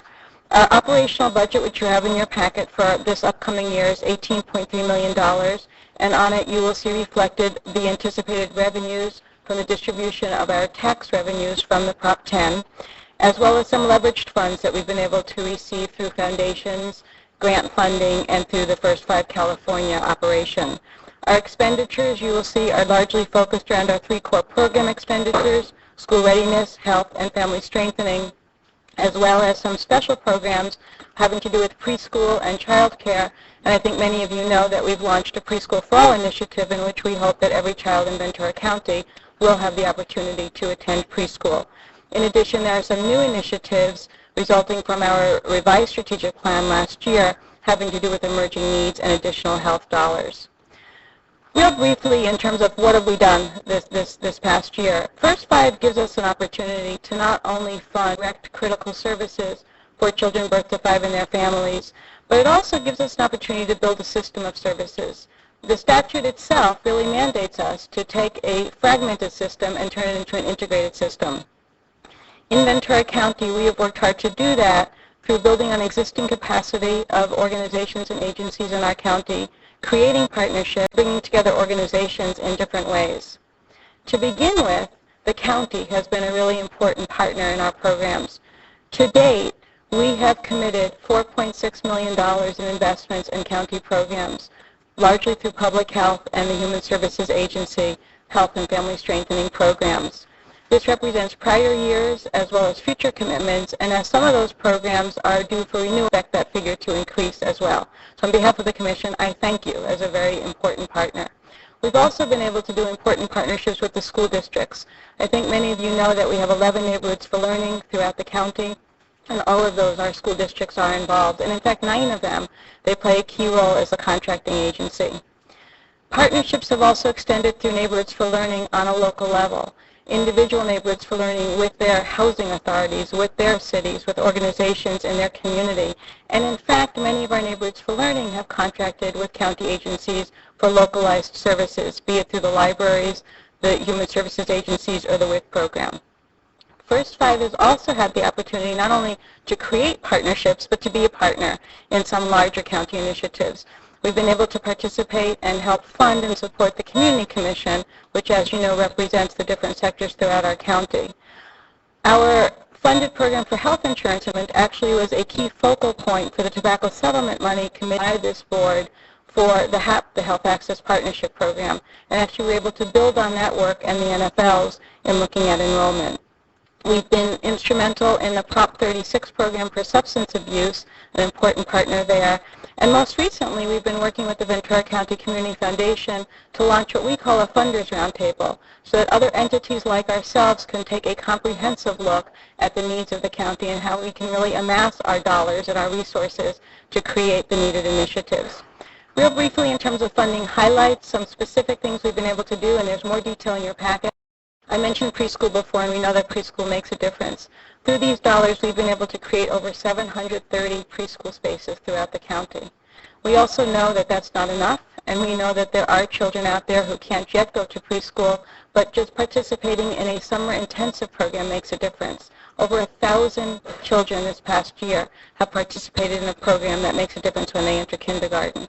Through our NFLs, we have family resource centers throughout the county, which are really one-stop shops for families in need of referrals, in need of services, to link them to what's available for them. Our dollars has helped the foster care system through recruitment, through retention of foster families, and through overall support. Home visiting through the Public Health Department. We funded a program called Every Family Counts, which does home visits to our most vulnerable at-risk children and families and sees them from when they're born and helps them get into services.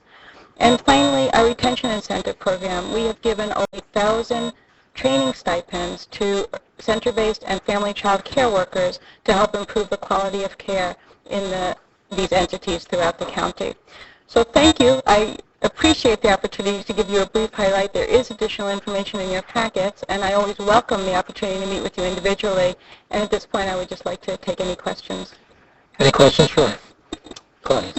I hope one quick one. If not, we can meet separately and talk about it. The emergent needs.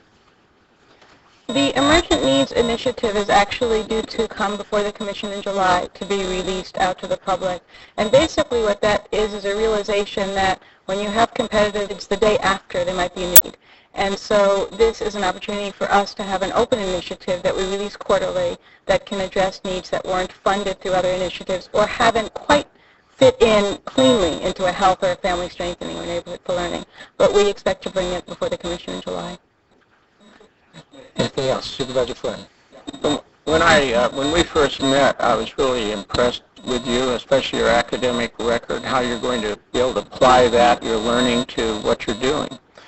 And I'm pleased with that. I went to visit Ocean View opening of the Center for three-year-olds through 3 to 5, the other day, and it was very impressive. I think maybe 60 or so little children were there, 3-year-olds, and the staff was just outstanding. So I commend you for that. I'm a little concerned about the slow moving on the Rio district, and maybe you can meet with me and talk with me about that. But also there was a policy paper study review put out by UCLA, which was somewhat critical of the first 5 programs. I don't know if you've seen that or not. But what I would hope you could work on is trying to strip away somehow the bureaucratic steps that people in these communities have to go through. We need a certain amount of bureaucracy for protection. I support that. But it seems to take too long and too many steps to go through before a program is actually in place. But I want to commend you because you've done a great job and you've spent the money well. I just hope that we can take care of some of those bureaucratic issues. Thank you. I appreciate the comment, and I will look forward to meeting with you and looking at that. Any other questions? Right. Then we can receive and file, motion to receive and file. And I'll just make one comment. I've been on the commission now for a little bit, half a year, and I've just been very impressed with how Ms. Harrison handles herself and the professionalism that she brings to the commission. So we're fortunate to have her. Thank you. Thank you very much. Take care. I know moved and seconded. Is there any opposition? Seeing none, motion carries. Thank you. Supervisor Parks, you asked for a break. Why don't we do that? We're down to our last item, but let's just do it very quick. Just 3 minutes. We'll start at 3:15, just long enough for everybody to... Is that what you're looking for?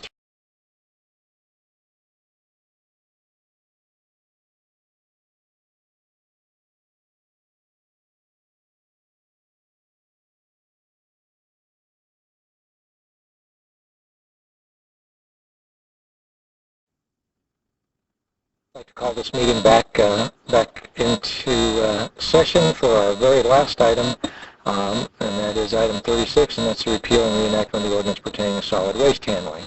Ready for a staff presentation. Good afternoon, board members. Good afternoon. This item has been continued from May 18 and June 8. Reason being, we had some questions and the need for further discussion on a number of issues. At the May 18 meeting, there were some questions raised on, with regard to ordinance provision language on temporary collectors. And again, last week, some questions on the provision language relating to enforcement and appeals. Also, there were issues raised by your board in the past 2 meetings about the justification for the 3% increase that's requested in the waste management fee. And again, last week, some questions from your board on the language in the fee resolutions. Also, there were several issues raised about a separate subject, the landfill surcharge. This relates not to the ordinance before you, but to the agreement that the county has with Waste Management for the Simi Valley landfill. And it was stated last week that the Chief Administrative Office is in discussions with Waste Management and that this issue will be brought back to your board separately at a later time. So what I'd like to do is focus today very briefly on the outstanding language provision and fee issues that remain in your consideration of the ordinance. With regard to temporary collection, this ordinance makes a distinction between what we now call regular collection service, which is the regularly scheduled ongoing service to commercial and residential generators, and then to a second type of collection, which we're calling temporary service. Temporary service refers to those situations in which we have companies collecting waste on a one-time basis or a very limited term basis. And this is a segment of the industry that has not been previously regulated. And so the question arose, really, who's impacted by this new regulation? Why are we doing this in the first place? And is this going to involve a lot of staff time? In response to this question, this service does not relate to our mom and pop pickup truck types of cleanup service. Those services are specifically exempted by ordinance. The target population we're looking at is companies that serve commercial contractors and other commercial businesses only on a one-time basis. and are not currently subject to the same regulations and waste diversion or recycling requirements as are our regular contracted haulers. And so the benefit that we're looking to derive out of this is increased diversion and also creating more level playing field for our haulers who are currently under contract. And in terms of anticipated workload, we do not see that this is going to be something that's going to take up a lot of staff time. At most, we're probably looking at a half a dozen collectors and perhaps even less than that. So this is not going to be a major work effort on the part of the department. A second issue that was raised last week with regard to the provisions in the ordinance itself had to do with enforcement and bills. And as noted in the original team board letter, it was felt that the current ordinance had very little teeth for the county to enforce things like failure to pay fees or other performance issues for operators or those subject to the ordinance. And so it was suggested by County Council that the enforcement and appeals section be totally redrafted. And as noted in the board letter for today, that redraft strengthens the provisions by making violations a misdemeanor, making them eligible for criminal sanctions, but also it provides a new set of civil procedures in which it begins with the agency director. The agency director can issue notices of violation and propose remedies. These remedies or findings are challengeable to a administrative hearing process, a formal hearing process with a hearing officer. And then ultimately, if the aggrieved person is not satisfied with this decision, then the appeals process can go to Superior Court. There was some concern expressed that this change in the due process section of the ordinance was not duly noted in the board letter. And so if your board wishes, we can reinsert the board's role as being the ultimate appeal authority for ordinance violations. The intent here, however, was not to exclude the board from any of its current authorities, but rather simply to make this section stronger and also to make it consistent with other comparable sections of the Ventura County Ordinance Code. Again, there is some alternative language in your board letter. If it is the desire of your board to be the ultimate appeals body, we can reinsert that language. On to fee issues. Believe it or not, this ordinance was originally scheduled for hearing on March 23rd. And one of the major reasons that we've had considerable delays in coming to resolution on the ordinance itself is on the money issues. Your board had a number of very complex and difficult decisions to make with regard to the budget situation, and this required you to look at alternative sources of revenues, and solid waste revenues were one of those. We have 4 different solid waste fees. 2 of them are provided for in this ordinance. One of these is the waste management fee, which is the basis of the request before you. One is the collector fee, which you have discussed at some length this morning. The other 2 fees, the sealant fee and the surcharge fee, your board made decisions on in April.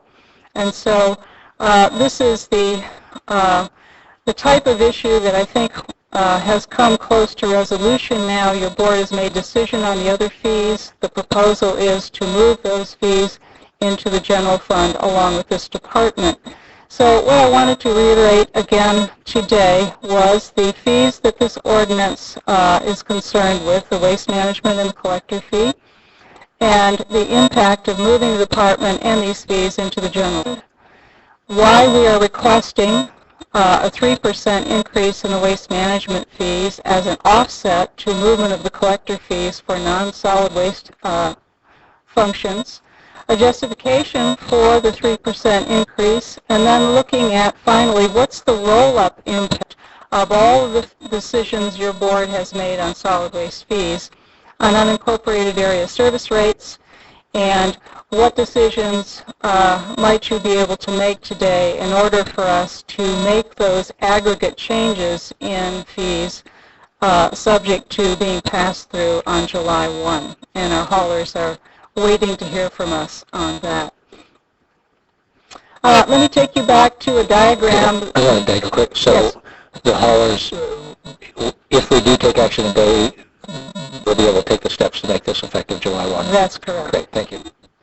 Let me take you back to a couple pie charts that I put up on May 18. Just by way of refreshing your memory, we have 4 fees currently. Historically and through this fiscal year, these are dedicated fees to the EERD to fund solid waste programs. And again, the collector fee and waste management fee are provided by this ordinance, the sealant fee by a different ordinance, and you've acted to significantly decrease that in April.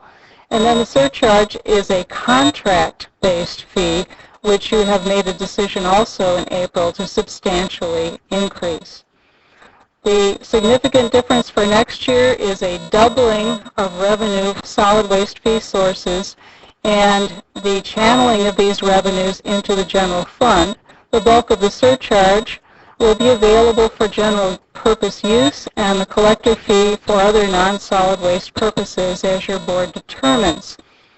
The loss of revenue department by being moved into the general fund will be offset by some general fund funding as a general budget unit, and also by some dedicated fees. The waste management fee is a dedicated fee by statute, currently set at 5% of gross revenues. The proposal in this ordinance and the one that's before you is to increase that fee by 3% to directly offset the collector fee and to make the collector fee available for other non-solid waste uses. The collector fee is and has been used historically for dedicated solid waste programs, and I just wanted to remind you what those are because these programs must continue. We utilize the collector fee currently in contract administration and negotiation for various types of audits in connection with residential and commercial hauling. For tracking of these fees, they come in from all of our haulers quarterly. We have to track them and check them for accuracy. For handling customer complaints, enforcement actions, our community liaison, which we tend to do when we change rates. The collector agreements are the major way in which we roll out our AB 939 diversion programs and also our business outreach. And then finally, funding from the collector fee also goes to community beautification programs. Again, all of these programs have to continue, and these are the programs that we're proposing to fund with the replacement 3% increase. You have, you mentioned up there the HOA and MAC community liaison. I noticed that in Ojai MAC you have a representative coming every month to the Ojai MAC. Is that part of this? Would that be funded this way, or do you know how? We don't have an official representative going to the Ojai MAC every month that I know about. Perhaps someone in the community that's also a member of our department. Traditionally, we only go to MAC or HO meetings if we're on the agenda. Thank you. Mm-hmm. In conjunction with the 3% increase, we're also, as a new general fund budget unit next fiscal year, being asked to take a substantial budget cut along with other budget, general fund budget units. This year, we had an approved $3.8 million budget funding 23 positions in the department. We're being asked to take over $1 million in cuts to that budget for FY 0405. We've come up with a proposal then that will go before you at budget time to reduce our budget by over $1 billion, which is over 27%, and we will be eliminating over a quarter of our current staff. Could I ask a question about that? Correct. What is the $1 million? Does it include the collector fee and the seawent fees? And can you break that $1 million down? The 1 million is simply a reduction from the 3.8 of last year. So it's an aggregate reduction from last year's approved budget. But can you break the 1 million down? But is losing the collector fee part of that 1 million? Yes. All right, so that's 300,000. Now, where's the other 700,000? Well, it's the elimination of positions, and we have a variety of funding We're talking sources. on the revenue side. Is the CWIP fee also part of that $1 million you won't be receiving? Yes, it's part of the reduction. Do you remember how much that was? I believe that, well, if we can go back to the pie charts, it's a reduction of about $500,000. That's $500,000. But that is also for a service that was to the cities that the cities are going to provide for Correct. themselves now. So Correct. that comes out to about $860,000. Do you have an idea where the other 240 is? Regional grant? Oh, no. 140. Sure, just inform me the rest is a regional grant reduction. And the other one, you don't have a grant that you had left. Well, the bottom line is that a number of regional grants ended either in the course of this year or will be ending. The aggregate of the CWIP fee, the loss of the collector fee, and the closure of those grants eventually get us to that $1 million. I mean, if you want a detailed confirmation, we can do that. But in general, that's what's happening. That explains it for me. Thank you.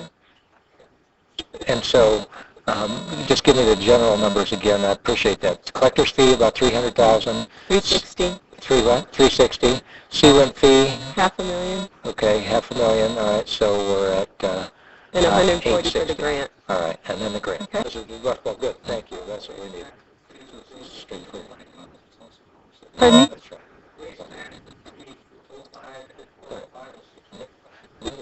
Yes, they weren't talking about waste management fee, they were talking about collector fee. Okay. Without an adjustment in the waste management fee, what we'd be looking at is an additional $360K cut or an elimination of 4 more positions, which would put us in a position of losing almost half our staff. And at this point, we would certainly be in serious jeopardy of being able to continue the mandated programs. The question has arisen, well, even with these cuts that are proposed and endorsed by the CEO in terms of our target, aren't we still having a larger number of staff members and a bigger bit than cities that have a comparable target population? And the answer is yes, and I think it's yes for most counties in the state. And I wanted to discuss briefly why that might be, and I'll give you 3 major reasons.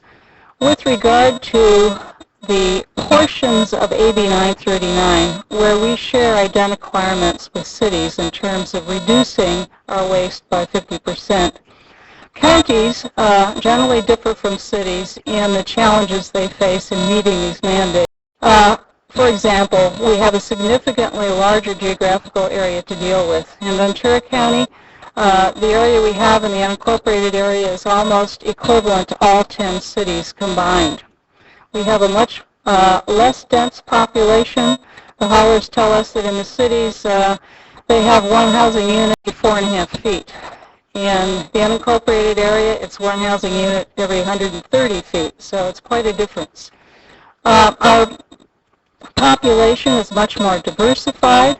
We have about 100,000 people in the unincorporated area that are organized into 15 to 20 very distinct communities, historically distinct and very unique in terms of their cultural and socioeconomic backgrounds. They generate more waste than people in the city, on an average of 100 pounds per person, per household per week.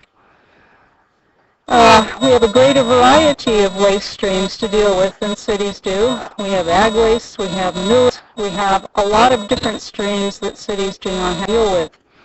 And we have, therefore, a greater diversity of programs that are required to deal with this. And frankly, because we surround cities, the unincorporated area programs give a number of benefits to cities. So some of the things we do, cities benefit by having not to have to duplicate.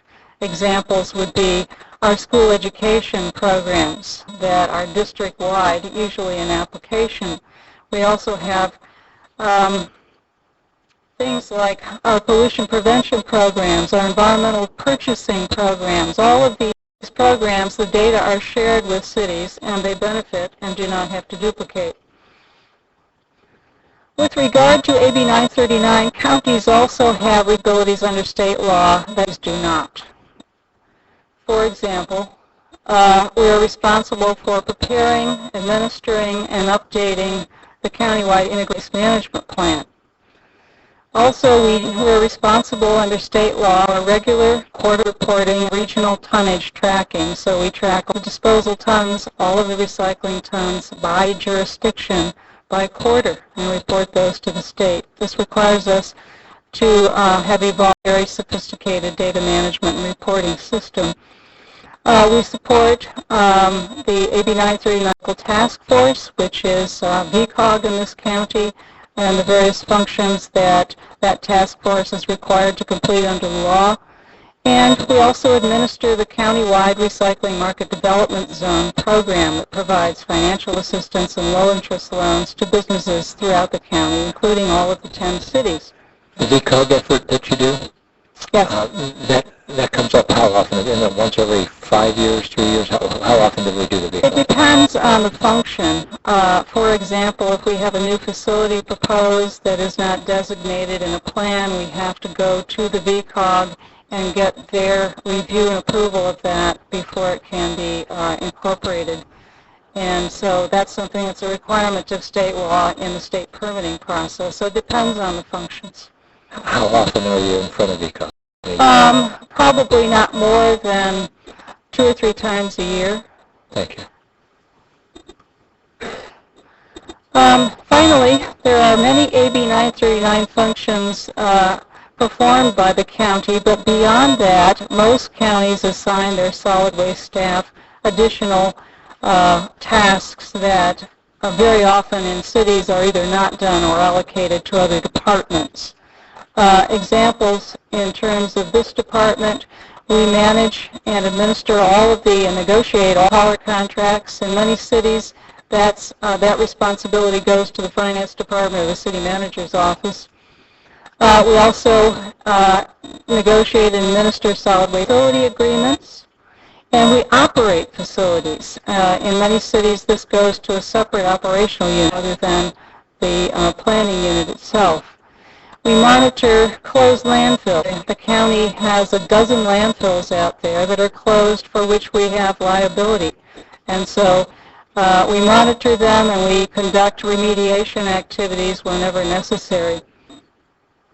We conduct market development activities for recycled products, and in conjunction with this, work directly with the economic development departments of cities.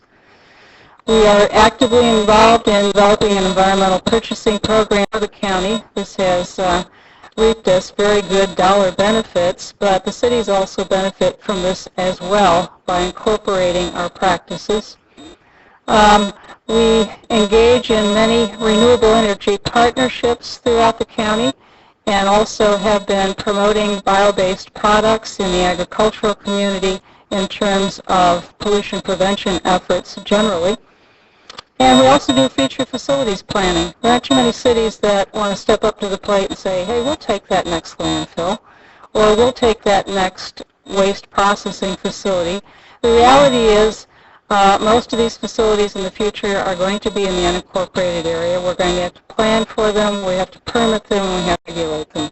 And our department is taking a lead role in developing new types of technologies and facilities that will be used by all of the jurisdictions in the county. Under your solid waste and your facility operation, could you give us a quick summary of the major facilities that we operate? We have a facility called the Pollution Prevention Center on North Ventura Avenue. Right. That's a permanent household hazardous waste facility permitted by the state. It's utilized currently by the unincorporated area and also jurisdictions in the Ojai Valley, the city of Santa Paula, and the city of Fillmore.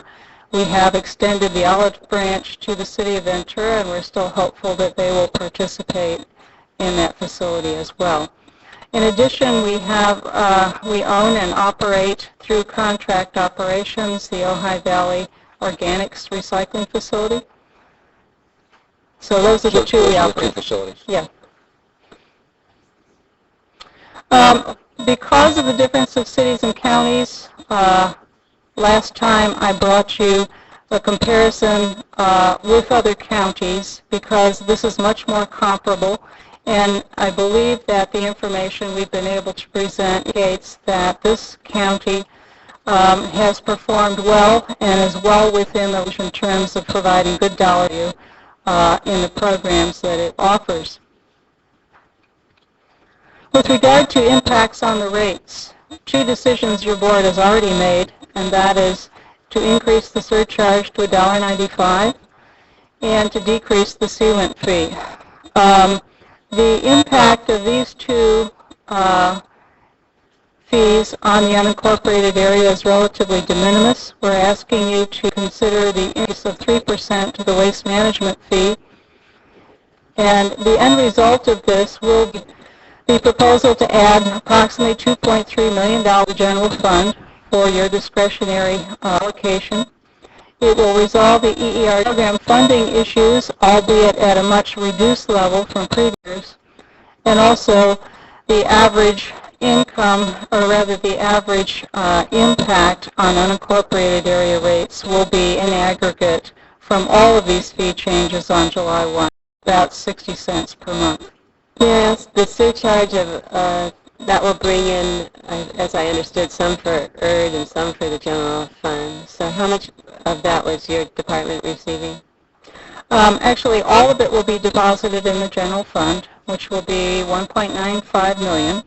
The CEO has established a $1.4 million budget target for us, which means that the general fund will support us to that level. And beyond that, we have to have other funding sources.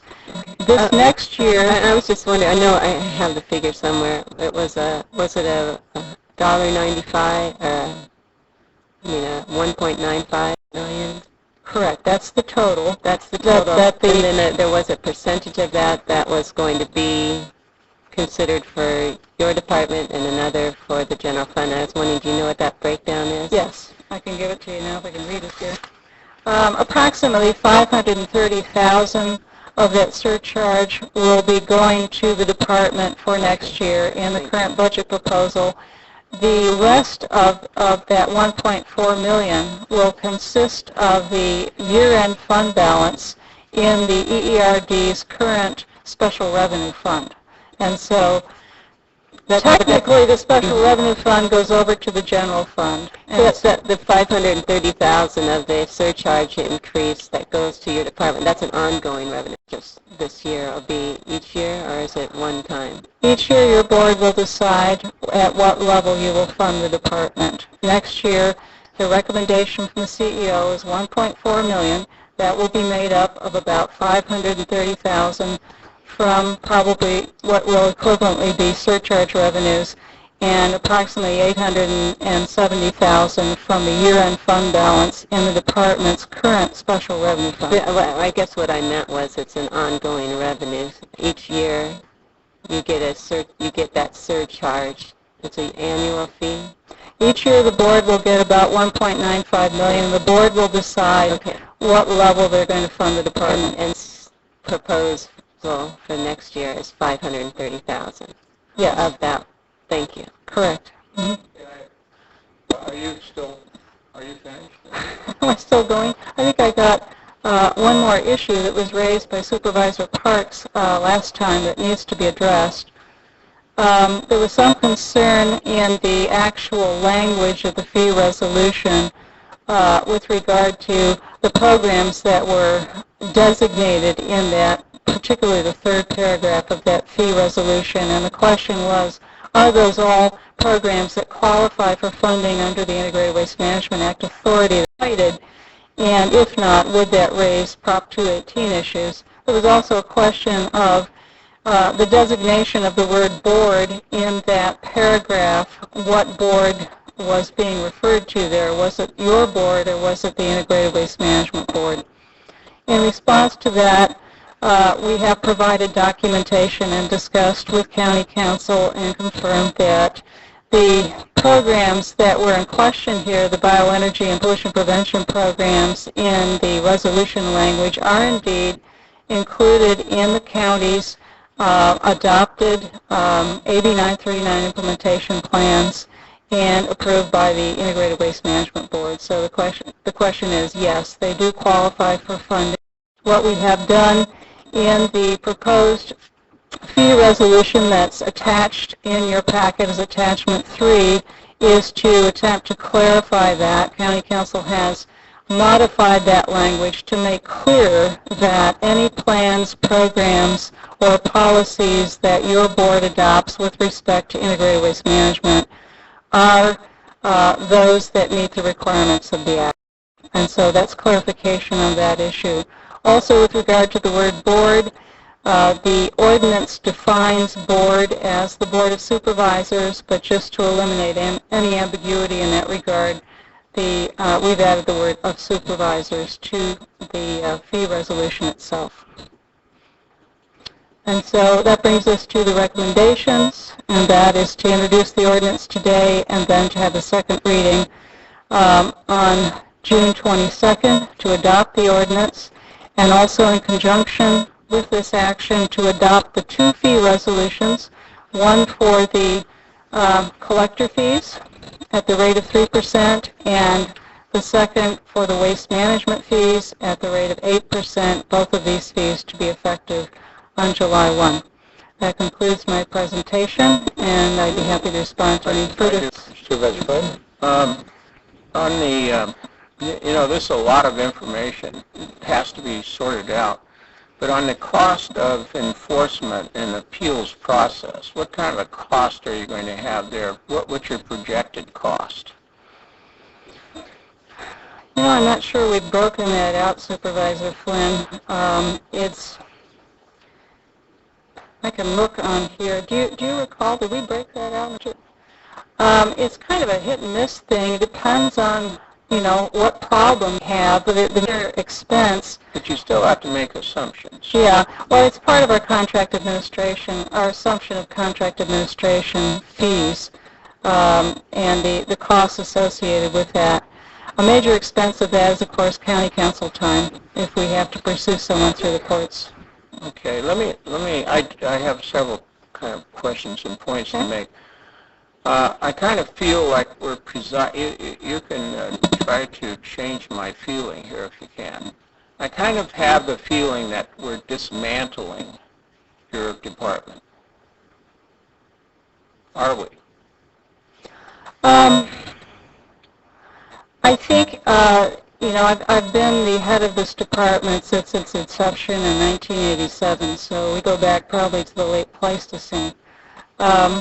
My recommendation before you in terms of our bit is that we can absorb, as a general fund budget unit, this cut of 27% in funding and over 25% in staff, and still perform the necessary functions that are required to keep the county in compliance with state law and to perform the local mandated functions that you've assigned us. I think we can absorb this. And the trade-off that I think your board and certainly the CEO has been trying to accomplish here is, how can we benefit the county as a whole and at the same time maintain the integrity. What do you mean by that statement, benefit the county as a whole? Through the general fund or through your services?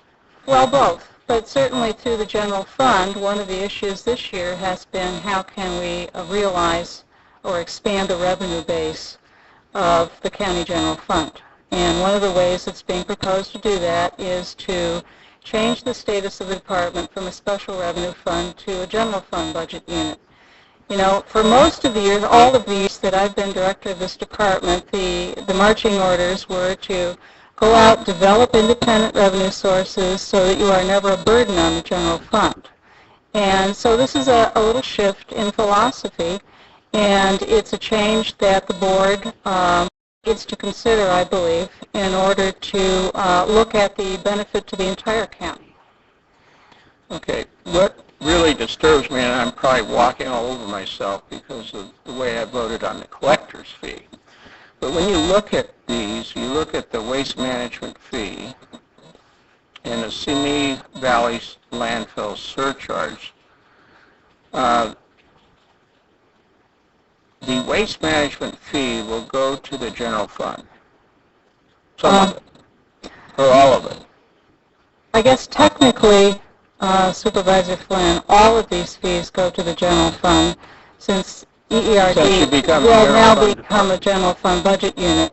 One of these fees, actually two of them, the sealant fee and the waste management fee, are dedicated by statute to certain functions. The CWIMP fee is dedicated by statute. Right. The other fees have been interpreted by County Council as being available in the general fund for other non-solid wastes. Mm-hmm. Here's really, I have a philosophical problem with what we're doing with these fees. And I guess my position is kind of based on fees that cities and county collect for charges for water service, sewer service, and so forth. Those fees collected for those services stay within the services. They cannot go out and say pay for a beach cleanup or anything like that. They can't do that. And so we have these fees which seem to me are for solid waste purposes, and we're diverting some of it into the general fund. I know we need money, but is this the way to do it? Is this a backdoor approach to a tax increase? So it's caused me philosophical problems ever since this whole thing came up. That's about as simple as I can explain it. Supervisor Parks. I have a different perspective, which I'll be glad to share with you sometime, but I have a question. There are a couple of programs. You went through some of your programs, and I just have a question on two of them. One is regarding a board-mandated local responsibility to assess diversion programs and service rates. As I understand, you're going to be scaling back, or if not, eliminating the monitoring program that you have had in the past. Is that correct? The monitoring program for the one where you follow the trash trucks around and make sure that what their rates are and work it into the computer program, and that they're picking up what they say they're picking up. Yeah, if you'll recall, last January we came back to you with some new service agreements for all of our unincorporated area haulers. The major change in that was the elimination of the evergreen, but also as a part of that action, we adopted a new type of a new methodology for setting the rates. Previously, we have used a computer model which used actuals for fixed and variable costs of providing service. And the difference, the change that was made in January is that we, after some study and consideration, decided to move to adjustments via CPI. So this is a long way of getting to answer your question.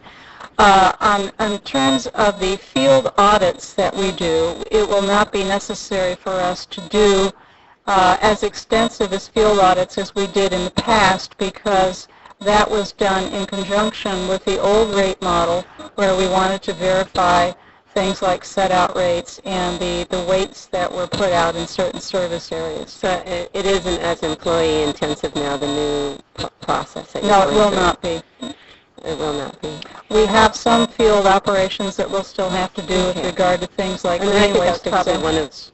I would think that might have been one of the reasons, is because it didn't have to be that complex. Just go with the CPI and not have to deal with the follow-up field surveys. The other question I have is regarding the bioenergy, bioproducts. This is, I have, unfortunately, two forms, and I don't know which one's the most up-to-date, but it's either $323,000 we're spending on bioenergy, or is it $440,000. I have two different figures to coordinate the bioenergy program, close to $440,000. And it says here that it's mandated in the forms that I have. Is that mandated state? Because truthfully, what I'm looking at, we're in a situation now with the budget crisis that $440,000 going for bioenergy, if that could go for services that we're having to cut, senior nutrition and those kind of things, where I'm starting to look at priorities again. So I'm asking you, is that mandated state, or is that board mandated? It's actually both.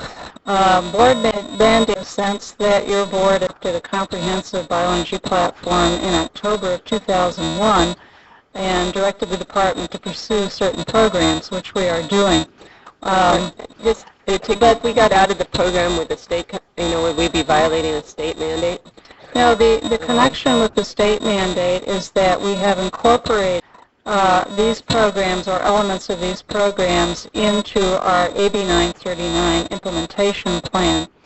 The state, with regard to certain aspects of local mandates, namely how you accomplish your 50%, does not dictate specific programs that you have to do, but rather has the local jurisdiction designate those programs and then have those approved. The requirement would be that whatever you come up with has to be a diversified suite of programs that includes pollution prevention or waste reduction, recycling or diversion, and then finally market development. With regard to the bioenergy platform, this is not just renewable energy that we're talking about. With the connection to AB 939 is in the pollution prevention area. This includes our environmental purchasing program, our less toxics program, our replacement of petrochemicals with biochemicals in the types of industrial uses that we use for the county as well as in the agricultural sector. It also includes, very importantly, with regard to AB 939, the planning for waste processing facilities, namely organics processing facilities, that can enhance our diversion in the unincorporated area. And so that includes like our supportive functions with CSUCI for the anaerobic digester project out there, but it also includes a whole variety of activities in terms of our interchange with businesses that want to come into Ventura County and site these types of facilities. And I don't at all dispute the benefit of the facilities. I'm just looking at, I know the general fund puts money into a lot of these programs. You have that as a revenue source. You have the waste management fees, the collector fees, the surcharge. You have several different revenue sources. And some things are mandated, and obviously we want to reach our diversion level, and you have been wonderfully successful in reaching the diversion levels for the county. So I'm looking at it in terms of, is this a program that I should have instead of the homeless facility, which we're talking about not having enough money for, or should I have this instead of seating? So it is kind of the blood and oxygen argument that I'm looking at. So I'm trying to say, I like taking French fry grease and making it into gasoline, but can I wait till the budget comes back, the state budget comes back, and they stop rating our budget? So these are just some of the things that I'm considering when I look at county-wide our priorities. Well, realize, though, that with the proposal before the board is to, next year, take about $1.7 million in solid waste fees that used to go, or used to be designated for solid waste programs, and put that into general use. So the portion that's left that we're asking you to reserve for the department, even taking $1 million cut, are that portion of the surcharge, which next year is only about $500,000 or so. And just my perspective is that we have the loss of $1 million from your department that you stated. We didn't get a grant, so I imagine that grant wasn't something that paid for something that was mandated, that we now have to supplement it with a general fund, so that $140,000 in that. And the CWIMP fee, you still get those fees that go for the CWIMP programs, but no longer is that program for all the cities. So we have sufficient CWIMP fees, so that portion of the cut, again, to me doesn't affect mandates. Point of correction, the grants that we received were for mandated programs. We simply will have to fund them from other sources like the waste management fee. What was the $140,000 grant that we lost? What did it go for? This is in the area of household hazardous waste and pollution prevention, and used all recycling. Yes. So you have Those to are make waste that. board grants. Yeah. Okay. That was a waste board grant, but the mandate stays. So we have an Absolutely. unfunded mandate of $100,000 there. Well, it's just that we have to maintain those programs, but we fund them from different sources. We will, of course, be actively pursuing additional grants in the coming fiscal year. That's good. Okay, so of these, then the $500,000 that you're losing in the CWIMP fee, it will be taken care of by the city. So we will still have the CWIMP money for our CWIMP mandates. Because I understand. Yes, we have a balance in that account, and we have set the CWIMP fee at 5 cents a ton for the coming year. It will have to be adjusted on an annual basis. Okay. So the $500,000 that you're losing in CWIMP fees to me is, okay, that's not something necessarily that has to be replaced because you're not doing that program anymore. The $360,000, I guess, is what is at issue here, which is the collector fee. This is a fee that, as I understand, just for signing the contract with the trash hauler, they have to pay a fee, and all the cities get this fee also when they sign a contract with the cities to get fees, and it isn't specified that it has to go to a mandated program. But you are losing that fee, and as I understand, the proposal today is increasing the waste management fee to make up for the loss of the $360,000 in collector fee. Correct. 2 points on that. One is, historically, the so-called collector fee has always been a contract administration fee. It has been designated in every board action, board letters, and resolutions since it was first put into place in the early 90s. So this is a brand new interpretation of that fee, and historically it has been used for the functions that I outlined a few minutes ago. So yes, those functions still have to continue, and that's the one-to-one dollar replacement we were requesting on the 3%. So with the $360,000 collector fee or contract administration fee leaving your department, the proposal is to raise the waste management fee sufficiently that you receive those funds again. So that $1 million cut then would be not $1 million, because if you get this, you'll get the $360,000 back. The $500,000 that went to CWIMP isn't really part of a program that's being lost. That to me leaves you back down to $140,000. That is really a net loss to the department. The $360,000 is assumed in the $1 million cut.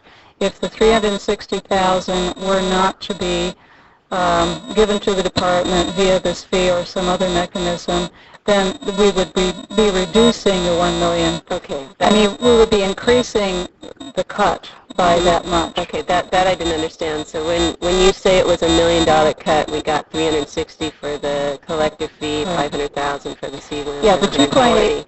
But actually, the $2.8 million budget that is being proposed and supported by CEO for the department includes the 3% increase in the waste management fee. It assumes that that will be included.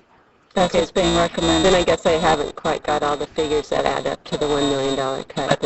I know Supervisor Michaels wants to go on, but no, I just want to try to, I think I heard something that just threw this off, and I think I can clarify it. No, the collective, the $1 million, if you don't mind, just the $1 million is the $140,000 grant, the $500,000 CWIMP, and the $360,000 collector fee. That's the $1 million.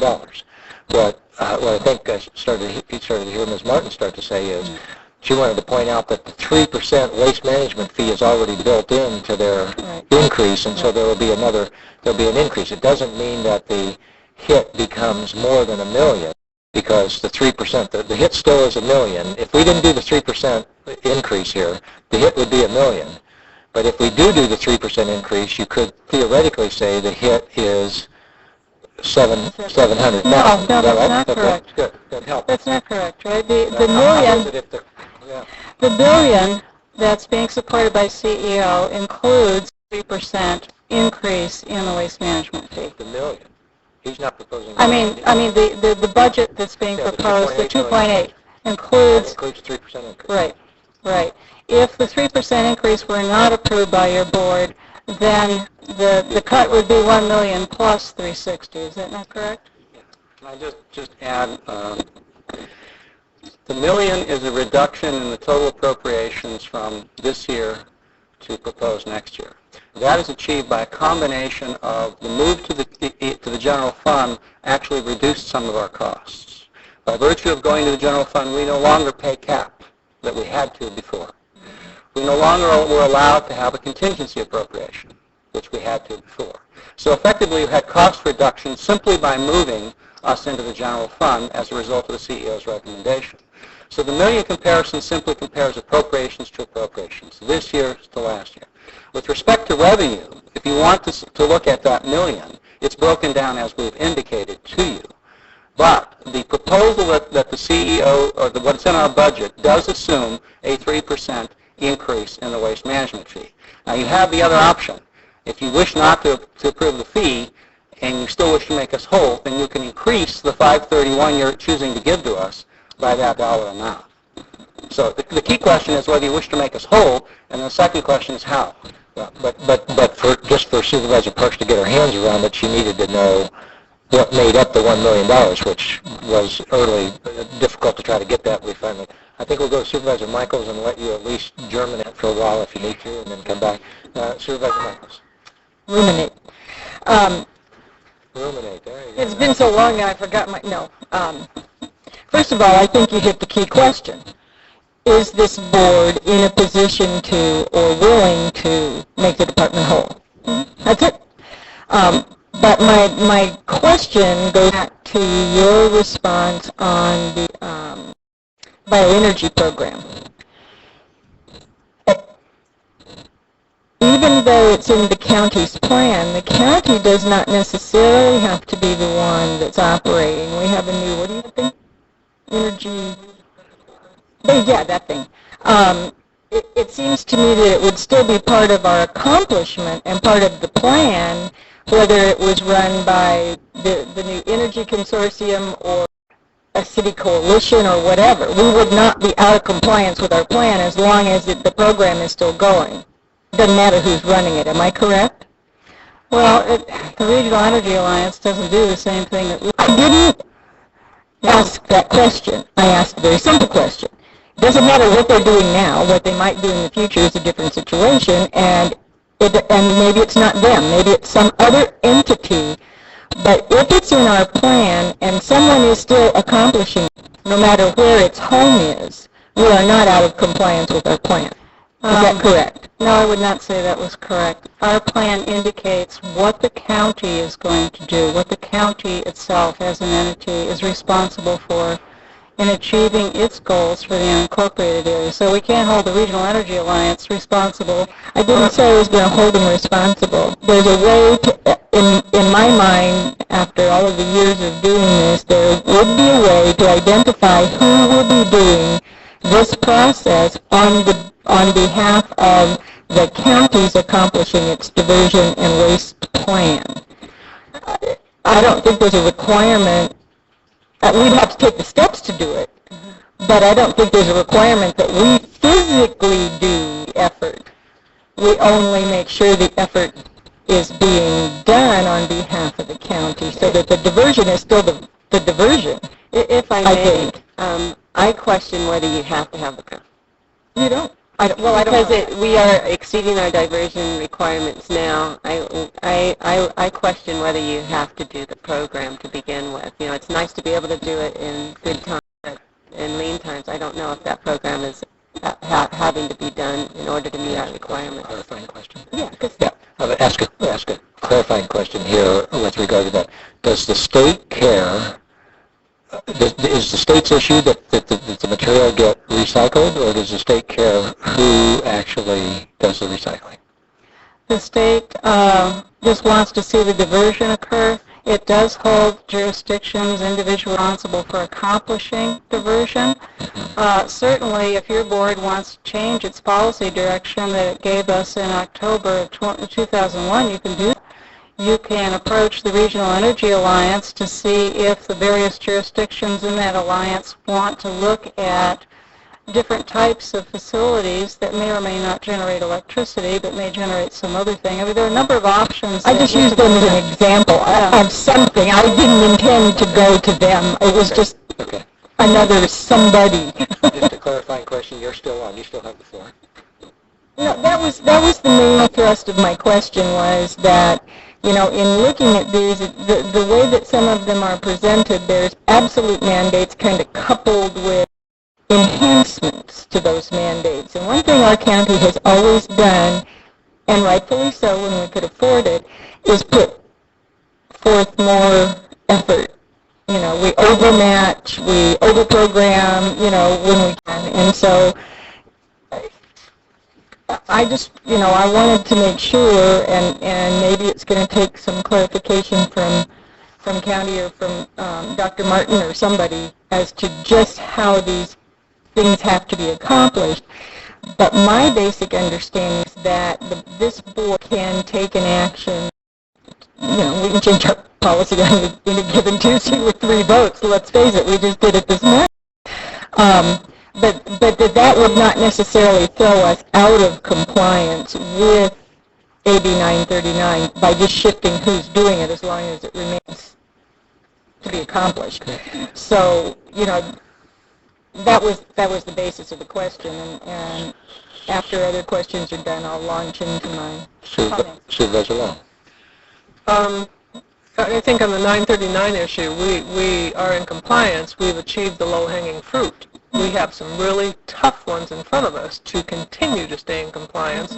And I think that when the board moved a few years ago with this whole energy concept, it was to really after the really tough parts, and the tough parts are alternative energy, reuse of ag waste, etc. So I really would like us to have a much stronger discussion outside of budget pressures before we move to change the policy, and to remind us that we are the Regional Energy Alliance. We sit at that table with the 3 other cities, and we also have interest now that's really good to see, in the sense of a stronger coalition coming together from our water partners, our agricultural partners, our school district partners. So just a little caution to the wind to look at that as being a easily disposable product. The other one is... Is that a pun? Yeah, disposable product. This agency was challenged, and I wasn't here when it occurred, but originally was it a general fund? At least it received some general fund dollars in the early days, and then it went to a self-sustaining, and as of this moment, until the budget action, it is not a general fund agency, and it has not received general fund dollars. That's correct, and that was the direction to the department, to stay independent and not be a burden. So the statement that they've received funds, they haven't received funds, and you know I'll have to just make a comment. But earlier today on the board action, item 40, we took what was collector fees that were generated from a nexus of clear solid waste collection, and have now put them into a parks program. So when you talk about having a nexus in solid waste fees, I think we should be consistent. Moving ahead on that, I think what we are, well, you hit it, Supervisor Michaels. What the question before us is, okay, what do we do now with the request, which is this $360,000 3% waste management fee? That's really what's before us. So. Supervisor Michaels, looks like she wants back on. No, not okay. If there's more questions, I'm just ready to... Okay.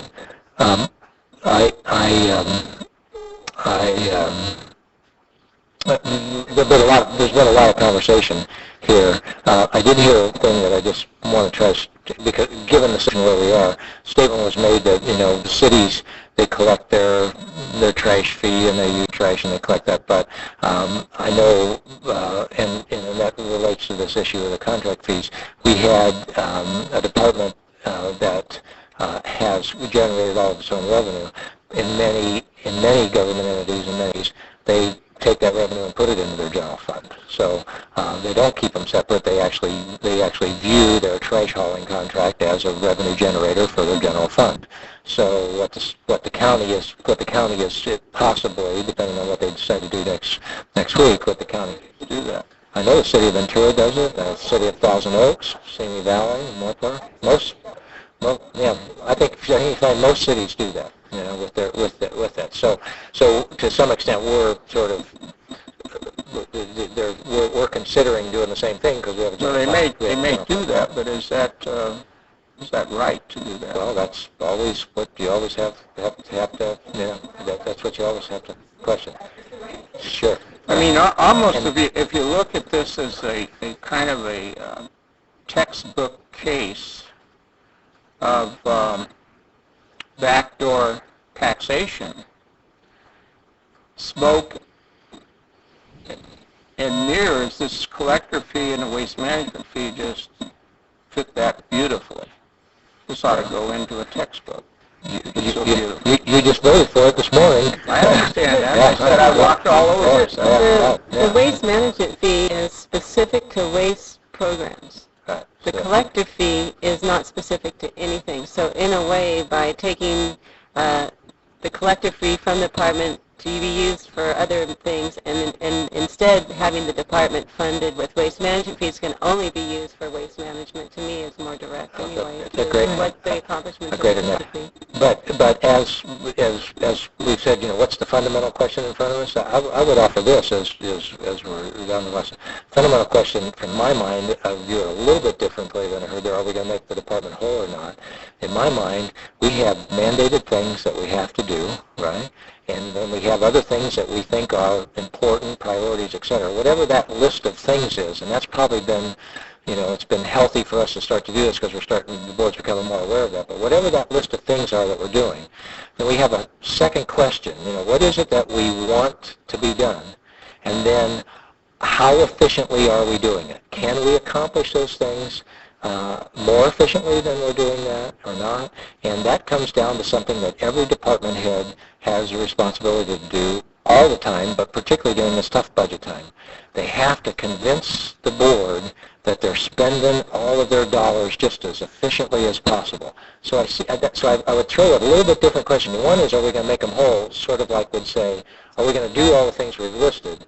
But the second question is, if we say we want to do those things, then are we doing them as efficiently as we should? That's always a big challenge. So I wanted to get both of those out on the table from my perspective. I think Supervisor Michaels wants back. Yeah, if I might, if my staff is listening, I never again will tell you when I think the board meeting is going to be over. I've lost a lot of bets lately, and I thought I'd get out of here.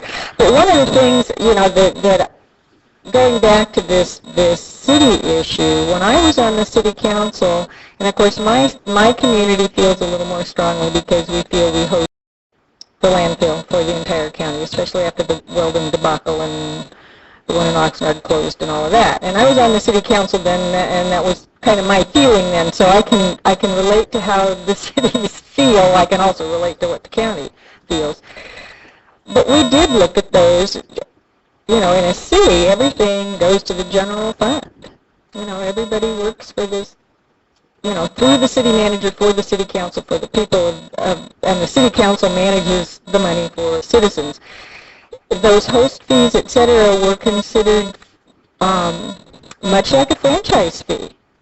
That's what it was. It was a franchise fee for the landfill.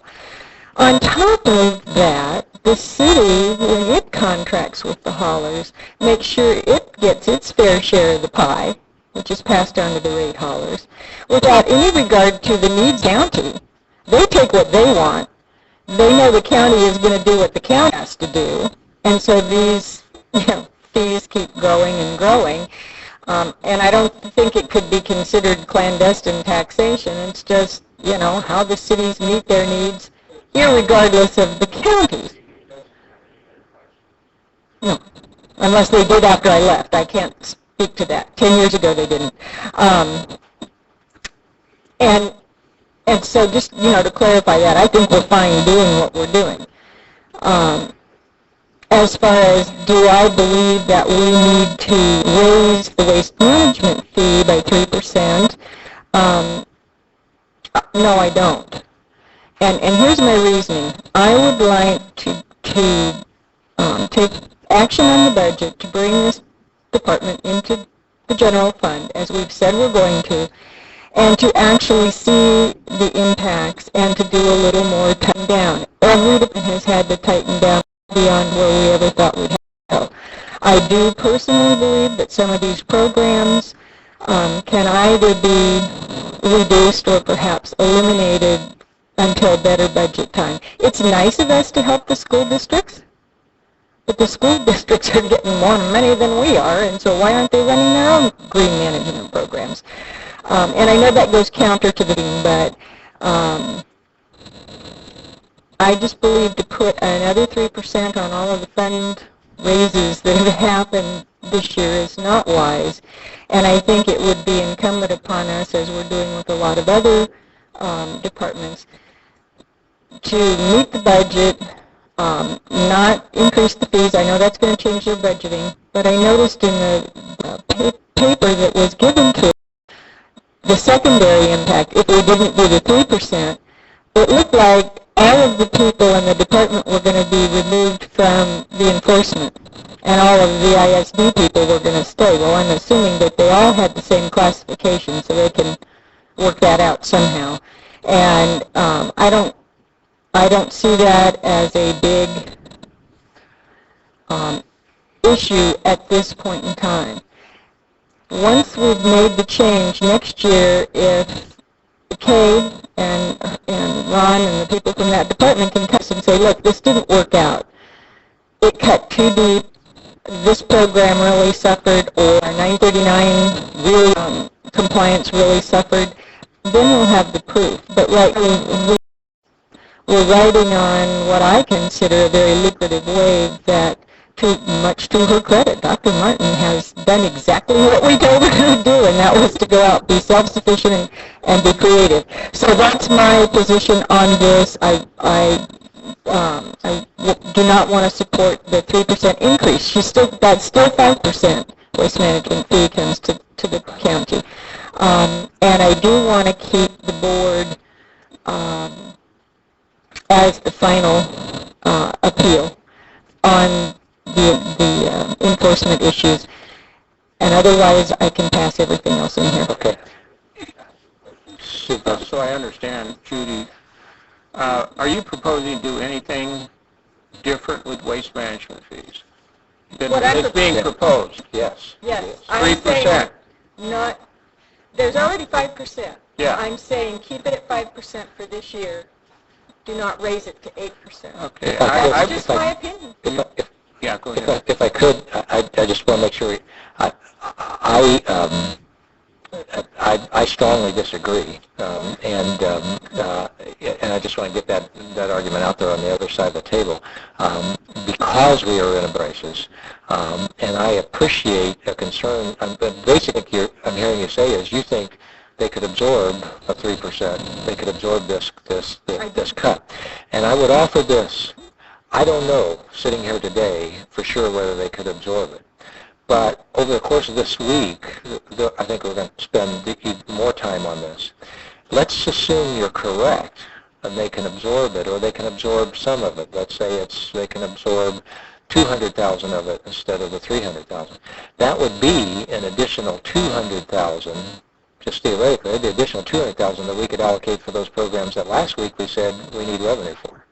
I don't know, I think we have to come to what can they absorb, but we may find. But if we don't raise this now, then for sure they have to absorb the whole 360 right now, and it might be that they can absorb some of it, I don't know what that is, but we lose the ability to both spend more time this week on what can they absorb, and also the flexibility of being able to perhaps have some of it available for some of these other programs. So that's why I would oppose if we want the money for the other programs. Well, let me Go ahead. come back, That's not what but election come back to debate's all that. about. Yeah. And that is that, in my opinion, we've raised waste management fees, not that by title fee, but all of these fees, a considerable amount. And I guess what I'm saying is I'm not willing to, it had nothing to do with Dr. Martin's department. It has to do with, I think we've raised county unoperated fees enough this year. And my personal belief is that, as painful as it will be, that this department can possibly absorb it. If not, once they're in the general fund, this board has, with some new revenues, the ability to say, hey, it's not absorbing. And at budget time, we can say, well, 200, like you, 200,000, well, the board could kick in 100,000 and make it work. But I'm saying I don't think we need to raise fees anymore. Okay. Supervisor Flynn, yeah. I do think you're making a good point. And I think I can be with that. But let me raise this question. If you go down to number 4, our Simi Valley landfill surcharge, that is, CEO is proposing that the board move the surcharge revenues to the general funds. That's still true, right? And that would be how much? $1.95 a ton. Yeah, it's approximately 1.95. Before I lose track of what I'm thinking. And that would be going from 30 cents a ton, right? Correct. And you make a good point about going into the general fund. There may be some ability to take some of this money, and I don't know what you think about it because it's in CME, take some of this money to make up for some of the 360,000 you're talking. Am I correct? Can I respond to that? Yeah. If you do that, you're creating less money for the programs last week, like the vets and the senior nutrition that we want to restore. I mean, if you take that and put it in, it's a zero-sum game. Yeah, Okay. I understand, and as I said earlier, I'm walking all over myself with the collector's fee. I admitted that, right? And I'm happy the press isn't here. But I think we've got some flexibility here. That's all I'm saying.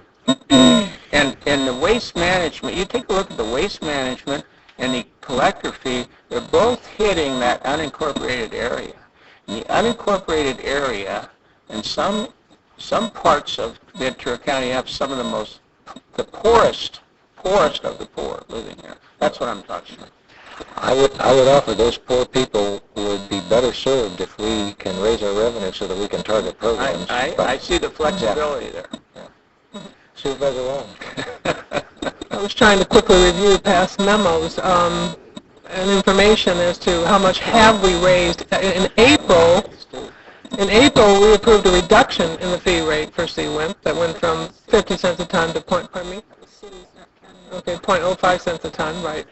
Okay, so in the unincorporated area with the collector fee, Simi Valley surcharge doesn't affect that. So what have we raised it in the unincorporated area?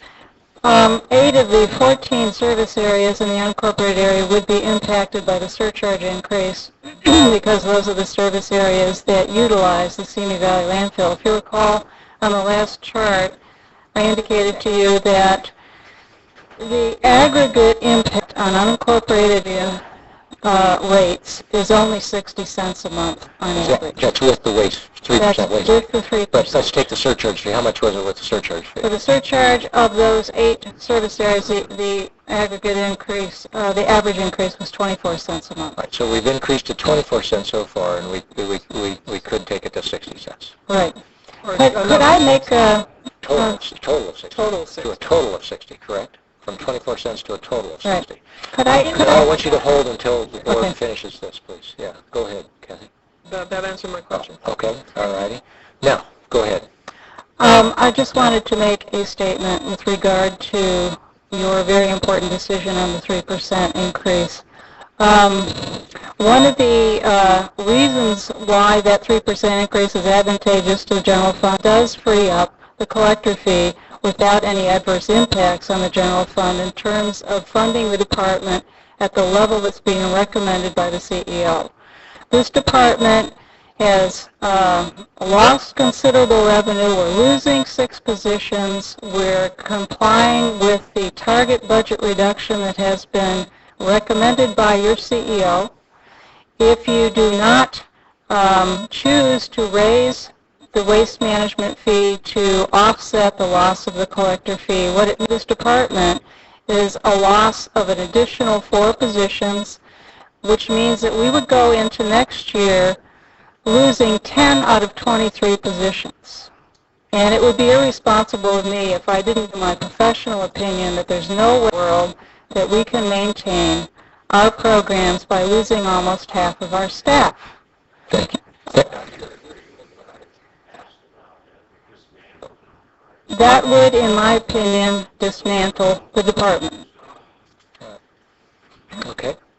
All right. Thank you for that. I mean, normally, once we get into the board testimony, we don't have, we don't go back out for that. I think we have, who, are you on, Supervisor Parks? Did you push your button? If Supervisor Michaels has a motion, I'll second it. Okay. Go ahead. All right. Go ahead, Michael. My motion would be to accept recommendations 1, 2A, not 2B, to be or not to be. Oh, everybody's getting too tight. No, it's 2C. I'm sorry. Attached. We will take the collector fee, but we will not increase the waste management fee. It will remain at 5%. And in the appeals and enforcement section, the Board of Supervisors will remain the final decision in any appealable matter. It will come to not the courts. I'll second that motion. All right. And so I can be, for the benefit of the clerk, because I think I want to be really clear in the motion. Yeah, really wrong. I believe you in this, just the motion is to accept item 1, item 2A, and 2B. And so for the benefit of the record, to get that out there, which item 2A would be to adopt the ordinance, item 2B would be to set the collector fee at 3%, but to not accept 2C. Correct. Not accept staff recommendation 2C, which is the raising the waste management fee to 8%. That's been moved and seconded. Oh, and then the final part of it was in the appeals and enforcement section, that the new language about the board shall sustain or deny the appeal. That's right. Okay. It's been moved and seconded. Board discussion of this. Supervisor Parks. Yes, I support the motion, and I think part of it also is the fact that there has been so many rate increases that I have trouble increasing rates again in terms of trying to get the revenue to backfill a program that we have to find out whether what is mandated and what isn't mandated in that program, and that there is funds in terms of the surcharge increase, which was previously approved, that could potentially be looked at for it. Okay. All right. I will oppose the motion. Supervisor Long? Well, I'm going to oppose it too, because I think we had the opportunity moving this into the general fund, to have then some monies to deal with all the other challenges we had, but okay. Okay.